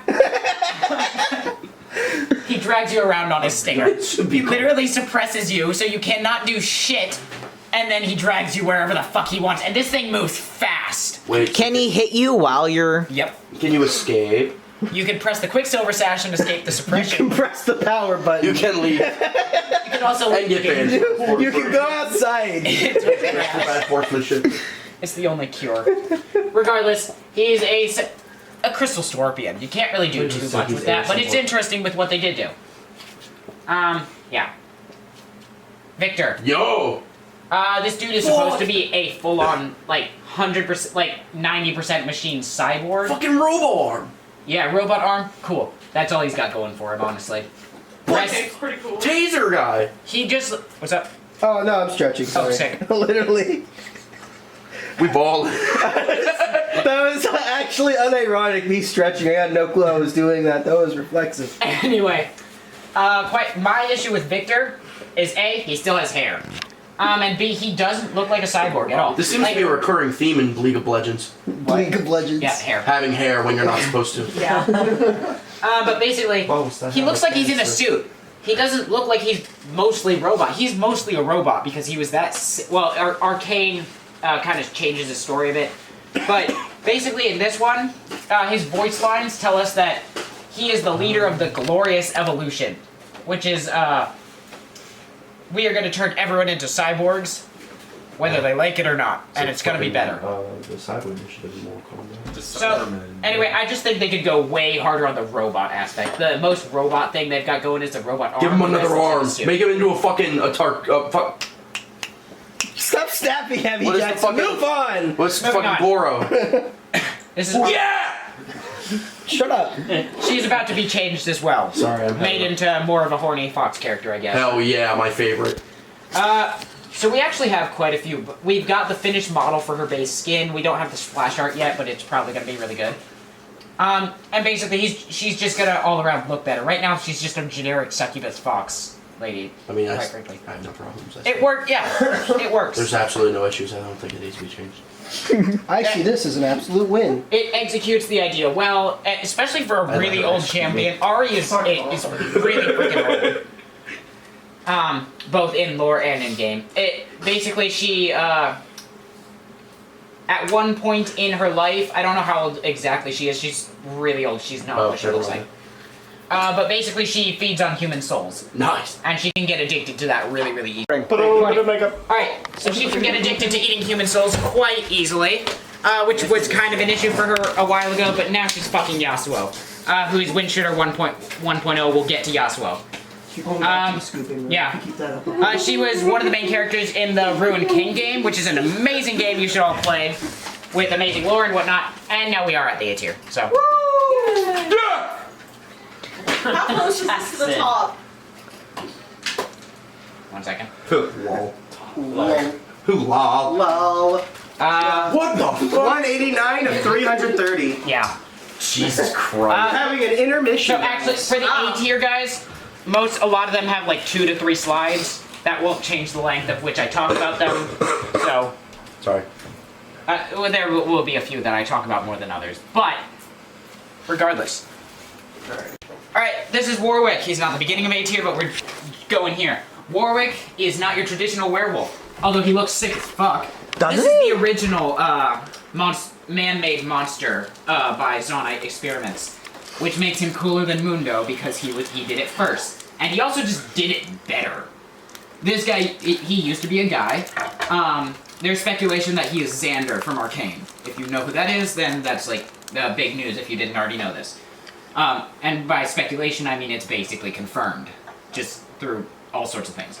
But regardless, he is a werewolf with cybernetic enhancements. And I'm not sure if I'm not sure if Shimmer is going to replace Chemtech, but Chemtech is basically Hextech, except extremely unstable, and no crystal scorpions are being used. Hey, let's go. Except it's also like I said, extremely unstable and very prone to exploding in It's like nuclear energy, environmentally clean but really dangerous. It's not really environmentally clean either.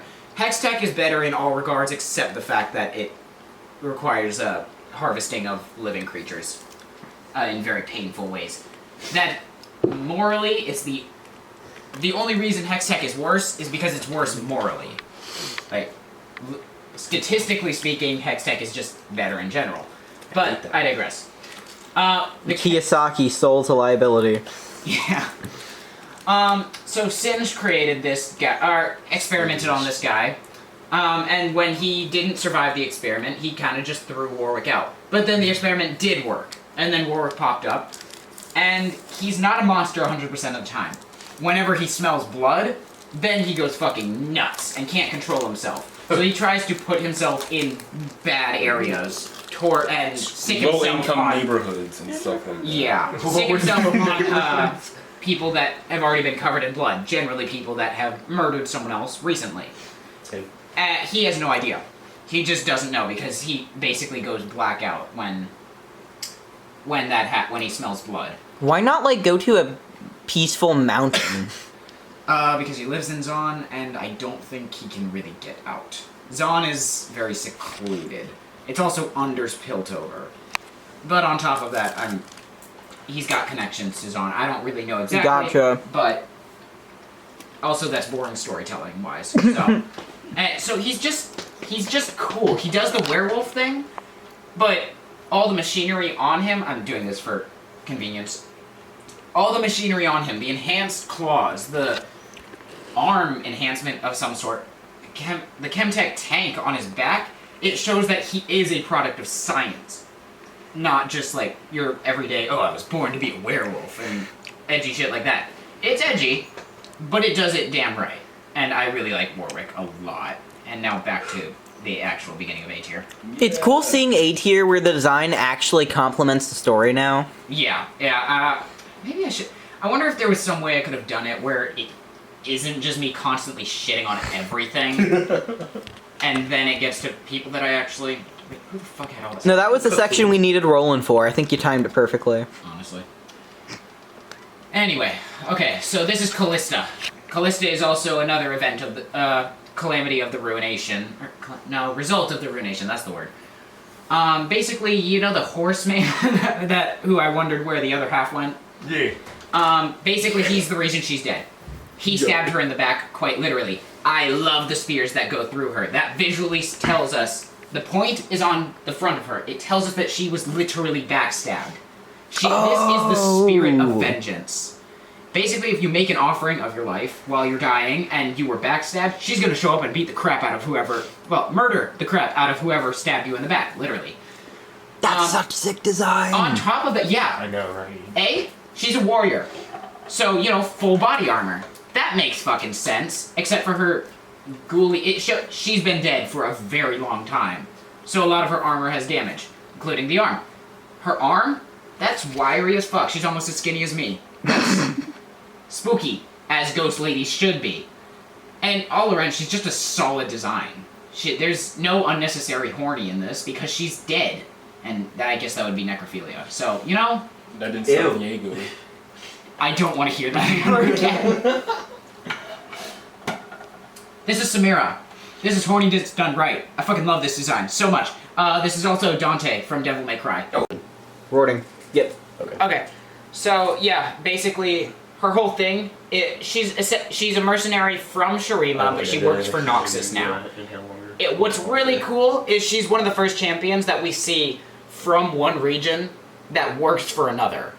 Which we need to see more of, honestly, because right now we've got a whole bunch of Ionian people living in Ionia fighting for Ionia. Cool. We've got a whole bunch of Demacian people who live in Demacia and fight for Demacia. Ionia was originally the good guy place, and Demacia was originally the bad guy place? No, Demacia was the good guy place, and Noxus was the bad guy place. Gotcha. Ionia is the spiritual nature land. Got it. And yeah, it's just... You good? Yeah. Okay. So basically, her whole thing is she will do jobs for money, obviously, but she does it for the style. The rule of cool always fucking applies to her. You see any cinematic she's in, she's doing these twirls, flips, and killing you with fucking style. And it works. Pathfinder swashbucklers. Another thing that is really great that I haven't mentioned very much with champion designs that I don't like, she has actual battle damage, visible battle damage that you see. She lost an eye, she wears an eye patch. She covers it up, and it adds to her look of just being a badass in general. It shows she has experience, and yeah, it just works. The design Those are also just cool tattoos. The tattoos, I believe those are Shuriman in origin. They don't look Noxian, but I could be wrong. And that might just be to show like where she's from or whatever. Doesn't really matter. She cares about her family, her warband, and she's gonna she'll get the job done. She's really damn good at her job, to the point where she's pretty highly ranked in the military in Noxus. Like, she has direct connections with Darius. It's good to know that she can I believe she's the only champion that can give other people gold. She can give you 1 gold at a time with her taunt, which is she flips a gold coin at you. Is that ever useful? No. Okay. No. Well, technically speaking, there was a video made by Pionta, I believe. He killed someone with this ability because so it's not even an ability, it's a control too. She does a really long, 3-second animation and flips a coin out. If it hits an enemy, it does 1 true damage. This is not a lot. Even the squishiest of squishy targets at level 1 are gonna have 900 health or so. I don't know how true that is exactly. I don't look at level 1 values because I'm not a good player. So technically, the ability does apply on hit effects. So if you buy an item that does damage, and you proc something in your build, you can kill someone with this. It's incredibly hard, and no, it's not gonna be useful at all. But her design just works. It looks cool. She is cool, and I can't wait to see more stories about her. She's rather new though. This is Windshitter 1.0. This is the original Windshit. This is Yasuo. Fuck Yasuo. Now, design-wise, he's pretty cool, actually. That is a lot of hair. It's a lot of hair. I also However, how long did that take you to notice? I was looking at the shoulder blades and everything It first. took you a second to notice, right? But even when you do notice it, it's not even that bad. So, quite frankly, Yasuo is the typical... He's pretty generic, honestly, in basic design. He's a samurai, essentially. He uses wind powers and whatnot because this is League of Legends. Battle damage. I like his Yes, thong. lots of battle damage. I love that about Yasuo, especially on his face. It's actually not too visible here, but he has a scar across his face. That was given to him by his brother when they fought to the death. Yasuo obviously won that. And then his brother came back as a demon hunter. So, whatever. Of course! Yeah, naturally. Oh, it was the other guy? Yeah, Okay, I remember him. So basically what I like about Yasuo is, his attire just does not look samurai on its own, but then when you put everything together and then put the sword there, the hairdo, he looks like a samurai. Like, it looks almost generic, but just not quite there. His shoulder guard, it should look goofy as shit. Quite frankly, this is something I would totally shit on. But it works, along with the hair. I don't know why the hair works, it just does. I'm no pro character It designer. just does. It just just works. And you do it right, and you don't fuck it up, it works. Essentially, that is how he was designed. Just works. Gameplay-wise... Yo, feet! No, shut the fuck up. Sorry, go. Oh, socks on. Yeah, I put socks on because I was fucking scared. No, I thought you were I wasn't saying that because of you. I just saw. I know. Those are some nice toes. No. Cut that out. Let's go gameplay-wise, right? Gameplay-wise, Yasuo, his Q ability is not affected by cooldown reduction, which cooldown reduction, it reduces your cooldowns. His Q cooldown is just a very basic stab. It's just a stab, it does damage. Nothing special about it, really. What's up? I like how his thumb and his toe look exactly the same. Did any of you hear anything Paul just said? Yeah. We were just all thinking about his fucking feet the whole time. Oh my god. Alright, well then we're gonna skip the rest of that. And we're just gonna worry about the most obnoxious part of his kit ever. Wind Wall. Wind Wall is an ability that blocks any and all projectiles in the game. Is this the old? Oh. No. Oh. This is a basic ability on a 20-second cooldown. Rank 1. It's the last ability he levels, and all of his other abilities have ridiculously short cooldowns. Sorry, he's broken. But so basically, he set the standard for Wind Wall. Any ability that blocks projectiles is considered Wind Wall. Oh. Brahm's ability called Unbreakable, which stops projectiles in a different way, is called Moving Wind Wall by a lot of people. Because he moves. He can move while casting it. Samira W, which does the exact same thing as Wind Wall, except in a 360 around her for a lot shorter duration, is called 360 Wind Wall. Which was originally released as an April Fool's design for Yasuo, and then they actually did it, and everyone was pissed for a while. Oh my god. As you might imagine. Yeah. So, that's Yasuo. He just works. He just works. This is the hentai monster. Oh. Yeah. Next slide. Yeah. He's Vel'Koz. Anyway, Vel'Koz is from the Void. That's very vaginal. Yes. Yes. Yes. I love it. You convinced me. Well noticed. Anyway. He has no backstory. So he does. He actually has a very interesting backstory, so shut the fuck up. Wow, I'll be older. This is how you talk to the kindergartners too. I wish! Shut the fuck up, Jeremy. This is how the magician talked to Roland. Anyway, so Vel'Koz was sent by the Void. Vel'Koz is one of the first creatures to come from the Void to study the human world for the Watchers who can't physically enter on their own. But essentially, Vel'Koz, anything he looks at, he can he can deconstruct, basically to an atomic level. He stares at you, he shoots a giant laser, it deconstructs you, and he learns about whatever. So how the fuck do you win against him? Well, the same way you win against God. They scale him down. The developers fixed him. And basically, he looked at enough things with his laser beam to the point where he gained quite a bit of sentience, which is unlike most Void creatures. So Void creatures aren't sentient? They're not usually hyper intelligent enough to understand more than like Cho'Gath and Kog'Maw. They just eat stuff. Gotcha. That's their programming, essentially. So think of them as AI. Some are less developed than others. The Void is always evolving, and Vel'Koz being one of the first is one of the most evolved, and with one of the most efficient ways of data collection. He is intelligent enough to...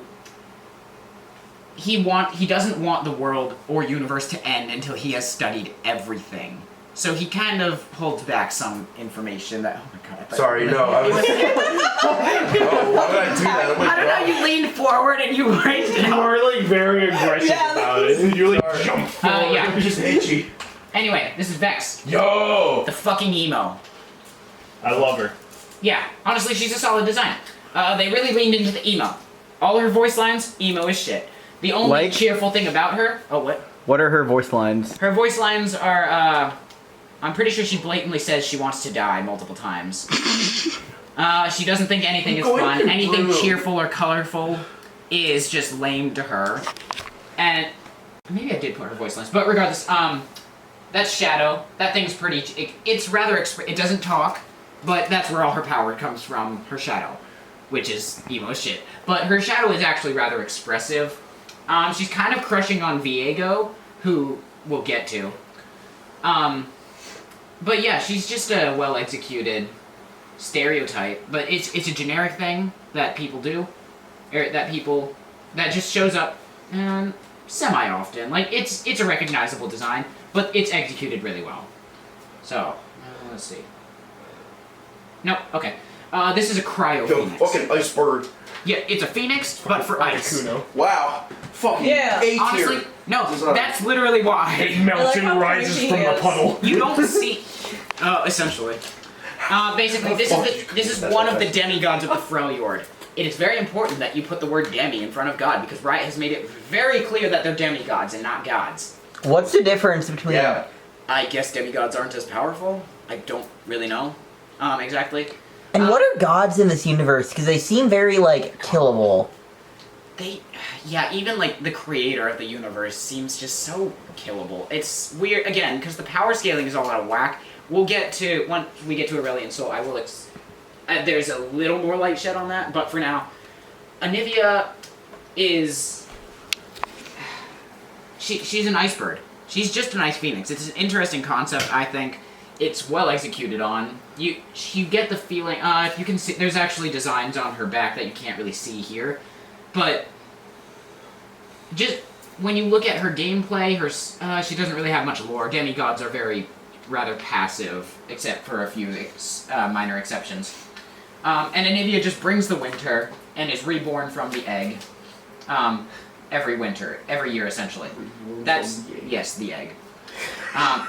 That's actually her passive in-game. When her health bar hits 0, every 2 minutes or so, she will start to revive, and she becomes Eggnivia. If Eggnivia survives for long enough, then it revives into Anivia. It's a fucking Pokemon. Huh?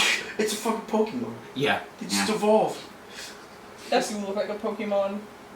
Articuno. Yeah, it's Articuno. I don't think Articuno looks like that. Yeah, I know. It's kind of like Zapdos and Articuno put together, I guess. I feel like League of Legends is kind of in the same Pokemon where they take from all world mythology but also place it in this timeless fantasy setting that blends it really coolly. Yeah, and Anivia is considerably old design. She's the lowest of the 3 siblings we've seen so far. The other 2 being Volibear and Ornn. We'll get to those. They're pretty cool. And overall, just a solid design of an Ice Phoenix. Just Ice Phoenix is cool. Leona and Diana. Fucking Eggnivia. Yes. Wow, it's another female silhouette with tiny waist and giant tits. Yay! It's what? Another female silhouette that has a tiny waist and giant tits. Yay! Essentially.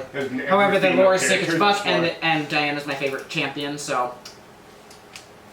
This personal bias here. They're probably more like B tier, but I don't really care because this is the first openly gay relationship that League released ever. Woo! Pandering! Between 2 skinny white women.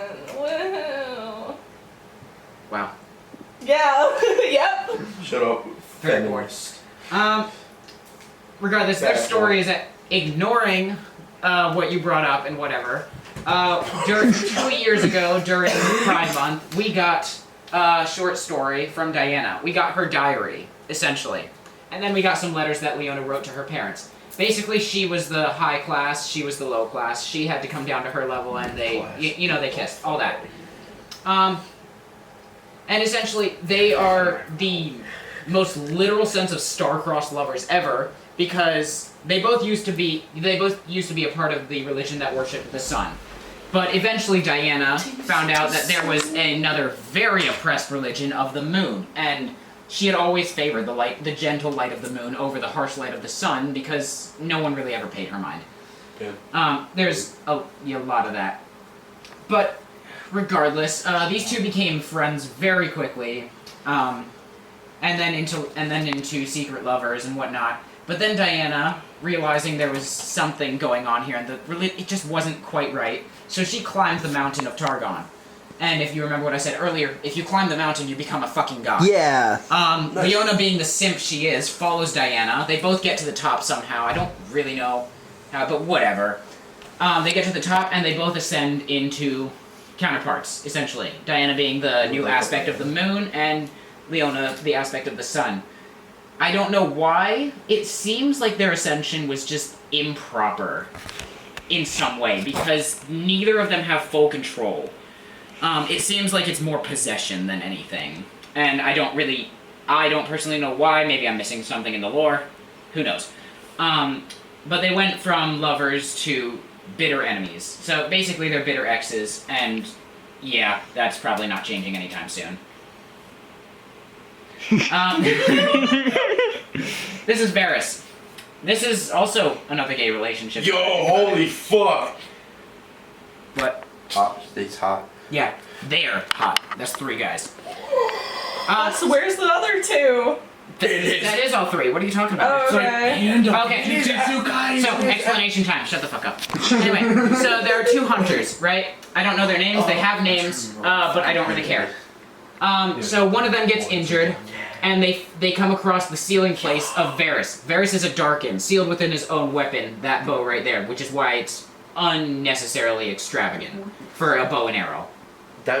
What? Huh? Yeah, it's just that's not a bow and arrow. Yeah, it is. So no. Where's the arrow? Dude, the other half of the weapon is back there. Holy shit! I thought that was. It's fucking huge. Okay, for context, like I said, if you remember, Renekton, the crocodile, ascended. Yeah. Ascended are just Darkin that lost their minds. Or Darkin are just ascended that lost their minds. So this guy was fucking massive. So this is got fucking massive. Shut up. I don't need an echo. Wow. So this is the bow of something like 14 feet tall and just very strong. Meant to. I seriously. I'm sorry. No, I'm not doing it on purpose. I promise. Regardless, so basically they come across the sealing place of Varys, this one injured hunter, within an inch, like very close to death, and his lover, whoever that is. I don't remember their names. Okay. But they're gay. They're very gay. But they're gay. That's what we need to focus on here, obviously. Anyway, I don't know what compels them to one guy to throw his injured lover into the pit and then dive in after him, but they do that. And because they touch the darkened weapon in some capacity. It takes darkened weapon. Yeah, I'm sorry, but this is so gay. This is gay. I thought that was a glass ball. No. I thought you threw a. Whoa! Paul, fucking baller moves. He didn't even like catch it. He that gamer reaction. He redirected it with fucking like a fushigi. You saw that shit, right? He fucking redirected it. Fushigi? Oh my god, I forgot those. He did. Look, his hand was like fucking what? Fucking spaceman. Holy shit, Paul. Regardless. So basically, the Darkin took over both of them, and I guess they fused into one body, because... out of existence. Sorry. Oh. So he's honestly got a pretty sick design. It looks human enough to note that there are 2 humans in there rather than just one, but it's also monstrous enough to, like, note that this is possession right here. That doesn't look like monstrous. I don't know. Heart. And that's his skin. That's his skin. Those are not gauntlets. I don't know, man. It skin. kind of just looks like every other person wearing gauntlets and having a pointy thing and a cape. Like fucking prototype. Fair. Well, that's your opinion, I guess. It's this is fine. But you weren't here for the first slide. This is an objective list, and fuck your opinion. Okay. So yeah. I like how he's coming out of water and his hair isn't wet, but his abs are wet. That's actually valid. They've got he's glistening fucking. They have fucking water like flying. Oh well, he's a Darkin. He does what he wants. He's a Dorkin. Yeah. Anyway, I just think it's a solid design. It's not something you see often with just a basic hunter, and I think that's neat. What else was there? Right. Yeah. 3 persons, 1 pants. Anyway, this is Fizz. He's fucking hideous. This is like a completely different art style. Huh? This is a completely different art style. This is literally the fucking Geico gecko. What the fuck is wrong with that shark? It looks like the shark from That shark is a fucking that shark is a pedophile, 100%. No, it looks like the avatars in like the James 100%. Cameron blue people. Literally. Okay, but regardless, I think that Fizz is a solid design because of his lore. His lore is very simple. We don't have too much of it, but we can infer quite a bit of it based on just one story. Basically, if he doesn't keep pulling pranks on people, he's going to fall into a coma and eventually die. Fucking what? That's literally his thing. If he does not, so he lives in Bilgewater. Why, he's a fish. I'm pretty sure he's a Yordle. Lives in Bilgewater. He has to have fun and make friends. He's a what? So he has. It's the race. I understood that. I like how sticky he works. He's like stuck on that fucking rock. He's on there. He does what he wants. He's also like listening. Whatever Fizz does is basically to have fun and make friends. He has become a menace to society of Bilgewater because his pranks involve anything from like making you sit on a fish or something to actually sinking your entire ship and killing your crew. Okay, but he has the choice and can just do harmless stuff and stay alive. He's got like the mentality. I believe he's got the mentality of like a 6-year-old, so he doesn't really know the difference. Gotcha. That's my I haven't read his story personally. I've just heard the TLDR version. But that's really all you need to. Oh my gosh. He causes problems for other people, laughs about it, and has a blast and stays alive. And the shark is honestly just there for his gameplay because that's his ultimate. He throws a fucking shark. Because the shark's a fucking pedophile. Yeah, honestly. That's pretty cool. And he's holding a This is that fresh. looks sick. What? This is the guy that stole Lucian's wife. It's fucking Satan. Yeah, no wonder. It's literally like Satan. I'd let him steal my dreads. wife, honestly. Yeah. If that guy came up to me and was like, I'm taking your wife, I'm like, okay. Fair, valid. You need anything else? Anyway, so like a in that water lantern, he has a lot of souls. He torments all of them because that's what he wants to do. That's what he wants. Alright, yeah. No, in life he was kind of denied everything he wanted because everyone realized he was a sociopath. But then when the ruination hit and turned everyone into zombies, he took quite a bit of power because he was right next to the explosion and kind of just started enslaving people. He's stuck on the Shadow Isle. Well, he isn't anymore because of the ruination event, but we ignore the ruination event because fuck that event. Yeah, fuck it. Fuck that event. So bad. It was actually awful. Once we get to Yorick, I will explain why that is such a bad event. But he's just a really solid. He looks cool as shit. Look. This is Kate. Fuck yeah! Oh wait, that's a dude. That's a man. Oh. Honestly, that's gay. No, you did a gay thing. I really thought that was a titty. I looked at those before I looked at the face. The first thing I noticed was the nipple. Same. It's in dead center. Yeah, I like that. It is. That was the focus. That was the focal point for everything. Regardless, this is Kane. He is another anime OC from a 12-year-old. Honestly, there's definitely a lot of hentai of this dude. 100%. Yeah, 100%. Yeah. And a part of that is because that is a darkened weapon. Much like Varys, when Kane picked it up, down a tiny bit. Ross, the Darken in that scythe, tried to take him over. But because they needed a story, and for gameplay reasons, so every time you enter a game, you can damage, if you damage a ranged champion, you get blue orbs. Ooh. And if you damage a melee champion, you get red orbs. If you can collect enough essence from other champions, no jokes, then you can turn into either the Darken or the Shadow Assassin. Basically, it's if you turn into the Shadow Assassin, Kane wins, takes over the powers of the Darken without the annoyance of the Darken itself. Wait, that's crazy. What? Yeah. And if you gather enough red orbs, then Ross wins and takes over the annoying body of Kane with the shadow powers that he gets. Kane trained under Zed, that one shadow ninja that was with Shen a while ago. The gay one. That narrows it down. But regardless, I think they really lean into the anime aspect. Like, everything about this guy is just he's the main character of his story. Just kind of fighting with a demon and all that. It just looks it leans into the archetype, but it does it quite well, I think. And the scythe looks cool as shit. I'm really glad they make that the focal point. Yeah, it is cool. Like, look at the eye. I love the eye. Not gonna lie. Yeah, just a solid design. Not B. Yeah. Probably right. This is Twisted Fate. What? The guy banging the cowboy with the shotgun earlier. Look how pointy this motherfucker is. Right? Pointy? Look at all the edges. Roland would like this.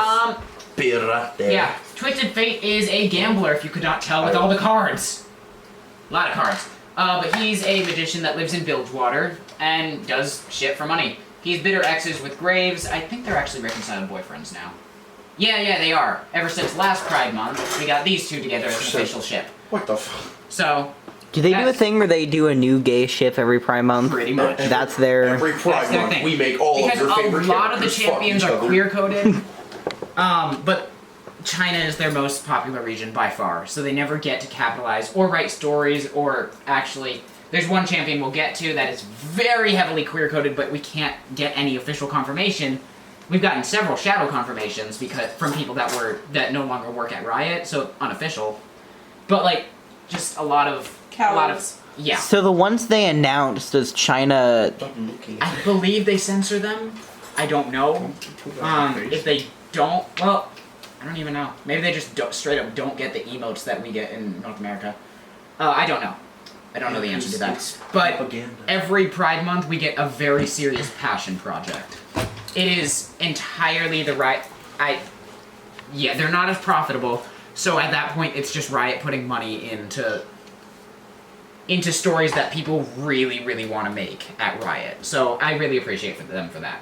But overall, Twisted Fate, he looks simple because he's just a gambler magician. He's not anything more. He makes money and that's just his thing. The simplicity of his design, I like it a lot more than Graves because it feels less out of place than just a total ass cowboy in Bilgewater. But he's got enough of the Bilgewater aesthetic to put him in that region comfortably. And he's just pretty cool. He's also pretty old, so he gets leniency points. This is Nico. Oh, fuck, yeah. Wow, it's another skinny white woman. Excuse me, let me finish. This is one of my favorite champions because her personality is fucking adorable. Point it out every Right. time. Her hands are cool. And she has tits, and she has a fat ass and a tiny little outfit. Wow. I have literally and look no at her problems. your foot too. I have no problem. wait. I think this is a fantastic champion. I think this is definitely our best work so far. Right, kids? Okay, just shut up. Anyway. Waifu. So Nico is from far off the actual current mapped area. Her tribe, the Uvi Cat tribe. Is she the Scottish one? No. Oh, okay. Scottish one. The one you sent me the trailer for. I don't think so. We'll Yeah, see. but- Send me the trailer later, I guess. And basically, she's a shapeshifter. She can perfectly mimic anyone else because she takes a bit of your. I'm not gonna say that. She takes. Yeah. She basically takes your personality and turns it into a form that she can take. She can turn into any.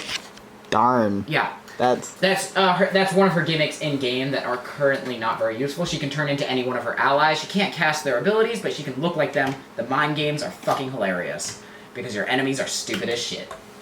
But anyway, she's currently trying to bang Nidalee, the cougar lady from before.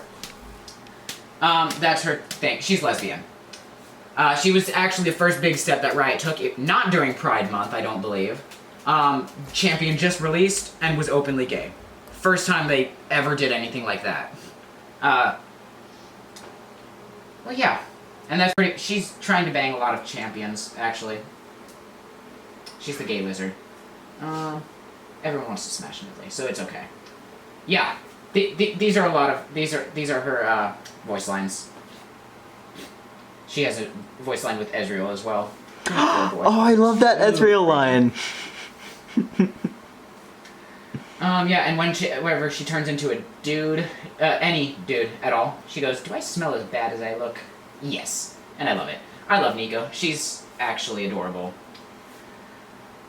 This is Gangplank. Oh my fucking god, what is that? This is Gangplank. Why is that You know so the guy big? that killed Miss Fortune's parents? Yeah. That fucker. He's old as shit. So, one of his abilities is he devours an orange and cleanses all crowd control to him.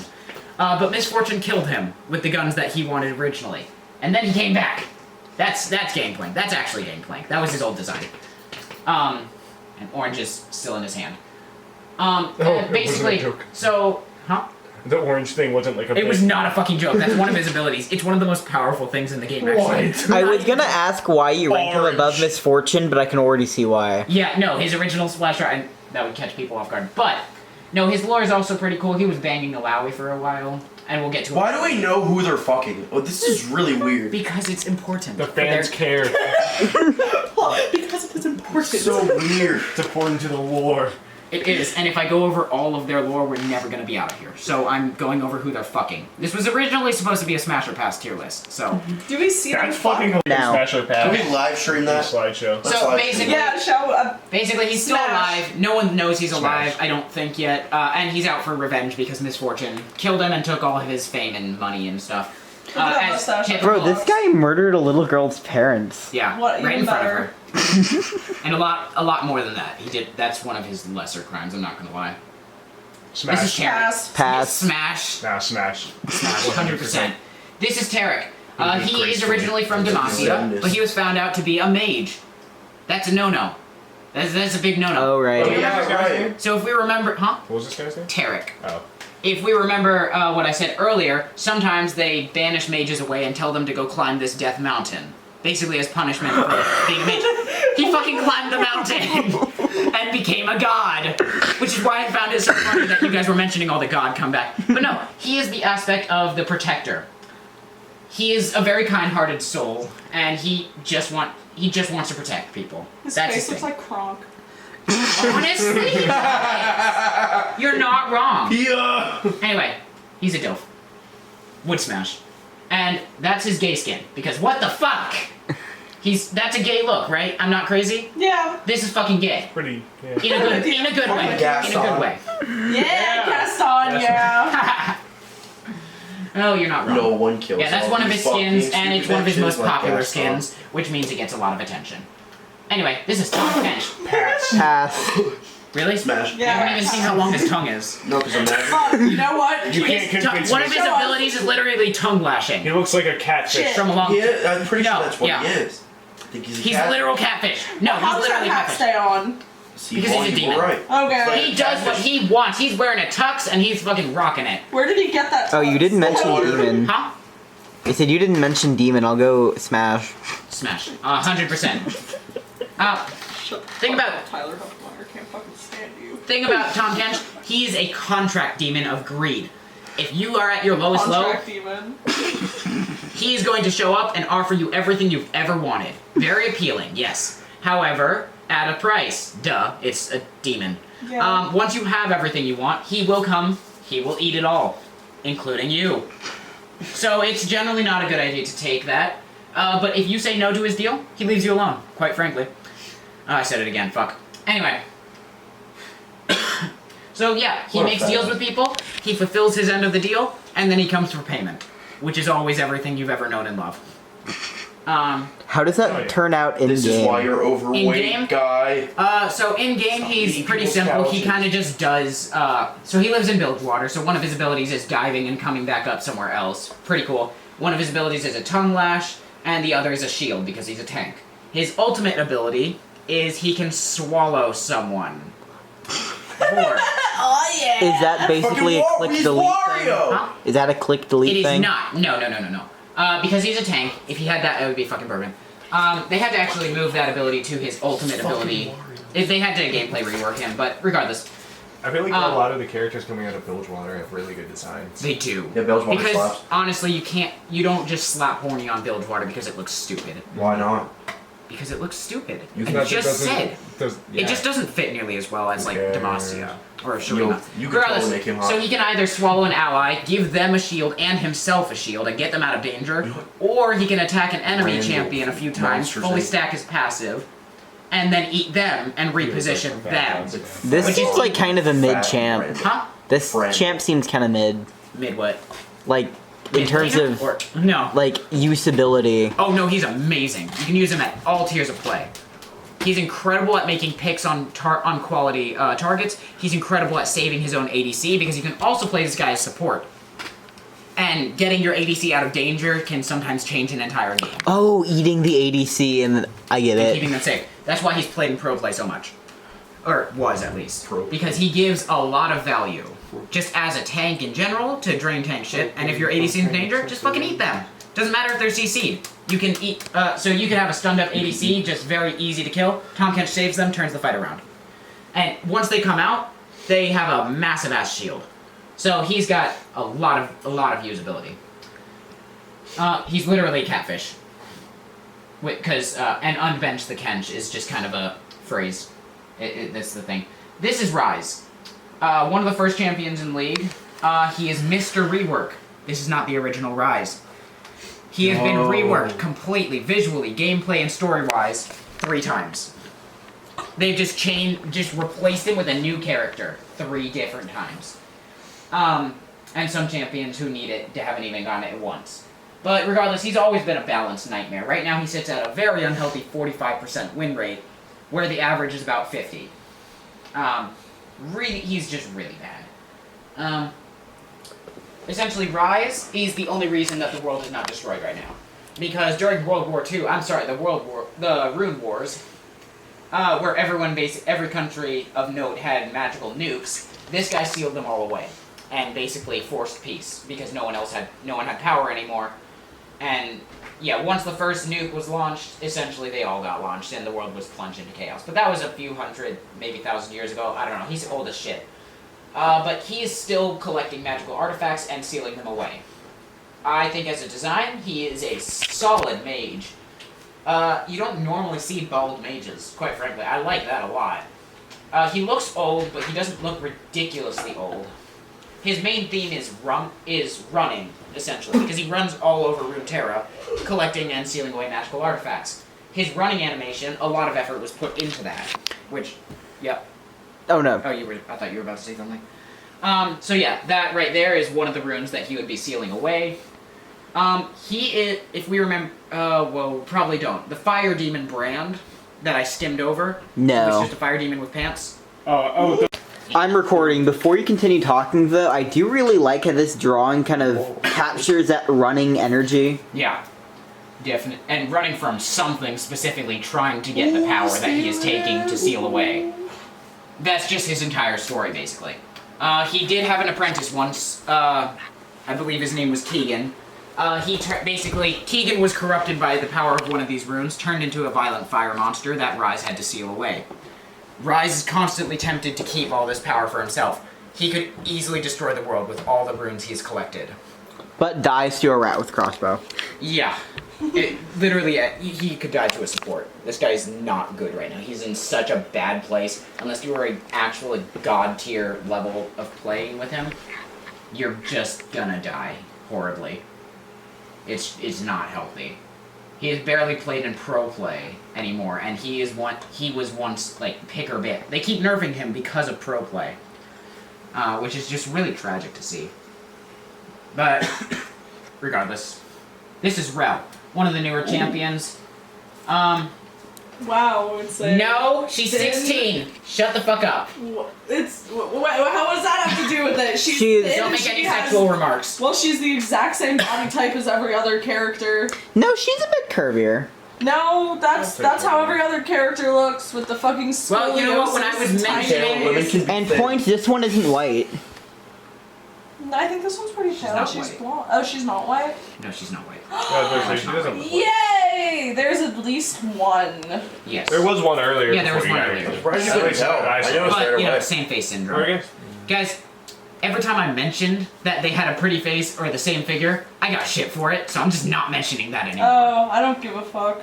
But regardless, I think that Rel's design works really well because the horse. Yeah, I was about to say. What the horse fuck? It's is cool. just not She is a Ferromancer. She controls metals. like All the sorts of metals. dragon I don't know why they called it Ferromancy, but it works. Because it's cool as like shit. iron. Yes, I know why, but they generally take it like some other way. It's usually a different name.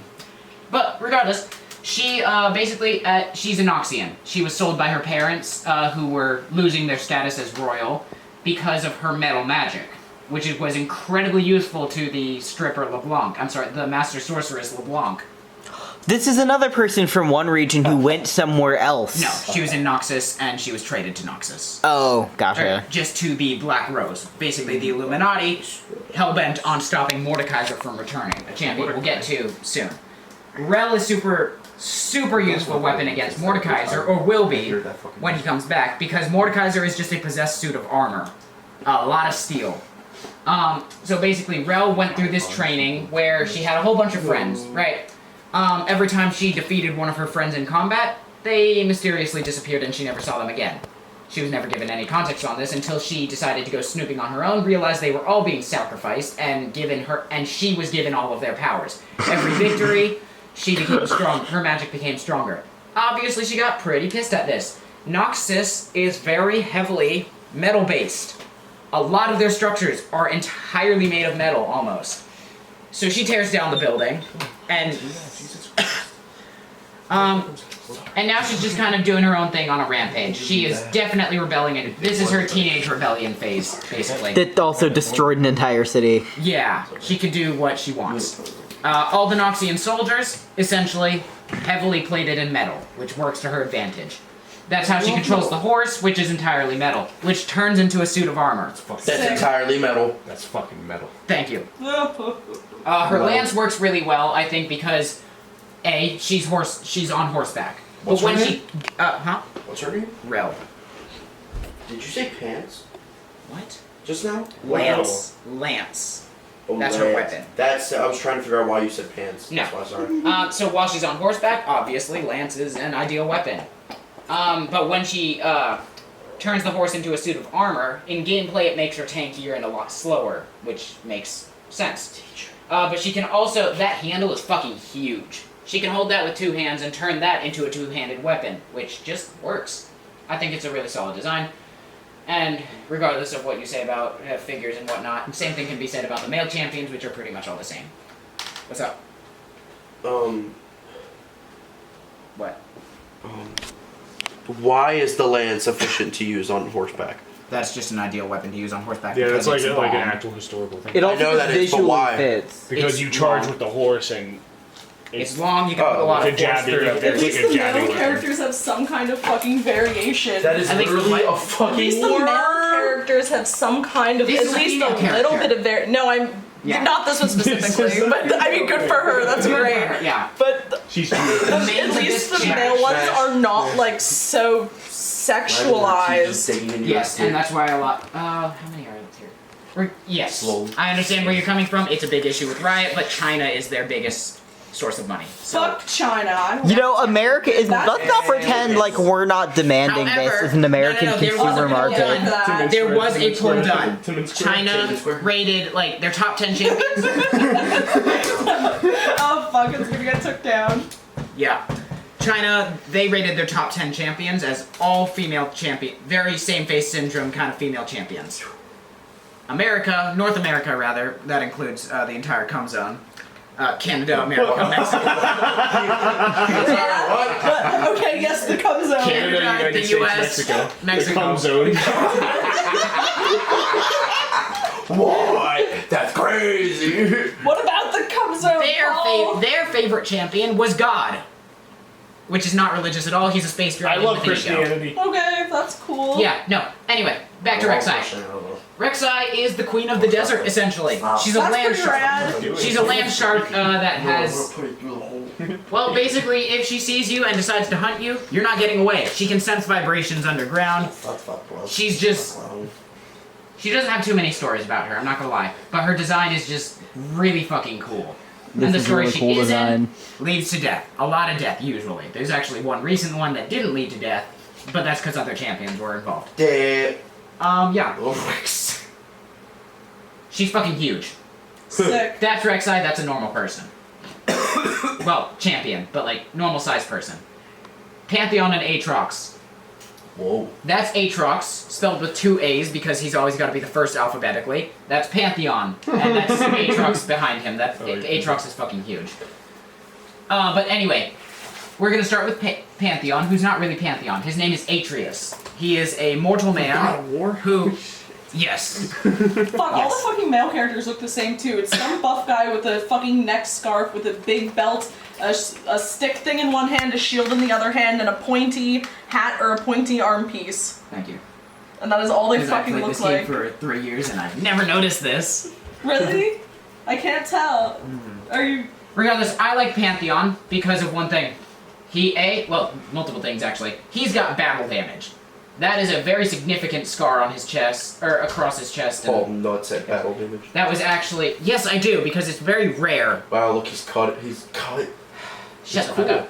Anyway, that's a sword. That was the sword that went right through him. Atreus was just a man. He is an ascended god. He's a god, basically.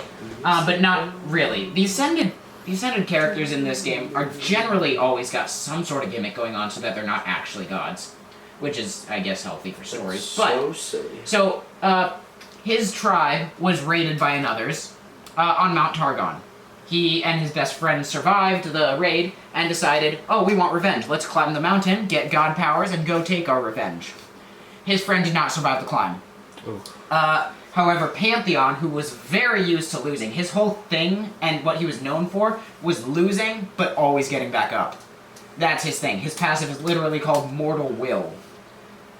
Because that's just what he's got. He's got a lot of willpower, he just loses a lot. What does the passive do? Not relevant. Got it. However, when he ascended, when he got there and was given god powers, the god of war, his patron, came to him and was like, whoa, you lose a lot. I'm not gonna give my powers to a fucking loser. So he takes his body out on a joyride. You said literally, you really did mean literally. He's god of war. Yes. He takes his body on a joyride, goes kills a whole bunch of things, and then he starts fighting Aatrox, a Darkin. A god, his title is the God Killer. Why do you think that is? Well, he stabs Pantheon through the chest, kills the god, but the mortal remains. Atreus takes over the body, and quite literally spits on Aatrox's face. Aatrox leaves him there to die, but he, through sheer mortal will, don't ask for explanation, he survives. His wound heals, and now he's the enemy of Aatrox. He cannot fully control the god powers or the weapons. The weapons were Pantheon's directly, and he can't always use them beyond actual just weapons. However, it does appear that he is learning to use them far more efficiently as god weapons, but Pantheon does not appear to be coming back. During the Ruination event, we'll get to that. Aatrox. He's just a very angry Darkin. He's an Ascended that lost his mind because he battled the Void, which is full of cosmic horrors, twisted his age-old mind. And now he wants to die. He just wants to die, man. But every time he goes into a battle, he's just so much stronger that he ends up murdering everyone. His body is so big because that's actually like hundreds of bodies that he has twisted into one single body. And I think they could have gone a lot harder on the... Yeah. This is a whole bunch of bodies twisted into one with blood magic kind of thing. But... Like if we saw faces sticking out of the muscles. Something like that. And he has to change hosts every like so Soul often. Sand from Minecraft. Because it does not... his bodies don't last long. They really they're don't. fucking rot. Yeah. He smacks another one on. God dies. Well, so for someone who wants to die, he seems to be putting a lot of effort into he keeping... can't die. Every time his host dies, his sword remains. He is his sword. Darkin are their weapons. They just possess the bodies that take them. This is Udyr. Look at his nipple. Yeah, look at his nipple. Oh my god. This is one of the newest designs in League of Legends, and I fucking love it. Not gonna lie, this is a pretty cracked design. Yeah, your comment about all the men being the same. How do you feel? Bet you feel pretty stupid now, huh? No, but because I are know. there any fat women? Or is it just God, guy? no, not fat, but there are like how many? 2 brick shithouse build woman, and they're both in S tier because that design is not seen often. I like the battle damage. Yes, battle damage, lots of battle damage because Udyr has seen nothing but fighting ever since he was born. He's a very powerful spirit walker. In the Freljord, he's a shaman essentially, but he's incredibly powerful in this respect, which means the more powerful spirits came for his mind, and that's. A lot of people lose their minds to these spirits attacking them, including the one very particular one that he attracted, the Volibear, which is a Freljordian demigod who is really fucking savage. Regardless, he's strong enough to harness the powers of all the Freljordian demigods, and then some other things as well. So he's a bear? Bear, Iron Boar, Phoenix, what's the last one? I swear I know it. Ram. Those are his Freljordian forms, but he, sometime near the middle of his life-ish, he went to Ionia because I don't actually know the exact reason. I think it was to get away from all the spirits of the Freljord, which are savage as shit. He met Lee Sin, the blind martial arts monk who harnessed the spirit of a dragon, and they both related to struggling with their own spirits. So Lee Sin and Udyr trained together quite extensively. He's probably bi. He's been queer-coded. He's been hinted at to be bisexual. Yay! Yeah, very fun. Well, hinted so China doesn't ban him. Yeah, exactly. Yeah.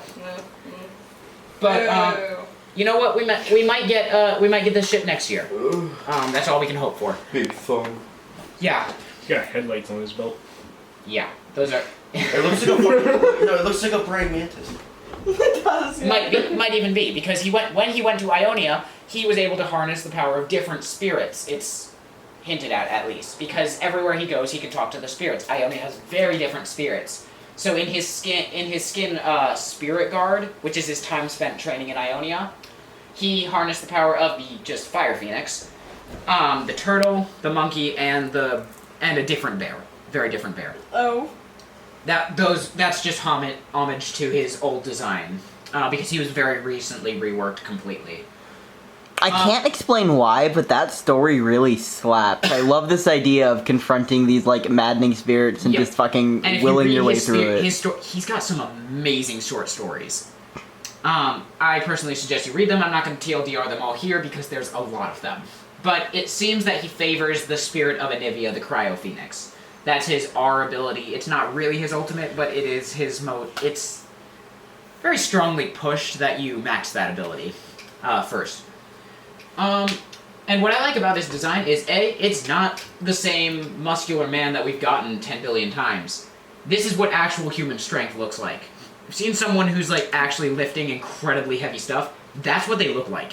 They're not body built. They look like they're fat. Got some man titties. But honestly, he's just a really awesome design. I love it. He's got the beads down here and the feather. Those are both homages to his time spent in Ionia, but at heart, he is a Freljordian. And I just think that's cool. This is Mordekaiser. Once upon a time, he was just a warlord. Just a human warlord. And he died. He killed a lot of people, thinking it would get him glory in the afterlife, and he'd be able to, Valhalla kind of shit. Mm-hmm. It did not. So when he died, he found out that the afterlife was boring as shit. People just kind of stayed there until they forgot their own names, went insane, and vanished.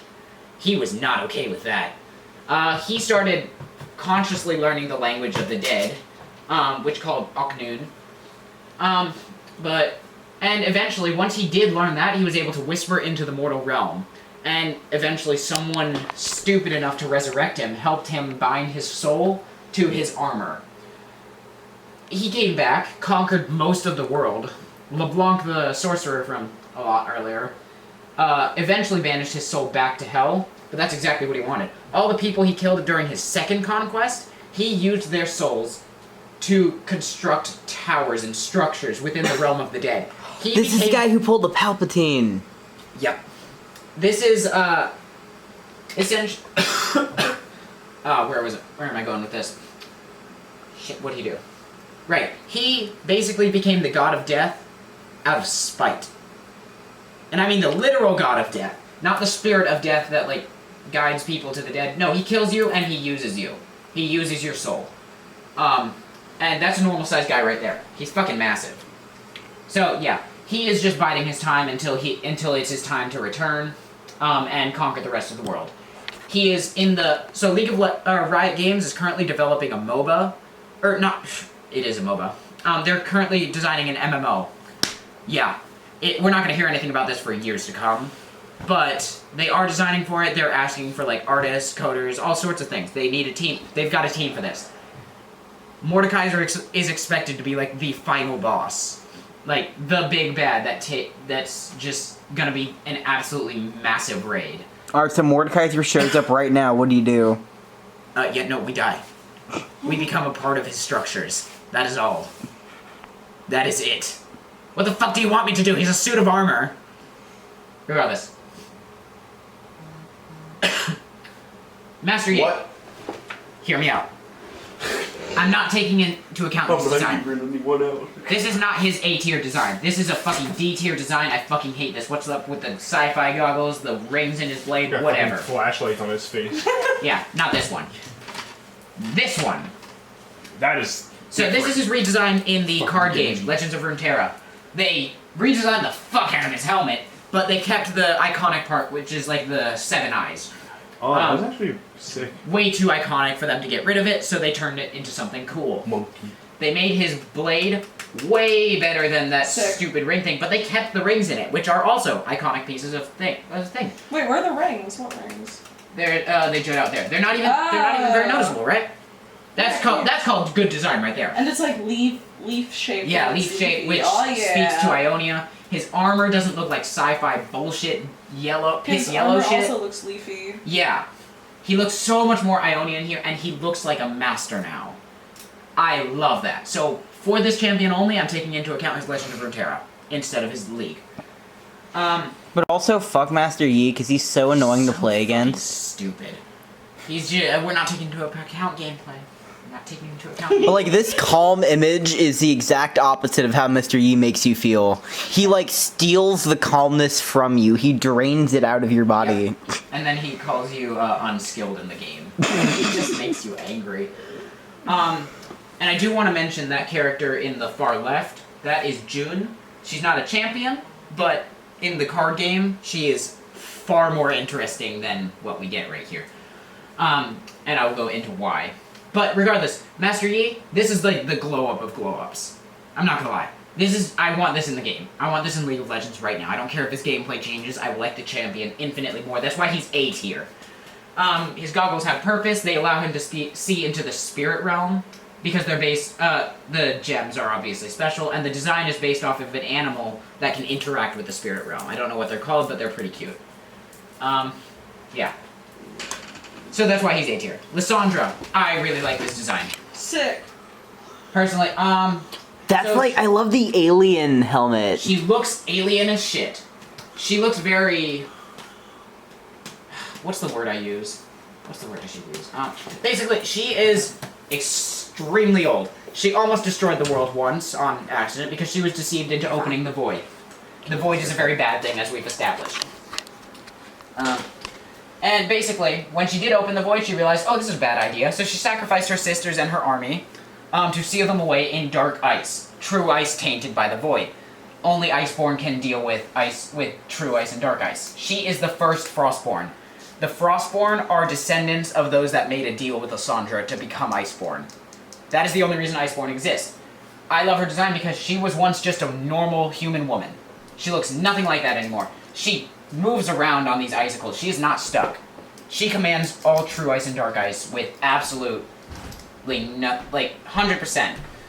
And I'm pretty sure she's got some hold over the Iceborn as well. But her hands, the power coming from them looks just so controlled. But she's incredibly tall. She's always looking down on you.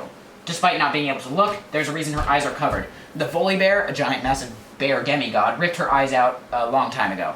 She just looks cool. She's an ice mage. They could have gone so generic with this. I love where they took it. So, A tier. It also definitely reads like a sinister ice mage. Exactly. Oh. I can't believe Roland missed this. Oh. Yeah. Oh. Shut up.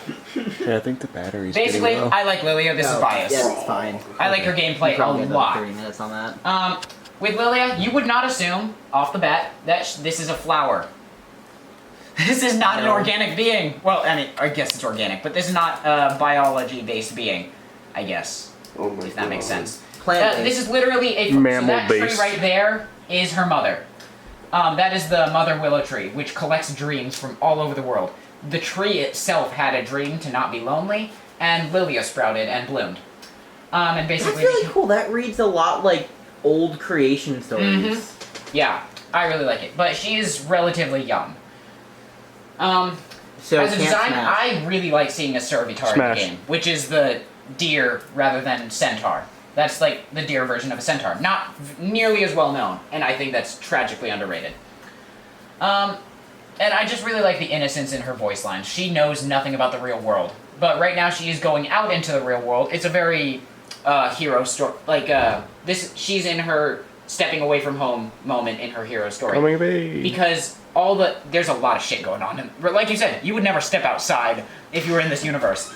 That is definitely, it's poisoning the Mother Willow, because no one's having good dreams anymore. So Lily is setting out to give people good dreams, and collect them and bring them back to save her mother. And I just think it's very interesting and good design. This is Riven. I really like Riven's design, quite frankly. Say all you want about it. So what Riven is... all look the fucking same. Yeah. However, Riven's lore just brings her so much, and it's not so much her face that I'm taking into account, it's her clothing. So Riven, this is one of the champions that has to do with a lot of different regions, not just one. So she's an Ionian child stolen by Noxus, trained to be a child warrior and kill a whole bunch of Ionians. LeBlanc herself takes personal interest in her training because she's really fucking good. Gives her this very special runed magic blade. And tells her to go kill a whole bunch of Ionians. She does, feels really guilty about it, so she shatters the blade. She does. Which is why the blade is broken. And an Ionian family eventually does adopt her. She's very young at this point. She's already committed genocide. Then why does she have a Karen haircut? Because, we'll get into that actually. Anime. So the reason, and then once LeBlanc realizes she has defected, LeBlanc takes some serious interest in the blade. The blade is far more interesting and special than the character is personally, I think. Because we just know nothing about it, or why LeBlanc, someone so important, is dead set on getting this thing back.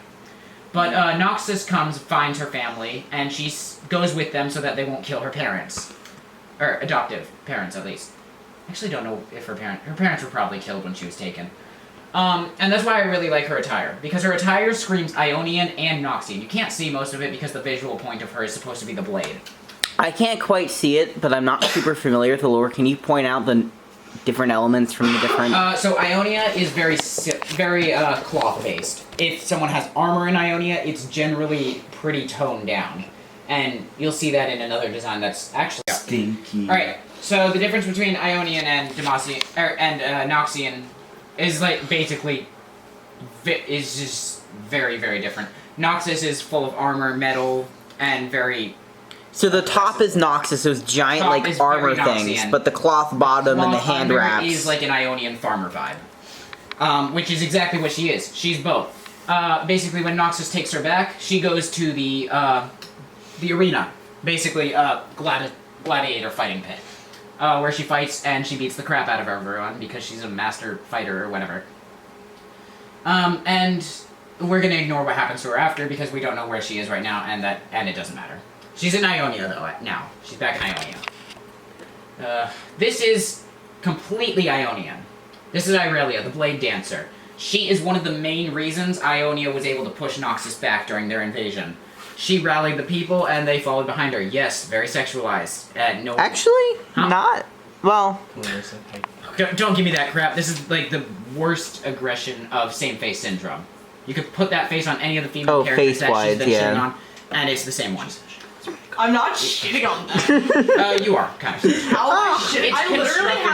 I literally haven't shat on any of the designs or the fucking backstories of the characters. I'm literally just their general how am I production. shitting on them? I'm saying exactly what they're fucking putting out. They're fucking putting this out. Doesn't mean it's not an insult necessarily. If I call someone fucking stupid, they it's an insult. Wipe their tears with their money that they're making off women's bodies. Right.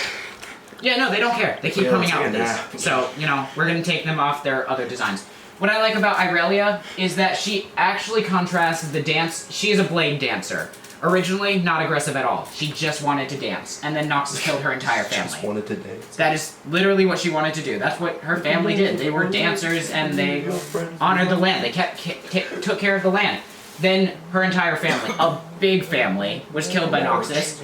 So she takes her family's ceremonial blades, and they follow her movements. She can control them telekinetically, and I just think that the sharp edges and everything, all the armor looks Ionian because of all the sharp edges, which are they're not the rough edges that you'll see on Noxus a lot. It's a lot cleaner.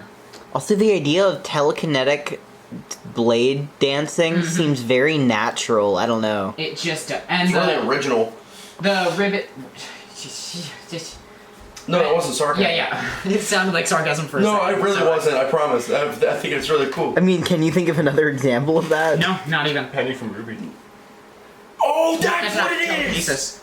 Those True are that. strings. True that. Well, I mean, same vibe though. Yes, that the is vibes. the. Oh, that's what I was trying to do. However, she came first, so get fucked.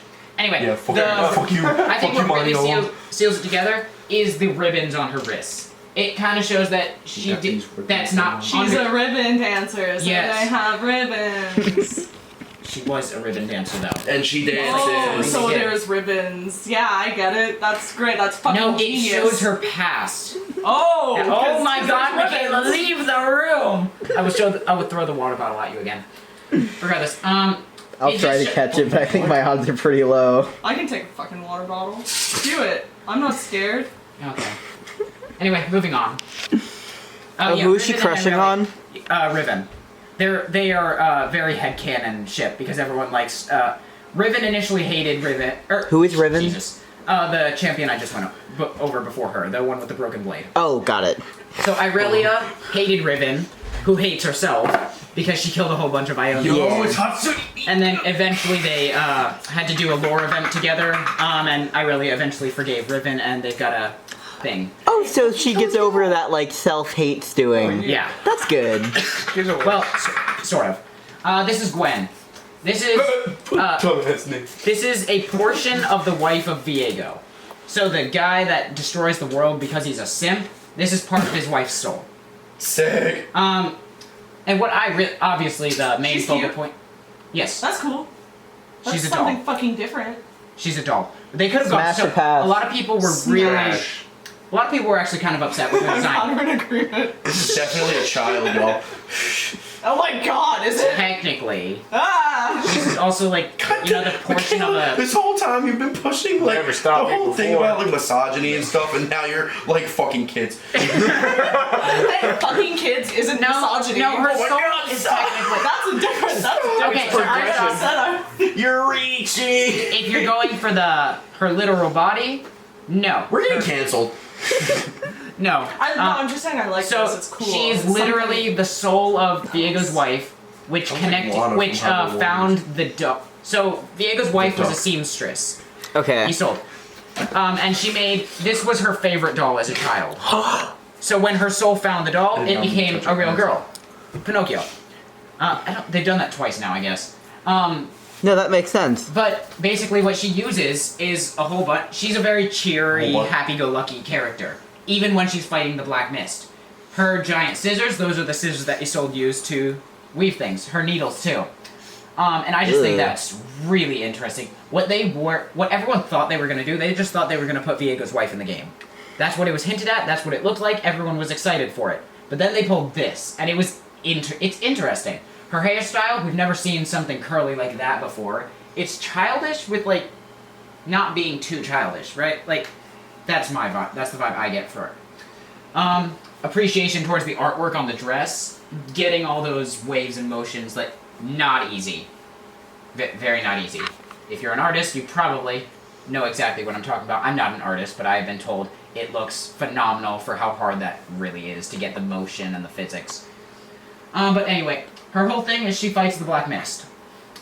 With the Hollowed Mist, which is the original form of the Black Mist before Viego corrupted it. But she can control it's the opposite mist. It's pretty cool. Yeah. Do the scissors play into her ult?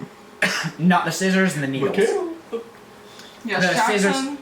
Yes. I'm waiting. The scissors are one of her basic abilities.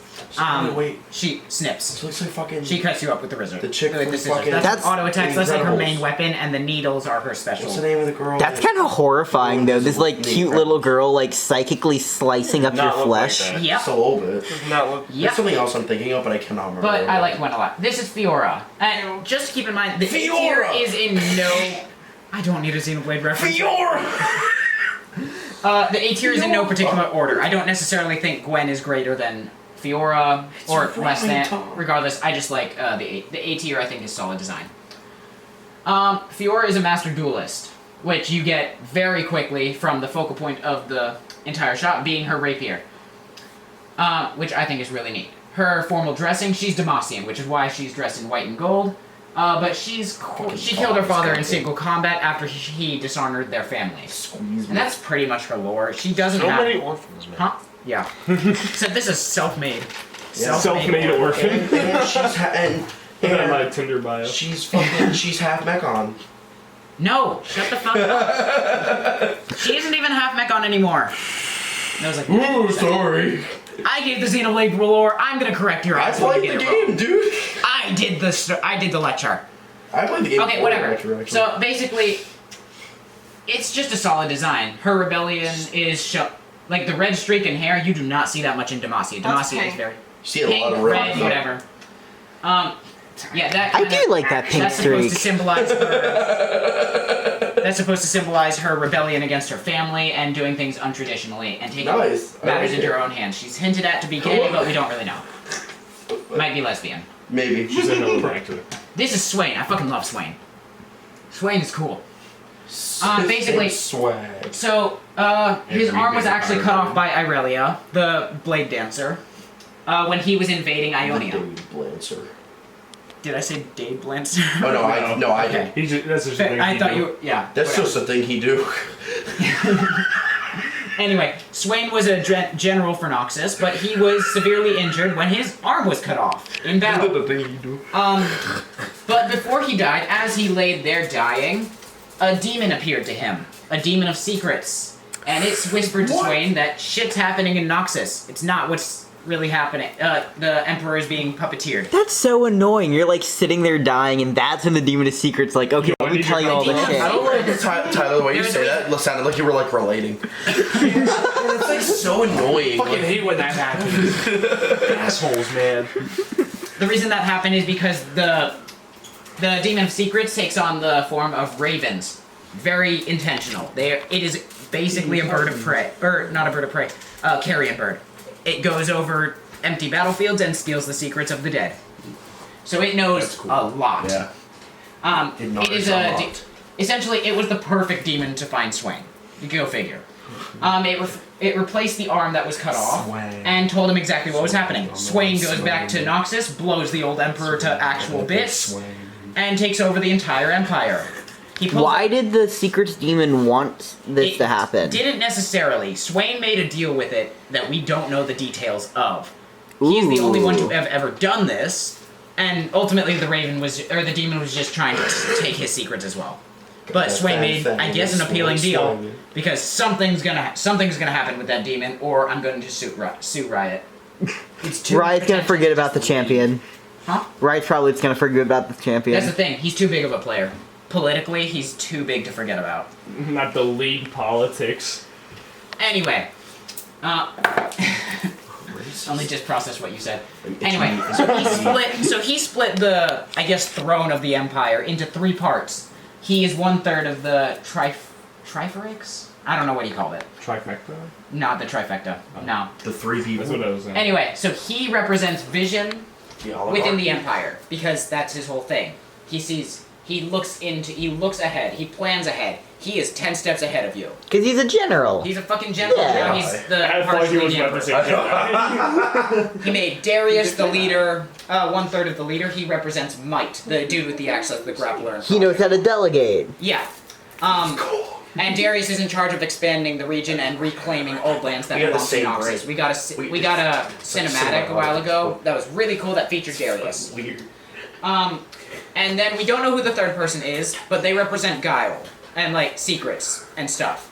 And not even Swain knows who that person is, but it's theorized that it could be a group of people that we just don't know very much about. That's saying his name. This is Camille. Swain. She's Oh, 60 it's from the years. back? Yeah, she's 60 years old. Those pointy legs Hey, are fucking cool. I guess I like I Mills love then. those legs so much. My Okay. God, it's like the girl from Kingsman. Shit. If she had like 4 other legs, she'd be like a cool spider thing. She But has why like would they? katana If she what? legs. If she had like other like 4 other legs, Because that would be she such wants. a good fucking spider design. We already did that There was one. a spider Regardless, Oh shit. person earlier. this is one of the chicks that Exact keeps But then she farming. wasn't hot, so. Oh fuck. I thought she was hot. Yeah, we know you thought she was hot. She literally had multiple And legs. so did Ezri, so the better taste Actual people in the spider room. Whatever. Real. Camille is one of the families profiting. Oh, we actually saw her in the Seraphine comic that would have fixed the character. She is harvesting Hex Tech because she is living off Hex Tech. Basically, her heart was replaced with a Hex core, and her legs replaced with actual scissors. And then her hips, I guess, replaced with hook shots. So, Attack on Titan. Holy shit. Yeah. Attack on Titan moment. Holy Anyway. And basically, her whole thing is that she is very oppressive towards anyone she thinks doesn't deserve a voice. Oh my God, she's racist. Yeah.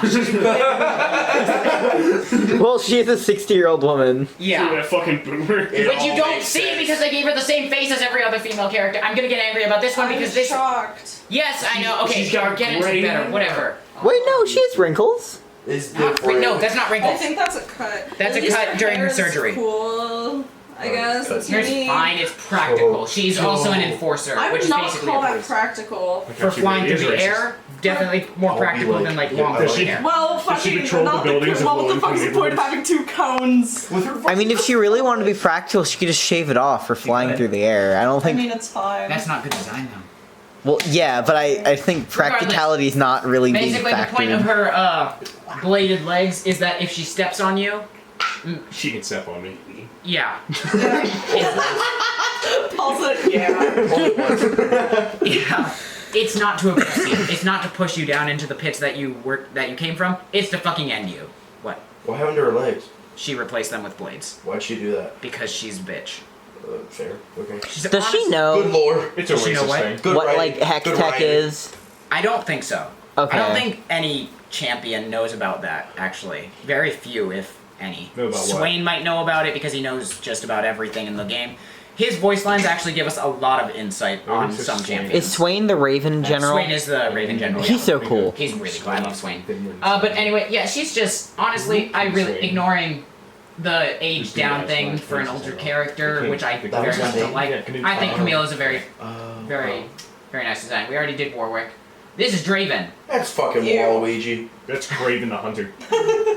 Yeah. Anyway, Draven is a man Spider-Man child. reference. That is a dead person. Oh That is shit. a very dead That is person. a dead person.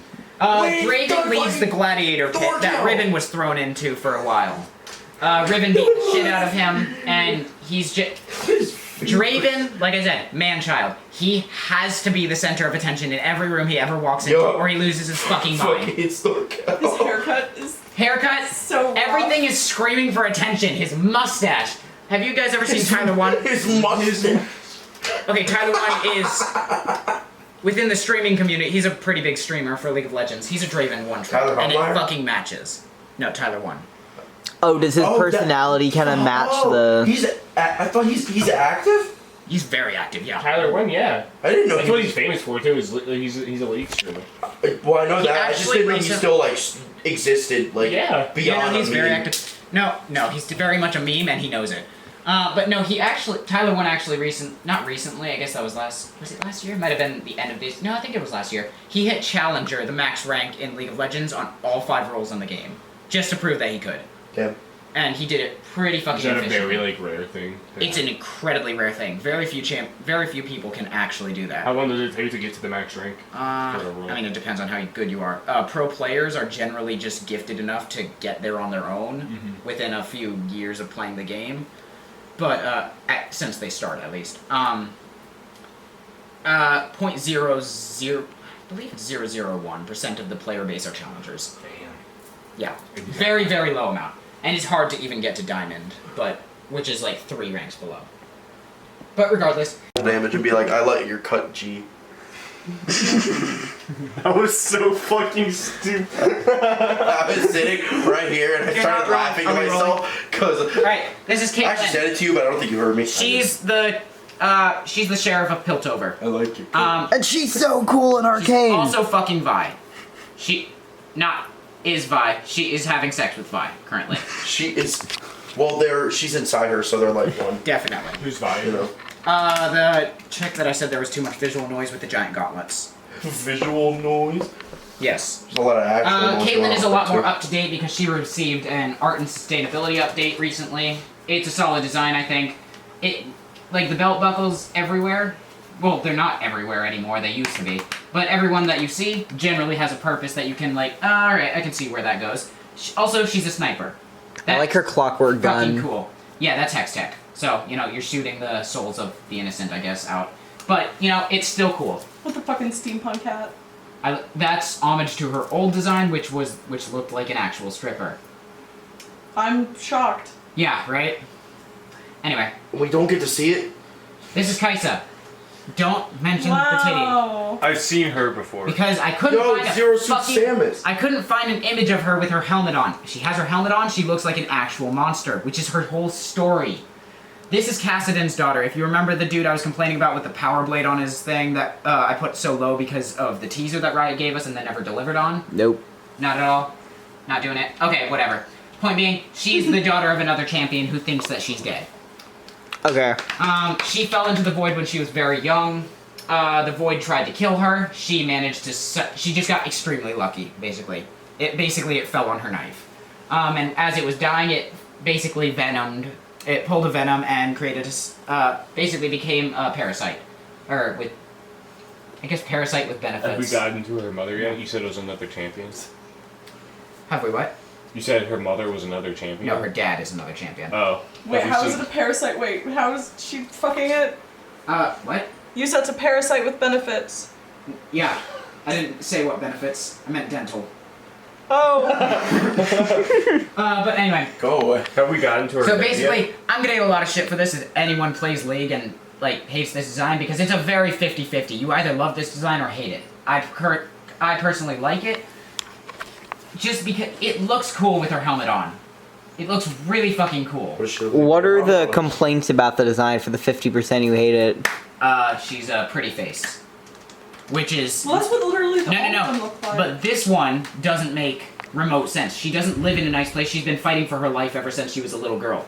So the fact that she has makeup on, what looks like it's blood, but it looks like makeup. Just no one liked it, and no one likes the cleavage. Literally no one likes the cleavage. It's stupid, unnecessary, and it was just... It scares all the League players. Yeah. But other than that, every time she shows up in a cinematic, the way she fights is really highlighted. It's like they put effort into making her look like... They put her style in the game in the cinematic. They make her look like what she really fights like. Because a lot of people complain, oh no, she looks too skinny to be a Void fighter. She fights in a different way against the Void. So her just very perfect figure actually makes sense when you consider she's supposed to be very quick. It's like the shoulder cannon she's got up there, that's not a part of the picture at all. Those are basically jet engines. They let her blink to basically anywhere she wants pretty darn quickly in the surrounding area, obviously. But she can do all sorts of things. Basically, her lore is that she wants to appear human, but every time she doesn't control the parasite around her, so the helmet kind of comes on whenever it senses danger. Humans kind of count as danger, usually. So the helmet comes on, they see a monster, and they would gladly kill her, and yet still she fights for humanity. It's pretty cool. But yeah, she could definitely do... This is Rakan. Yo. If you remember this chick from a while ago, this is her husband. Oh, cool. And he's just better designed. Because he's supposed to be this attractive, flamboyant, very colorful bird. Because the two were based off birds. Whereas she's supposed to be dulled down colors. He is supposed to have all of these bright-ass colors. if you turned her fur and feathers gray, he would pop out even more, which would be awesome. And in this one, in this case, I will mention his gameplay because it's fucking cool. I like Wukong a lot. Basically, whenever you play these two together, they both get buffs just by playing together. And that's kind of their whole thing. They're a married couple, and yet they're not the best combination you can have with these two. Neither of them play with the other, like, as their best combo. But regardless, yeah. I love Poppy. Smash. She's like 3 feet tall, man. Yeah. But is she 3? She's actually a lot older. Yordles are generally a lot older. Exactly. What I love about Poppy is that she is basically she's the hero. That hammer she wields is the hammer of Orlon, an old friend of hers who died because he was a human, so he died of old age. Poppy took his hammer and is like, I'll find the hero who's destined to wield this hammer. And before he could tell her that she's the fucking hero, he died. Yeah. So she has to Kung Fu Panda discover it. Yeah, pretty much. Except she hasn't. She's the only one that can ever use the hammer and it not just reject and kill her, but she's too humble to even think about the possibility that she could be the hero. Has she been stuck on this character development for like 500 years? Yeah, pretty much. It will be forgotten and it will never be touched up upon again. Regardless, what I like about Poppy's design, it's practical as shit. It is nothing but full body armor, and there's no extravagant designs on it.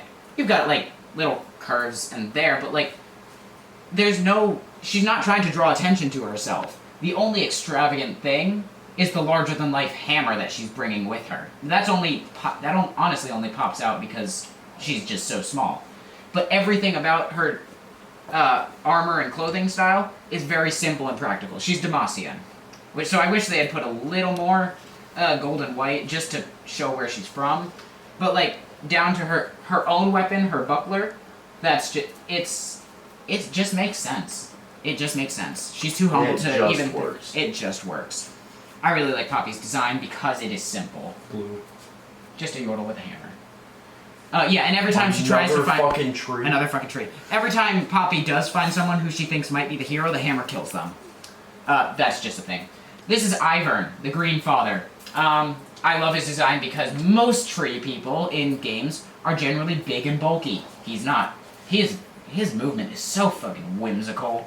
It's like, he's prancing around saying hi to all the forest creatures. He's the only champion in the game that doesn't kill the creatures. He, like, makes friends with them and then sends them off on their way. Aww. It's adorable. I love this guy. And he is one of the cheesiest champions in the game. He can go into your jungle, make friends with your jungle camps, and beat the crap out of you with them. I find that funny. However, one thing... Right.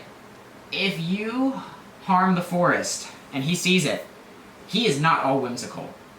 You are going to lay down in that grass until you die. He will make the grass choke you out. If you're a hunter just for sport, you're fucked. I feel like you're getting horny off this. Oh my god! You bit your fucking lip! You bit your lip! Yeah, as I'm a fucking joke! You said the grass chokes you, so I went, I went like, fucking Jesus fucking Christ! Oh my god! I'm gonna neuter you. I'm gonna neuter you too, Jackson. You got very defensive there. Yeah. Yeah. Anyway, and I just really like his design in general. It looks like it's more whimsical when in reality he is all of life. He represents. Yes, he is a tree. He represents both the darker side and the brighter side of nature. Look at the little wolf pups. I love those little guys. Big shelter. And all the squirrels and shit all over him. Gameplay question on him. So he sounds like a pretty unusual jungler. Is he ever used in competitive play? I believe he has been, but like realistically, not real. If someone locks him in on the world stage, the commentators are gonna go fucking nuts. Got it. He's a very rare sight to behold, but he is very interesting when you do see him because his pathing is just all out of whack. It's weird. This is Galio. Big fucker. This is the Statue of Liberty for Demacia. If the Statue of Liberty fought everything. He's playable? He's playable. Yes, he is made out of pure petricite, which means magic pretty much can't harm him. What? Now, what I mentioned before with Lux, as like a comparison to like show you just how powerful she is as a mage, this guy requires a metric fuckload of magic to actually come to life. Lux can do it on her own. without like exhausting herself to the point of collapse. She can actually still fight after she does wake him up. And so they've got a friendship going on there. But he's fucking massive because he's the defender of Demacia. So basically, whenever Demacia is invaded, he gets woken up generally if he gets enough magic, and he defends the people. He was made by the same dude that wielded Poppy's hammer, Orlon, who is just a legendary figure in Demacia. That's how old Poppy is. She's had that hammer for a long time by human standards. But I just think he's cool as shit. He looks Demacian as shit. He's as Demacian as it fucking gets. Oh, he does look very Demacian. Like, there's no question as to where he comes from, and he's just a friendly dude in general. This is the Bully Bear. This is the evil. So many big fuckers. Big fuckers. Yes. So he's a Freljordian demigod of lightning and thunder, if that was not obvious with all the lightning and lightning runes and whatnot. He was recently reworked, got a very cool design, all that. Basically, no one is ever too savage enough for him. He always wants people to be more violent. So his philosophy is survival of the fittest. If you are farming, you're a bitch. And you deserve to die. So yeah, he basically just murders everyone that he doesn't think is good enough. And no one's good enough. He murders a lot of people. And that's, yeah. I'm going through. This is Kha'Zix. If you remember the tiger from earlier, the alien versus predator thing, this is the alien. Oh, cool. Whenever this thing eats something, it evolves and grows into something else. This is actually him right after a meal. Blood dripping, saliva dripping from his mouth. Because, again, he eats shit. That's what the Void does. It eats and it evolves. Does that factor into gameplay at all? Yes, it does. Every time he levels up his ultimate ability, he can upgrade one of his... Recording? Mm-hmm. Alright, this is Kled. Alright, this guy's Kled. That thing's Scarl. That's his pet. They're just the most Looney Tunes character this game has to offer, and I fucking love them. This is an old Yordle, and he keeps screaming, "Get off my lawn." That's a spear with a shotgun on the end. He's basically a Yordle redneck. Nice. That's kind of all they've got going for them. I just really like their design. They're funny. I love listening to this dude's voice lines. He yells at everyone. This is Echo from Arcane, except not from Arcane because his design is totally different. This is kind of a younger Echo, when I guess he designed... He's the boy who shattered time. That's his title. Because he's... That's one of my complaints with his design. This is why he's not S tier. I don't know what the fuck that is. He's cool as shit. That's a sick haircut. Yeah. This is the one, Yeah, they keep using the same haircut for black characters, and we're really tired of it. Oh, this is not the same haircut. No, this is the one original haircut they have for black characters, and you just like Echo, unless you fight him in game, because he can rewind time. You can imagine how fucking annoying that is. Wait, how the fuck does that work? He goes back to his position 4 seconds ago, healing a lot of health. Basically, if he takes half of his health, he heals a lot more than if he took a quarter of his health. Got it. But he heals a base amount times however much he took in the last 4 seconds. Right, during his development, his ultimate was even played with, he actually shifts the game back 4 seconds for everyone, but that could easily be used for trolling. So they just scrapped that. I think he's pretty good gameplay-wise where he is. His W is clunky, but that's besides the point. My one issue with his design is his weapon. I don't know if it's a lightsaber, a sword, or a baseball bat. It looks like some Final Fantasy shit. It just... Yeah, because in the cinematics, it's sometimes a club, and sometimes it cuts through shit. We don't know. It's just kind of weird. It's just kind of there. I really wish they had pushed it in one or more directions, but they didn't, so moving on. This is Bard. He's from Studio Ghibli, basically. Inspiration from Studio Ghibli. I fucking love this thing. He's a cosmic entity that... I love him. Basically, he's a cosmic entity that found a wagon full of shit and put a body together that was vaguely humanoid. He does what Rise does, but going around collecting magical artifacts that are too dangerous for humans, and those are all his meeps. That's what the little chime thing is called. Is meeps. Wow. That's what they're called in-game. In actual lore, those are called meeps. He might be my favorite character so far. Do they appear in the gameplay? They do. You can collect them around the map. He's another infinite scaler. The more you collect, the more your auto attacks are enhanced. Basically, you throw these things at the enemy. I love throwing things. I love these things. Incoherent cosmic noises. That's a lot of pluses. He's so fucking cool, but he doesn't have any fucking lore. He's a... His design alone gets him all the way up here, because he doesn't have any lore. This is Talia, the first very likely trans person Looks in the game. like Tyler. Yeah. Oh my god, it does. Wow. So we don't have confirmation on this, but it's just become a part of her character. She's trans. Just, it's a fact at this point. She is a stone weaver, which is Riot's way of saying earthbender, except she does it in a weird way. She kind of, in the same sense of the blade dancer, kind of unique twist on one archetype, she weaves the stones, basically. It looks like she is using them like they're cloth. It's really cool to see. There's like two cinematics she shows up in, and both of them look, it's a very stylized way of fighting. Really? Yes. I'll give you a pass, you're high. Regardless. She trained under Yasuo when he was drunk. Which I guess is fine. But he taught her how to use her magic quite efficiently. Being a stone weaver is a very, very rare thing. She's like the only one in the world. I love her design because she uses a lot of cloth. She doesn't dress herself in the general dirty, like, if you're an earthbender, you must be dirty all the time. She looks pretty cleaned up. But that makes sense, because she could bend, like, the earth off of her. Essentially, yeah. She's a more, I guess you could call it just a cleaner way of bending the earth. As it shows in her splash art, she surfs on a rock. Pretty cool. And the only real part of her design that screams earth elemental user is her collar, which really fucking works, because that just looks like she's holding it there with magic. I love her design. It's awesome. So can she like telekinetically control stone? Yes. That's really cool that she chooses to have a stone earring and a stone bracelet, just consciously. That's cute. It's cute. I like Talia. Yep. Lots of that. This is Silas. This is the one that Lux is trying to bang. He looks like all the other ones. Yeah, he does, except he hasn't showered in 3 years. Ew. Yeah, I think that's actually canonical. Smash. Is that works in the background? No, that's not. Oh, actually, shit. Is that? I think it is. I don't know. It's a blurred out face, but got long hair, so let's assume it is because she's simping over him. Wait, does that? Yeah, she does. I can't even remember what kind of hair she has, because whatever.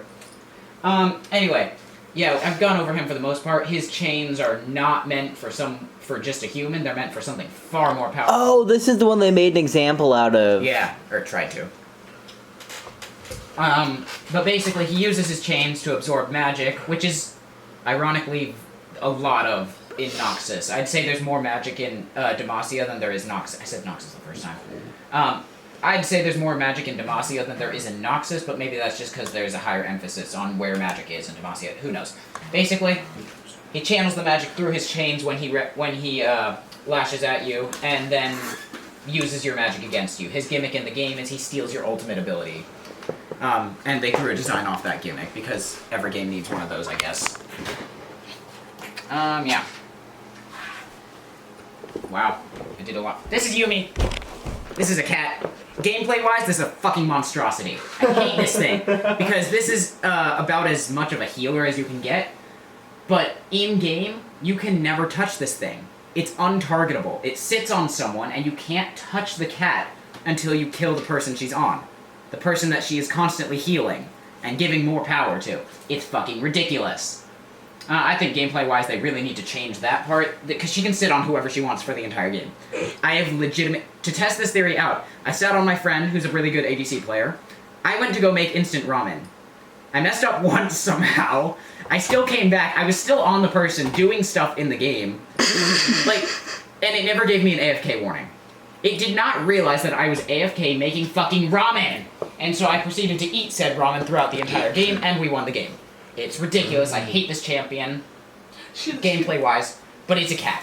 She has the same face with all of the, like, emo characters. Yeah. Like, she looks like the little fox girl with, like, the Stewie football head and the, like, big fucking... Well, you are not My wrong. Little Pony eyes. Yeah, she's a magical cat. That book that she's sitting on is sentient and opens up portals. Her master, the Yordle Nora, is currently missing. She did appear in the card game, so I don't know what's up with that. But Yumi is basically, her voice line, she talks. Basically she says all the cat stereotypes, and I fucking love that. So that's why she's an A tier. This is Nunu and Willump. The Yeti eats the crap out of anyone who dares try to harm Nunu. That's cute! Oh yeah, it's cute. And Nunu has no fucking idea. Nunu. Yes. Nunu is basically just the most innocent child ever that thinks they're going on helpful adventures to save the day as superheroes, and Willump is killing people left and right. Because he's a Yeti, trying to protect the So when Nunu was younger than he is now, Willump found him shivering in the cold. I think he's Iceborn, I don't really know.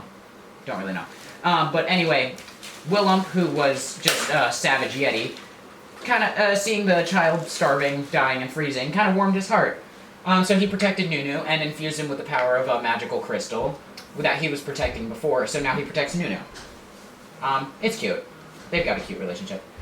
This is Sejuani. This is what I mean when I say it's stupid for Iceborn to not cover up. Because Sejuani is the war mother of the Winter's Claw, the most savage clan in the Freljord. This design looks sick as fuck. And I don't want to hear anything about her face because you can hardly see it. She has giant titty cups for some reason. Yes. That doesn't look very comfortable. Probably not. That's what her role is about. She is constantly uncomfortable as shit. Why is that her? Huh? What? No. The flail that she uses, she isn't Iceborn, so I don't know the exact reason behind this. Whenever she uses her weapon, it causes her immense pain. But she keeps using it.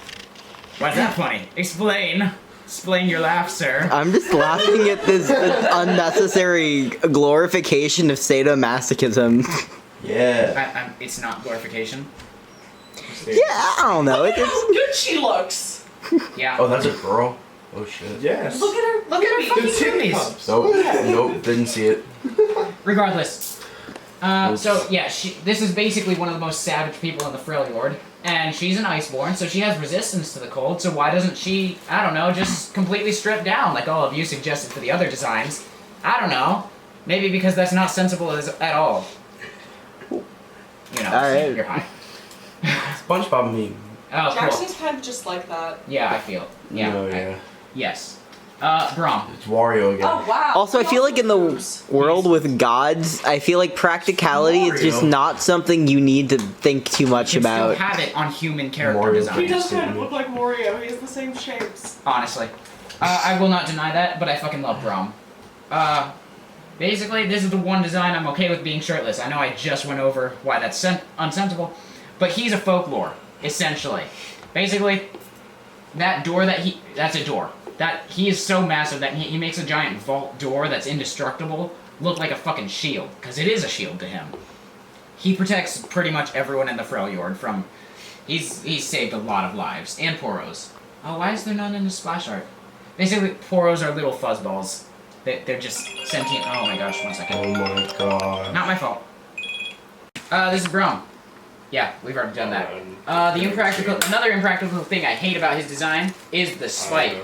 Now, if Kale was gonna bend over and kill himself, he's gonna bend over and kill himself 9 times. No, he's gonna pull up his titty implant. Maybe I'm talking to him. Yeah, probably. There's a few things I don't like about Braum, but I really like his character, so he's up here and he fucking deserves it. He was almost S tier. What's up? Or is his nipple small because it's cold out? Yes. Immediately. Okay. This is Renata Glask. Go to her house. Billionaire mommy. God damn. Oh, so she lives in the Undercity, Yeah. for sure. She's a fine. Chem Baroness, and everyone liked her on release. Everyone wants her to have a Coven skin, which is a witch skin line.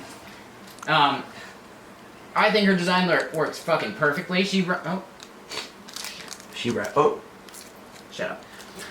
So basically, her whole thing, she's definitely evil. If you couldn't tell that from the murder vibes that are. This is a murder scene. That's a dead guy in the corner. That's her reflection in the puddle. Possibly of blood, chemicals, or whatever else. So on the cert. What's up? Is she supposed to be old? Yes. I feel like an older person probably wouldn't have those hip cutouts, but that's just me. And yet at the same time, she's a billionaire. A billionaire. Billionaire. I like this one too. This This one's guy, cool. man. I like And the this. matching gun is really cunty. Yeah. That's the vibe she's going for, I think. I think they fucking nailed her design. Oh my god. Where was I going with this? Right. So she is, like I said, villain. Definite villain. Her cover, kind of, for her fortune, and where she gets a lot of her money. She runs a perfume company. An evil perfume company, though. If you use any of her products, it basically puts a chemical in your brain that she can activate at any point and turn you into a mindless zombie. That's kind of rude. She can take over an entire city with the press of a button. Okay, that's hot. It's pretty fucking rude. Yeah, but 10 out of 10 would smash. I mean, they're probably doing that now. Yes. We're in this is Yorick. sex tier? Yes, we're in the sex tier. Let's go! This is Yorick, the most undervalued character in League of Legends. Ever. Smash or pass? Smash, 100%. I love it. This Are guy's all a of total these in this Chad. tier? Can I assume from this on it's smash? Unless I specify otherwise. Okay. There's actually one I want. But, Okay. regardless, Yorick is fucking awesome. He is another result of the Ruination. But Bone staff. he was a gravedigger. What the fuck is that? Before, huh? What the fuck is that? We'll get to the sand fleas. The what? So he was a gravedigger in life, and he's a gravedigger now in Undeath, I guess. The only reason he survived the Ruination was because of his necklace right here. The only bright thing on his character design, and the only thing lighting him up, which I really love in his art. That's a vial of the waters of life. It's the only what? He was a grave digger in life. Now he's a grave digger. Yeah. A digger that's grave. Yes. Thank you. X marks the spot. I like your cut, G. Regardless, so what he has been doing, this guy's been out for 10 years, and he has had set up in his stories for 10 years to fight against the Ruined King. He has been building an army of the undead to combat the Ruined King during some final epic showdown. When the Ruination event happened, where the heroes fought the Ruined King, he had fuck all to do with the story, because they don't want to design a skin for him, because he's not popular. His storyline was completely forgotten about, and no one else has ever been done as dirty as this man was during that event. Damn. In his lore, the only reason he is alive right now, in, like, a zombified state, I guess, but still very sentient, is the vial of water. In the lore, so if he gives that away, if it's cut off his neck or whatever, he dies pretty instantly. In the event that they had, he gives it away freely, like it's fucking candy. They don't give a fuck. It's fucking candy. I am so pissed at what they did with his design with his story that I genuinely wish I could smack whoever handled that event. This is the worst part of that event by far, and that event was a hot fucking mess of bad decisions and just poor storytelling. Story and narrative have always been second to Riot, but they just kicked it down to the bottom of the list for this event, and everyone fucking hated it. Basically, these me and my friend call them sand fleas in game, because whenever he kills a minion with his Q ability, which is basically just a big bonk with his shovel, then he can summon a little sand flea. They're little ghouls, but sand flea. And yeah, so he was done dirty, but he still deserves S tier because we are going to ignore his story because it is stupid what they did with him. This is Zillion, one of the oldest champions in the game. He hasn't been touched gameplay-wise in over a year because he is a perfect design. Blue Santa. That's his model. He looks like he was even worse photoshopped into the game than Amumu was. He looks like a Wizard 101 character, even more so than the last one. Absolutely. Oh my God, he does. From a PS2. But regardless, I like that you can still notice the pattern on his shirt in the character model level. I feel like that oftentimes doesn't transfer into the actual... Oh, it doesn't. You don't see that ever in-game. It's too far away. Just perspective-wise, you just never see it. But you definitely notice that this clunky clock behind him looks like a piece of shit. He doesn't have... Like, he's got 16 polygons, maybe. That's being generous, honestly. Look at that piece of crap. But no, what I'm giving him an S tier for is his lore, which basically... I'm gonna skim over it. Basically, he saved a whole bunch of people from the void by removing them from time, and now he's trying to save them. Sick. And now he's looking into different timelines to see how to defeat the void. He hasn't found any. He's Doctor Strange in this shit. Yeah, except the void always wins. There is not that one in a million fight. Yeah, his voice lines are literally shit. These are like his 2 voice lines. He's so old. This is Ornn. This is the brother of Volibear and Anivia, the Ice Phoenix and the Giant Bear. He is the Forge Master, essentially, and demigod of the Forge and Fire. What I love about his design is that he looks like a blacksmith because that's all he really is. That's all he wants to be. He just wants to work. He just wants to work on his forge. That's all his voice lines portray, really. He just tells you leave him alone. Time spent away from the forge is wasted. And he was was it last year? No, it was the beginning of this year. He was teased in the opening season cinematic to be preparing for something. What everyone thought was going to be a giant void event that would give us lore, that would fix and forgive the sins of the Ruination. But instead we got Star Guardian, and they made it even worse. But regardless, he's got a whole bunch of setup because all the stuff that he crafts is fucking perfect. To the point where his passive in-game makes the ultimate items you can buy stronger because he upgrades them. Oh, Then so he he's makes like a stuff- meta character. Yeah. So he is a top lane tank with a lot of crowd control and disrupt. Amazing, he does fine damage, and if you can play him really well, you can honestly play him as a tank assassin. It's ridiculous. He's got an incredibly high skill ceiling. I thought, like, imagine being a new player to this game and then being like, oh, which one do you want to play? And looking at this giant list of champions. It's overwhelming, yeah. I never got that. I had a very strange experience when getting into the game. That's why I'm obsessed. But regardless, everything that Ord makes is fucking perfect. And if you say otherwise, you're stupid. Yeah. This is Azir. This is the dude that didn't free the slaves in time, so genocide. I like the Egyptian vibe. Yes, this is Ra and Horus. I think it's more inspired by Horus, but he's got Ra vibes as well. So basically, his thing is he controls sand. He's like Gara, except a lot stronger. He can raise entire sentient armies that were once the armies of Shurima, and he commands all of them. He can create just about anything he wants out of sand. And he's just overall a really cool design. His humanity is kind of...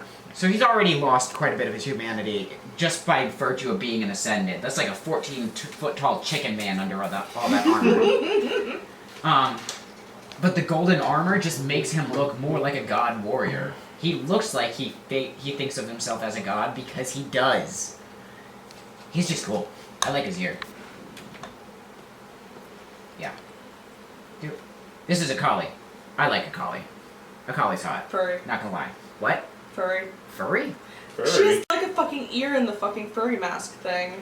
What? What are you talking about? This Yeah, a lot of people have ears, Mikayla. But fuck, man, I guess I just have furry vision on. I think you're just fine. Yeah, You're furry? Damn. Well, she does have, like, the dragon tattoo, so it makes you think... Not the dragon tattoo. But that, like, silhouette, especially that big fucking wisp of hair with the little ear thing, like, the ribbon kind of looks like an ear, and then that, like, mask shape is, like, in fucking furry. It has a similar silhouette see where you're to a going lot with of that. furry art. Do you see what I mean? I can see where you're going And the with that. fact I that never that's thought why I about called that. you a furry, because, like, you said that was attractive, so I'm making How much fun of furry you. art have you seen that's what your mind is? I've seen a lot of furry art. Fuck, man, I'm fucking... Regardless. I'm not fucking ashamed to admit that. Akali is from Ionia. She trained under Shen, the blue ninja guy that we were bitching about earlier, because apparently he looked like the red ninja. But whatever. Basically, That she was went just Roland. Yeah, I know. Okay, I say we, I meant Roland. Roland does not speak for any of us.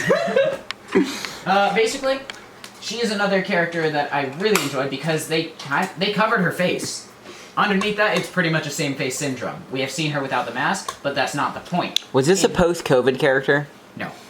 Thank No, she's been here. She's been in the game for quite some time, and each iteration of her has a mask on. They've updated her quite a few times. I really love her gameplay in the game, but that's not really pivotal to her character, so we're gonna ignore it. Her weapons are just really cool. They are borderline too big, but they make them small enough to look like a ninja's weapons, because her whole thing is fast and quick, perfect assassinate. One of her abilities is literally perfect assassination. I feel like a lot of these people also have oversized weapons. Yes, and that's just and the best thing that's that just ever what they have to happened do. to weaponry. Yeah. Girls with big giant swords. Fuck yeah, dude. Yeah. Not gonna lie, very hot. And But short regardless, hair. what I like about Akali is Yeah. she's just more muscular than you'll see in the average design in League of Legends. All the other a lot. Wow. I like her muscular back. I was just about to say the back that. specifically. Oh my gosh, she's so strong. Because the rest of the women, noodle as fuck. Yeah. Doesn't matter if they're carrying giant ass cannons made of solid stone that should not be liftable by anyone. They're still skinny as a fucking noodle. They look like they'll snap. She still has a tiny waist. Yes, she does. Right. It's not perfect. That's why she's not top tier. Yeah. But wait, there's something above S? no, I mean, that's why she's not like top 10. Got it. I really like Akali's design. She's just interesting. And I cool. really like her gameplay, so I'm a little biased. This is Urgot. He's fucking cool. Urgot, you can't really tell here, but he's got 6 legs, crab legs, and all of them have all of them have shotguns on them. Fuck yeah. In the center, that's a meat grinder with a hook shot in it. That's for terror. It's like fucking Batman. So you will get dragged. He's got so yeah, he's many getting a fucking- tattoo because he's fucking metal. That's and his right arm has been replaced with a fucking machine gun. Fantastic. So he's just fucking cool. He He's looks also- like Vayne. Yeah, he does look heavy like Vayne. inspiration on Vayne. But yeah, I just think this is as sick as we're gonna get in an evil character design because he's clearly evil. He doesn't give a shit, and he's gonna get what he wants, or you're gonna get pulled into a meat grinder. Cool. Fucking meat grinded, I guess. I fucking love Scion. Scion's a zombie, and you can fucking tell. So A, he used to just be a dude. He used to be a berserker. Huh? I thought he looked like Thanos. He does actually. Huh. I never thought of that. Anyway, you get visible battle damage. Coolest shit for a berserker on the battlefield. That's a zombie. So he's been in a lot of fights. Gray skin, zombie. Furnace in the center, that's fucking arcane zombie. You've got staples holding him together. Zombie. He's a fucking zombie. His jaw is the crown of Prince Jarvan, or of King Jarvan Show me the those First. pretty white This guy jaws. ripped his face off, used his crown as his chin fucking now. Face. Jesus. So that's Did his he not chin. have a chin before? Maybe it fell off because he's a zombie. I don't know. Oh. But it's cool as shit. That makes He's got a dagger in his head. I don't know why, but it works. Well, I love his mine axe. looks like that like samurai haircut, except it's a ribbon, not hair. Yeah. Like the bound He's hair. killed a lot of Ionians. Rad. The ninja people. So, yeah, Scion just works as a zombie design. I fucking love it. Because zombies are normally just kind of skinny and, like, walking towards you mindlessly. This guy will kill... This guy is actually a terror to even his own allies because he will kill anyone he sees. Ally or enemy. He's just completely uncontrollable. He's a weapon of fear. He looks like a sumo zombie. Yeah. This is a Yowie. Ilawi. I like this. This is a brick shithouse design. I fucking love that. 20 out of 10 would let her smash me. I'm with you. 100%. And With a hammer repeatedly. She already has 2. So we do refer to her as she, but it's really more of an it. She's gender fluid, and can take whatever form she thinks is going. What do you have to say about the league champs, Jackson?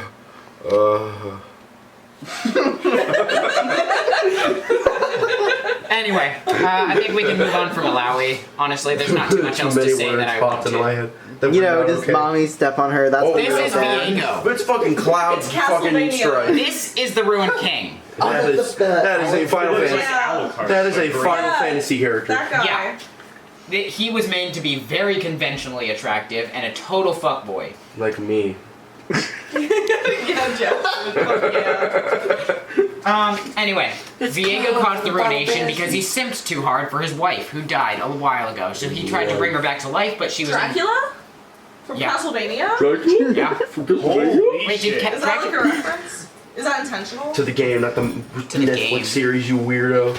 Yeah, not. Fuck you. Regardless. This poser.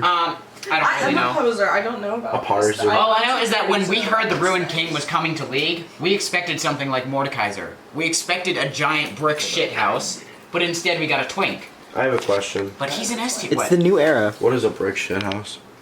Someone just with a very large build. Just looks like it, like they could wall off an entire, That's funny as it. like an entire House. Yeah. Anyway, so Viego's an S tier because this design just works for his lore. It just It works. matches perfectly.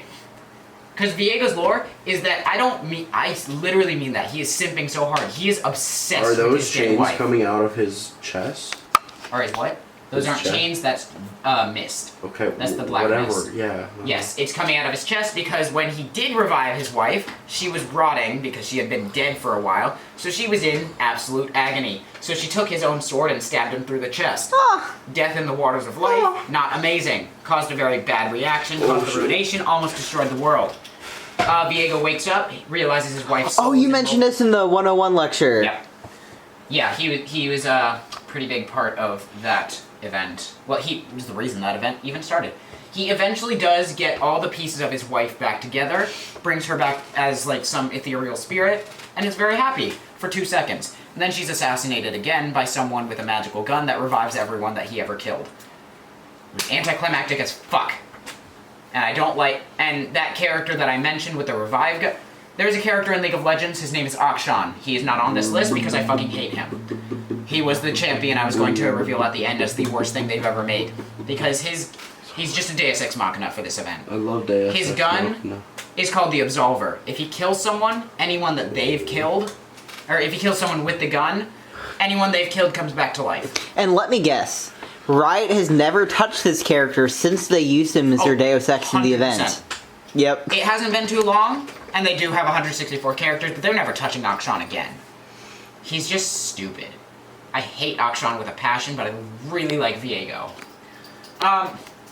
But where was I going with this? Let's see. He's quite literally, he's obsessed with it. He believes himself to be able to do no wrong in the quest to save his wife's soul. And quite frankly, no one can stop him. He's just an obsessed bitch. What are you gonna do, Jackson? Come on his face. Well, see, he wouldn't let that happen because the only one that's allowed to do that is Isolde, his wife. He's already got enough cum on him, it looks like. Yeah, probably. It's a whole lot of white. Yeah. But anyway, he was eventually Like the defeated Playboy after his Cardio. wife was killed, and now his wife is like permadead now. Permanently dead. So, does he have anything to do now that she's Nothing dead? to do now. But they are actually doing something with his character. They have hinted that the restraints on him currently that were put by Gwen, the doll, if you remember her. Yeah. She had a cool design. Yeah. Those are failing. They are weakening, and he will get out. Now he is someone who is obsessed with something he can no longer have. He has nothing to lose, and I think it's going to be... Hoping it's going to be a big event that fixes what they did with his actual event. Because it was a hot fucking mess of an event, and I'm largely ignoring a lot of it. This is Jinx! Oh, God. You know Jinx? Yep. Jinx is fucking awesome. Yes. Okay, what's the Cannot say defense the same thing against because the it's Harley not. Quinn Yeah, but she looks argument? anorexic. That's fine. Yeah. That's Jinx is okay. a fucking nutcase. Oh, yeah. I don't like the way you said that. I don't. This one was in the TV show, right? Is that a Yes. fucking Yeah. shark She was the... cannon? Yeah. Why? She talks to her guns. That's She built them all stupid. herself. I want her to talk to me. No, you don't. Alright, she also... She only guns. fucks Yordles. This is a... Yeah, she also fucked a Yordle.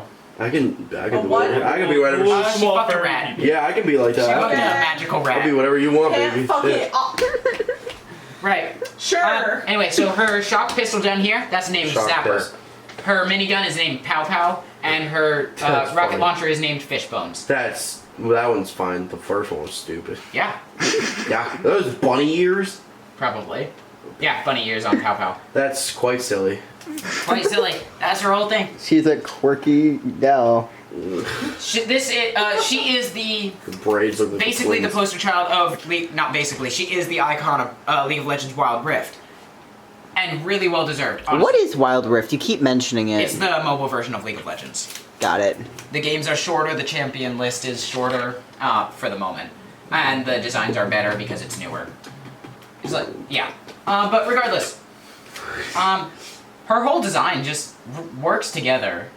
Like, she looks like a nutcase because she is a fucking nutcase. She uses asymmetry also. She's got a thigh-high sock over here, and then, like, nothing over on that leg. She's flat as a board, which is never been seen in a League of Legends character ever. That is an interesting choice. Yeah. She's really skinny and wiry. At least But she's what like I- intentionally skinny. She kind of Yes. looks like an acrobat. At Exactly, least. yes, and she is. I wish I was in that. And what I really like, attention to detail, Bro, she has a fuck that, I shoulder kinda up. gotta work. She is not an idiot. Yeah. She made all her guns You're herself, and they work. Her rocket launcher shoots incredibly powerful. Rocket launch. I think in Arcane at least, that thing is Hex Tech. Hex Tech. Is Hextech evil in Arcane the same way that it's never explained in Arcane, but it's told from the perspective of the characters who know nothing about that. Got it. So yes. Oh, damn, that's crazy. So honestly, I don't really know what's going on with the cloud tattoos. I genuinely have no idea. They look Ionian more than Piltovan or Zonite. It's a weird design, but she's just chaotic all around, and you can fucking tell. It's candy-ish or bubblegum colored.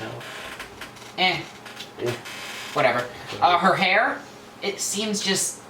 I don't know, we don't see hair like that. She's just all around a unique design. Like, every part of her you don't see on any other character in the game. Genuinely. You don't really see that. And the fingerless gloves. The belt and buckles. the straps. Fingerless gloves, not nearly as much as... I saw at least 2. At least 2 out of 164. And a lot of them are women. A lot of the new ones. And all the belts. Yeah, the belts seem very leaky, but you're right, there's a lot of unique elements on her. Yeah.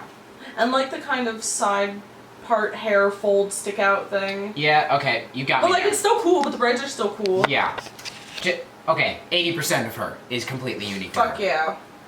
Yeah. There's a reason she was the main character of Arcane. This is Kindred, the spirit of death. That's right. When you die, like I said, I'm not sure if you remember when I talked about spirits. The more people believe in them, the stronger they are. Almost everyone believes in Kindred. They are incredibly powerful. And what are they? Death. Oh, yeah. And basically their lore is that they were once one entity, the Grey Man, the Grim Reaper, who got very lonely because everyone shunned him, because he was death. Everyone had to meet him and pass on. So he took an axe or knife, depending on which mythology you look at from each different region. What I find cool, each different region sees Kindred differently. Has a different design, a different mythology. It's really cool. And the relationship between the two are honestly quite different.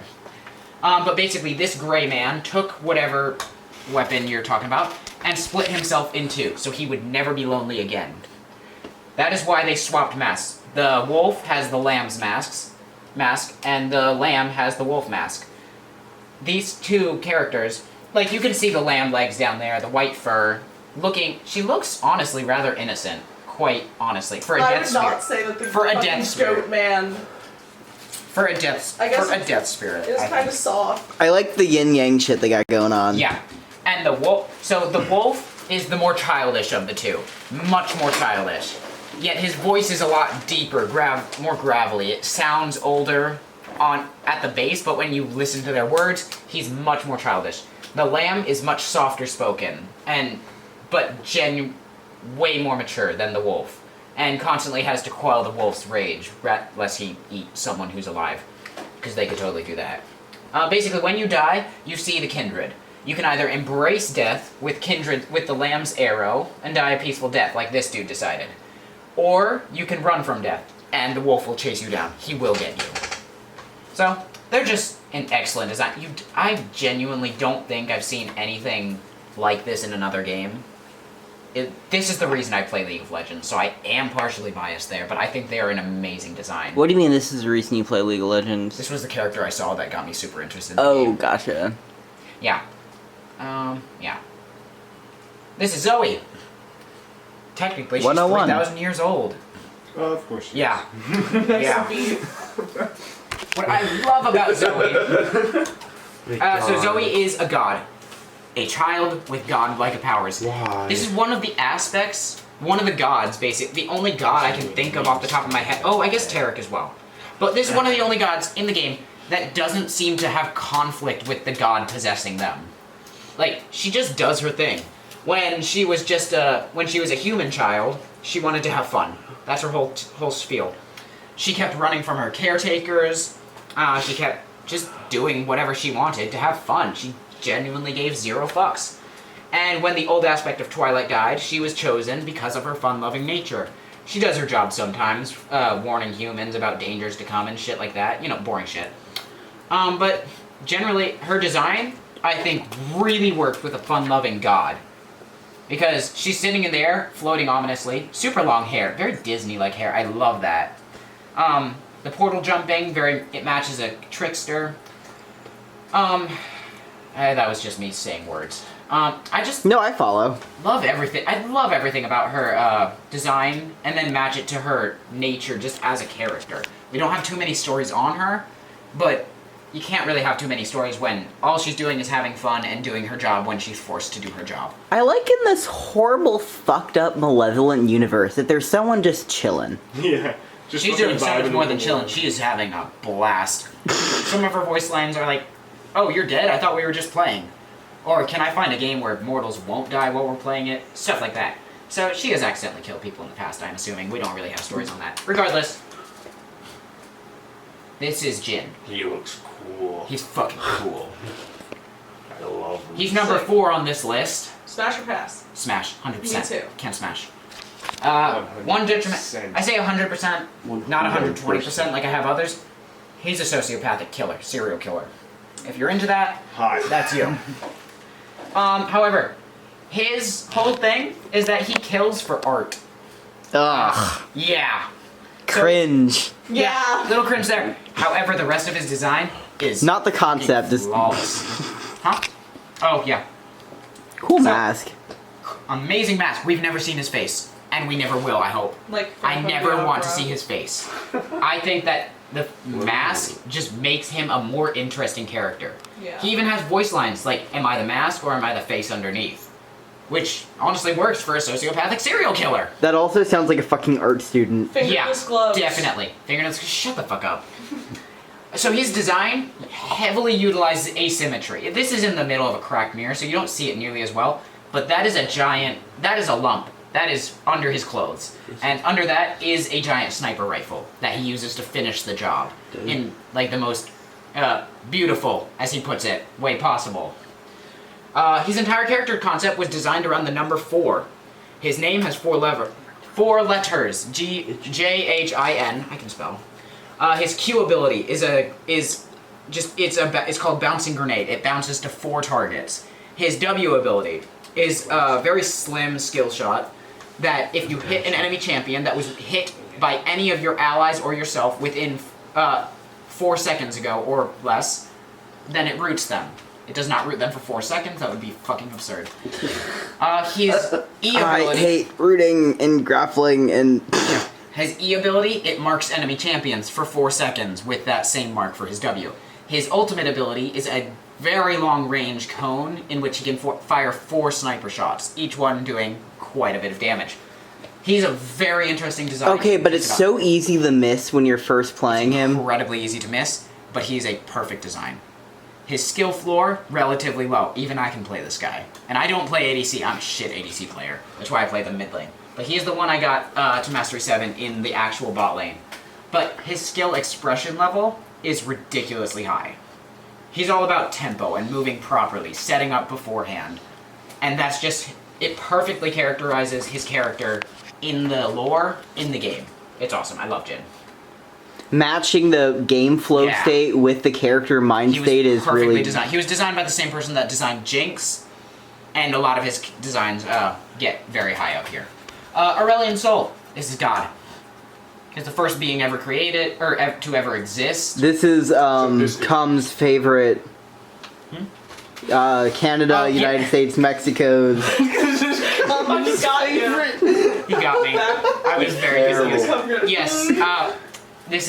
He was in the top 10. I don't know. He might have been number 2. Might have been number 1. I don't really know. Doesn't really matter. He's fucking cool. He's a space dragon. Wait, so is this God, like himself? He does not know. And I say this because that golden crown on his head, that was a trap made by humans. He is currently stuck in Mount Targon. Damn. So, What? human. Yeah. Hell. So I don't know really how the power scaling works, but he is not infinite. He is definitely killable. Or killable, endable. Even Aurelion Sol will die one day, but he's a cosmic dragon. You know how long that's gonna fucking take? He literally his title is the Star Forger. He makes stars in his hand. That is a star in the making. Shit. He can be however big he fucking wants. Did he create the universe? Like a horse. Yes, he created the universe. That's a sick dragon design. It's fucking cool. Fucking awesome. Why did he create it? Because that's what space dragons do. He's bored, I guess. Second highest. This is Evelyn. That is just Oh. a lady in lingerie. That's what that is. That's literally Hear me. No, there are more pictures. Trust me. Oh boy. No. You're gonna be surprised. I promise you. Evelyn is a demon of despair, not lust.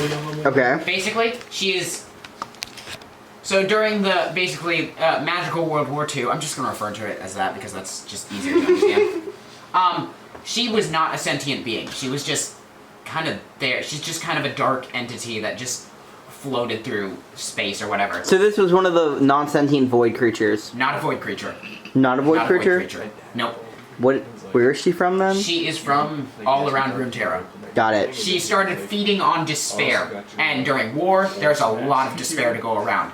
To the point where she gained enough power to gain sentience, and she just kind of feasted on that until the wars ended. Once the wars ended, she grew very hungry, so she decided, oh, I'm gonna go make my own despair. So she eventually figured out that the best way to create despair is to basically bring someone to the highest happiness that she possibly could by seducing them. Nice. But then, Mikayla, you're gonna want to say, I promise. I'm here. Okay.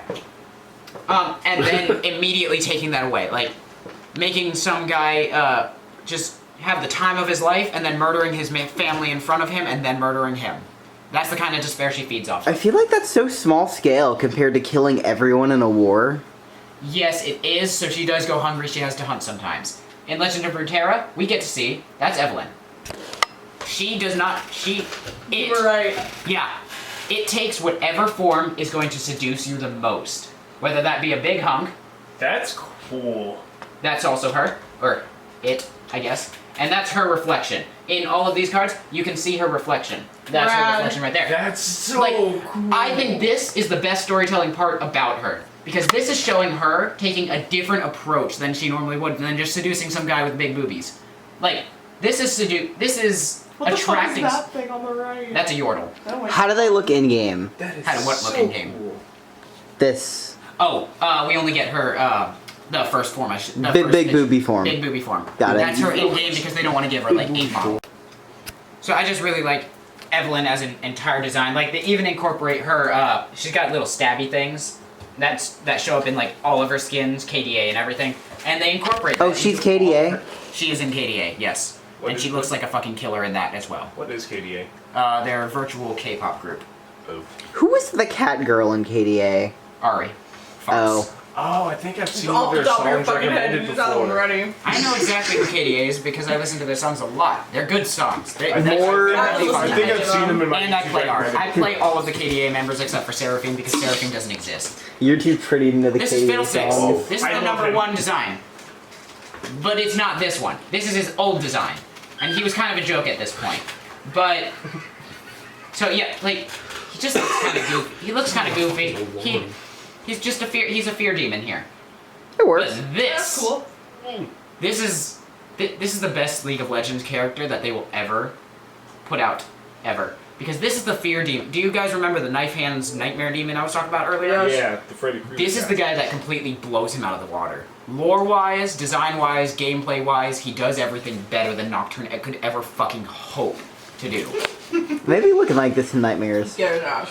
So his entire thing, Lord Jesus. even in game, it gives this because his whole thing is jump scares in game. He has legitimately made me jump up from my seat and just fucking murders me. And he applies the fear condition, obviously. Like I feel like that's pretty self-explanatory. But What does fear condition do? Makes you run away slowly from whoever cast it. So if he gets on one side of you, you run that way. He gets on the other side, you run that way. Oh, and if you have another person, that's death because they can. Yeah. They gotta make sandwich in game. Yeah, it's he's a very interesting design in the game. But the real Fiddlesticks is in the cage. He's a demon. This is just a form because he feeds on fear. Much like Evelyn feeds on despair, he found out that the best way to feed on fear is to scare the shit out of people. Duh. But he does that in the most horrific way. He has too many fucking hands. Why does he have so many hands? I like that he's not being creative. He's just brute forcing. All right, what's a scary ass shit thing to chase people with? He is also a rather primitive thing. He's just Hellspawn. Currently, Evelyn is totally fluent in language. She can talk, seduce you, all that. This thing just kind of echoes. It. Yeah. For how old it is. Whispers. This thing, yes. Fiddlesticks is actually fucking awesome. Exudes like. Smash or pass? Pass. Coward. Yeah. I mean, I'm sorry, I don't want to get stabbed by the circular saw from his shoulder. It's a big shark. Basically, he's a bunch of scrap metal put together to scare the crap out of people. He's vaguely human, and then he gets too many arms. Vaguely. Vaguely. What them arms do? Can I search something up actually on here? Try it. Oh wait, would it be? No, it wouldn't. Actually, yeah, do it on the computer. It'd be faster. Probably. Jeez.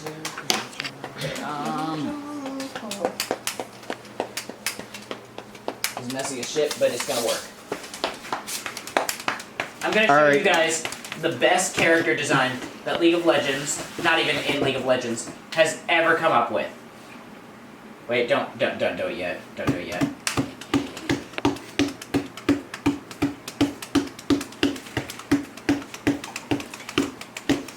Drum solo from Jackson. Alright, this is it. Chip! It's fucking Chip! Oh my god, I love It's fucking Chip! I love Chip. He's little puppy rock, and he's basically, if you remember Malphite, the mountain or the shard of a city, this is a shard of Malphite. He follows up Malphite, gains sentience, and he's got the most adorable baby voice ever. His voice lines are amazing. Actually, I think I can hold him up. And I can see he kind of looks like Fallen from an ancient. Yeah. And there are a lot of chips too. There's not just one chip. There's so many chips. Oh, I get why they call it chip because it's a chip off. Yeah. The... 1 second. I need to pull up his voice lines. Ask. Oh, I guess YouTube is gonna do it for me. Oh, thank you. Smash. Haha, you have to watch an ad within the YouTube video. Fuck. They fucking got you. Phantom John. No, I don't want that. Ugh.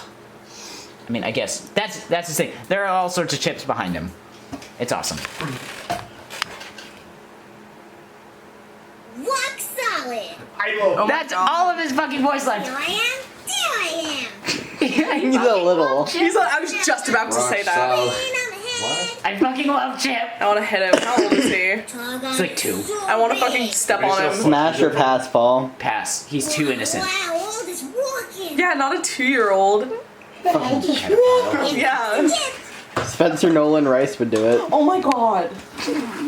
What? Rock solid. Rock solid. Fruit salad. Yeah, that's his interactions with Malphite Can I because see he's the a shard bear of Malphite. scratcher thing? No, I'm a feet. Thank you. Rain on my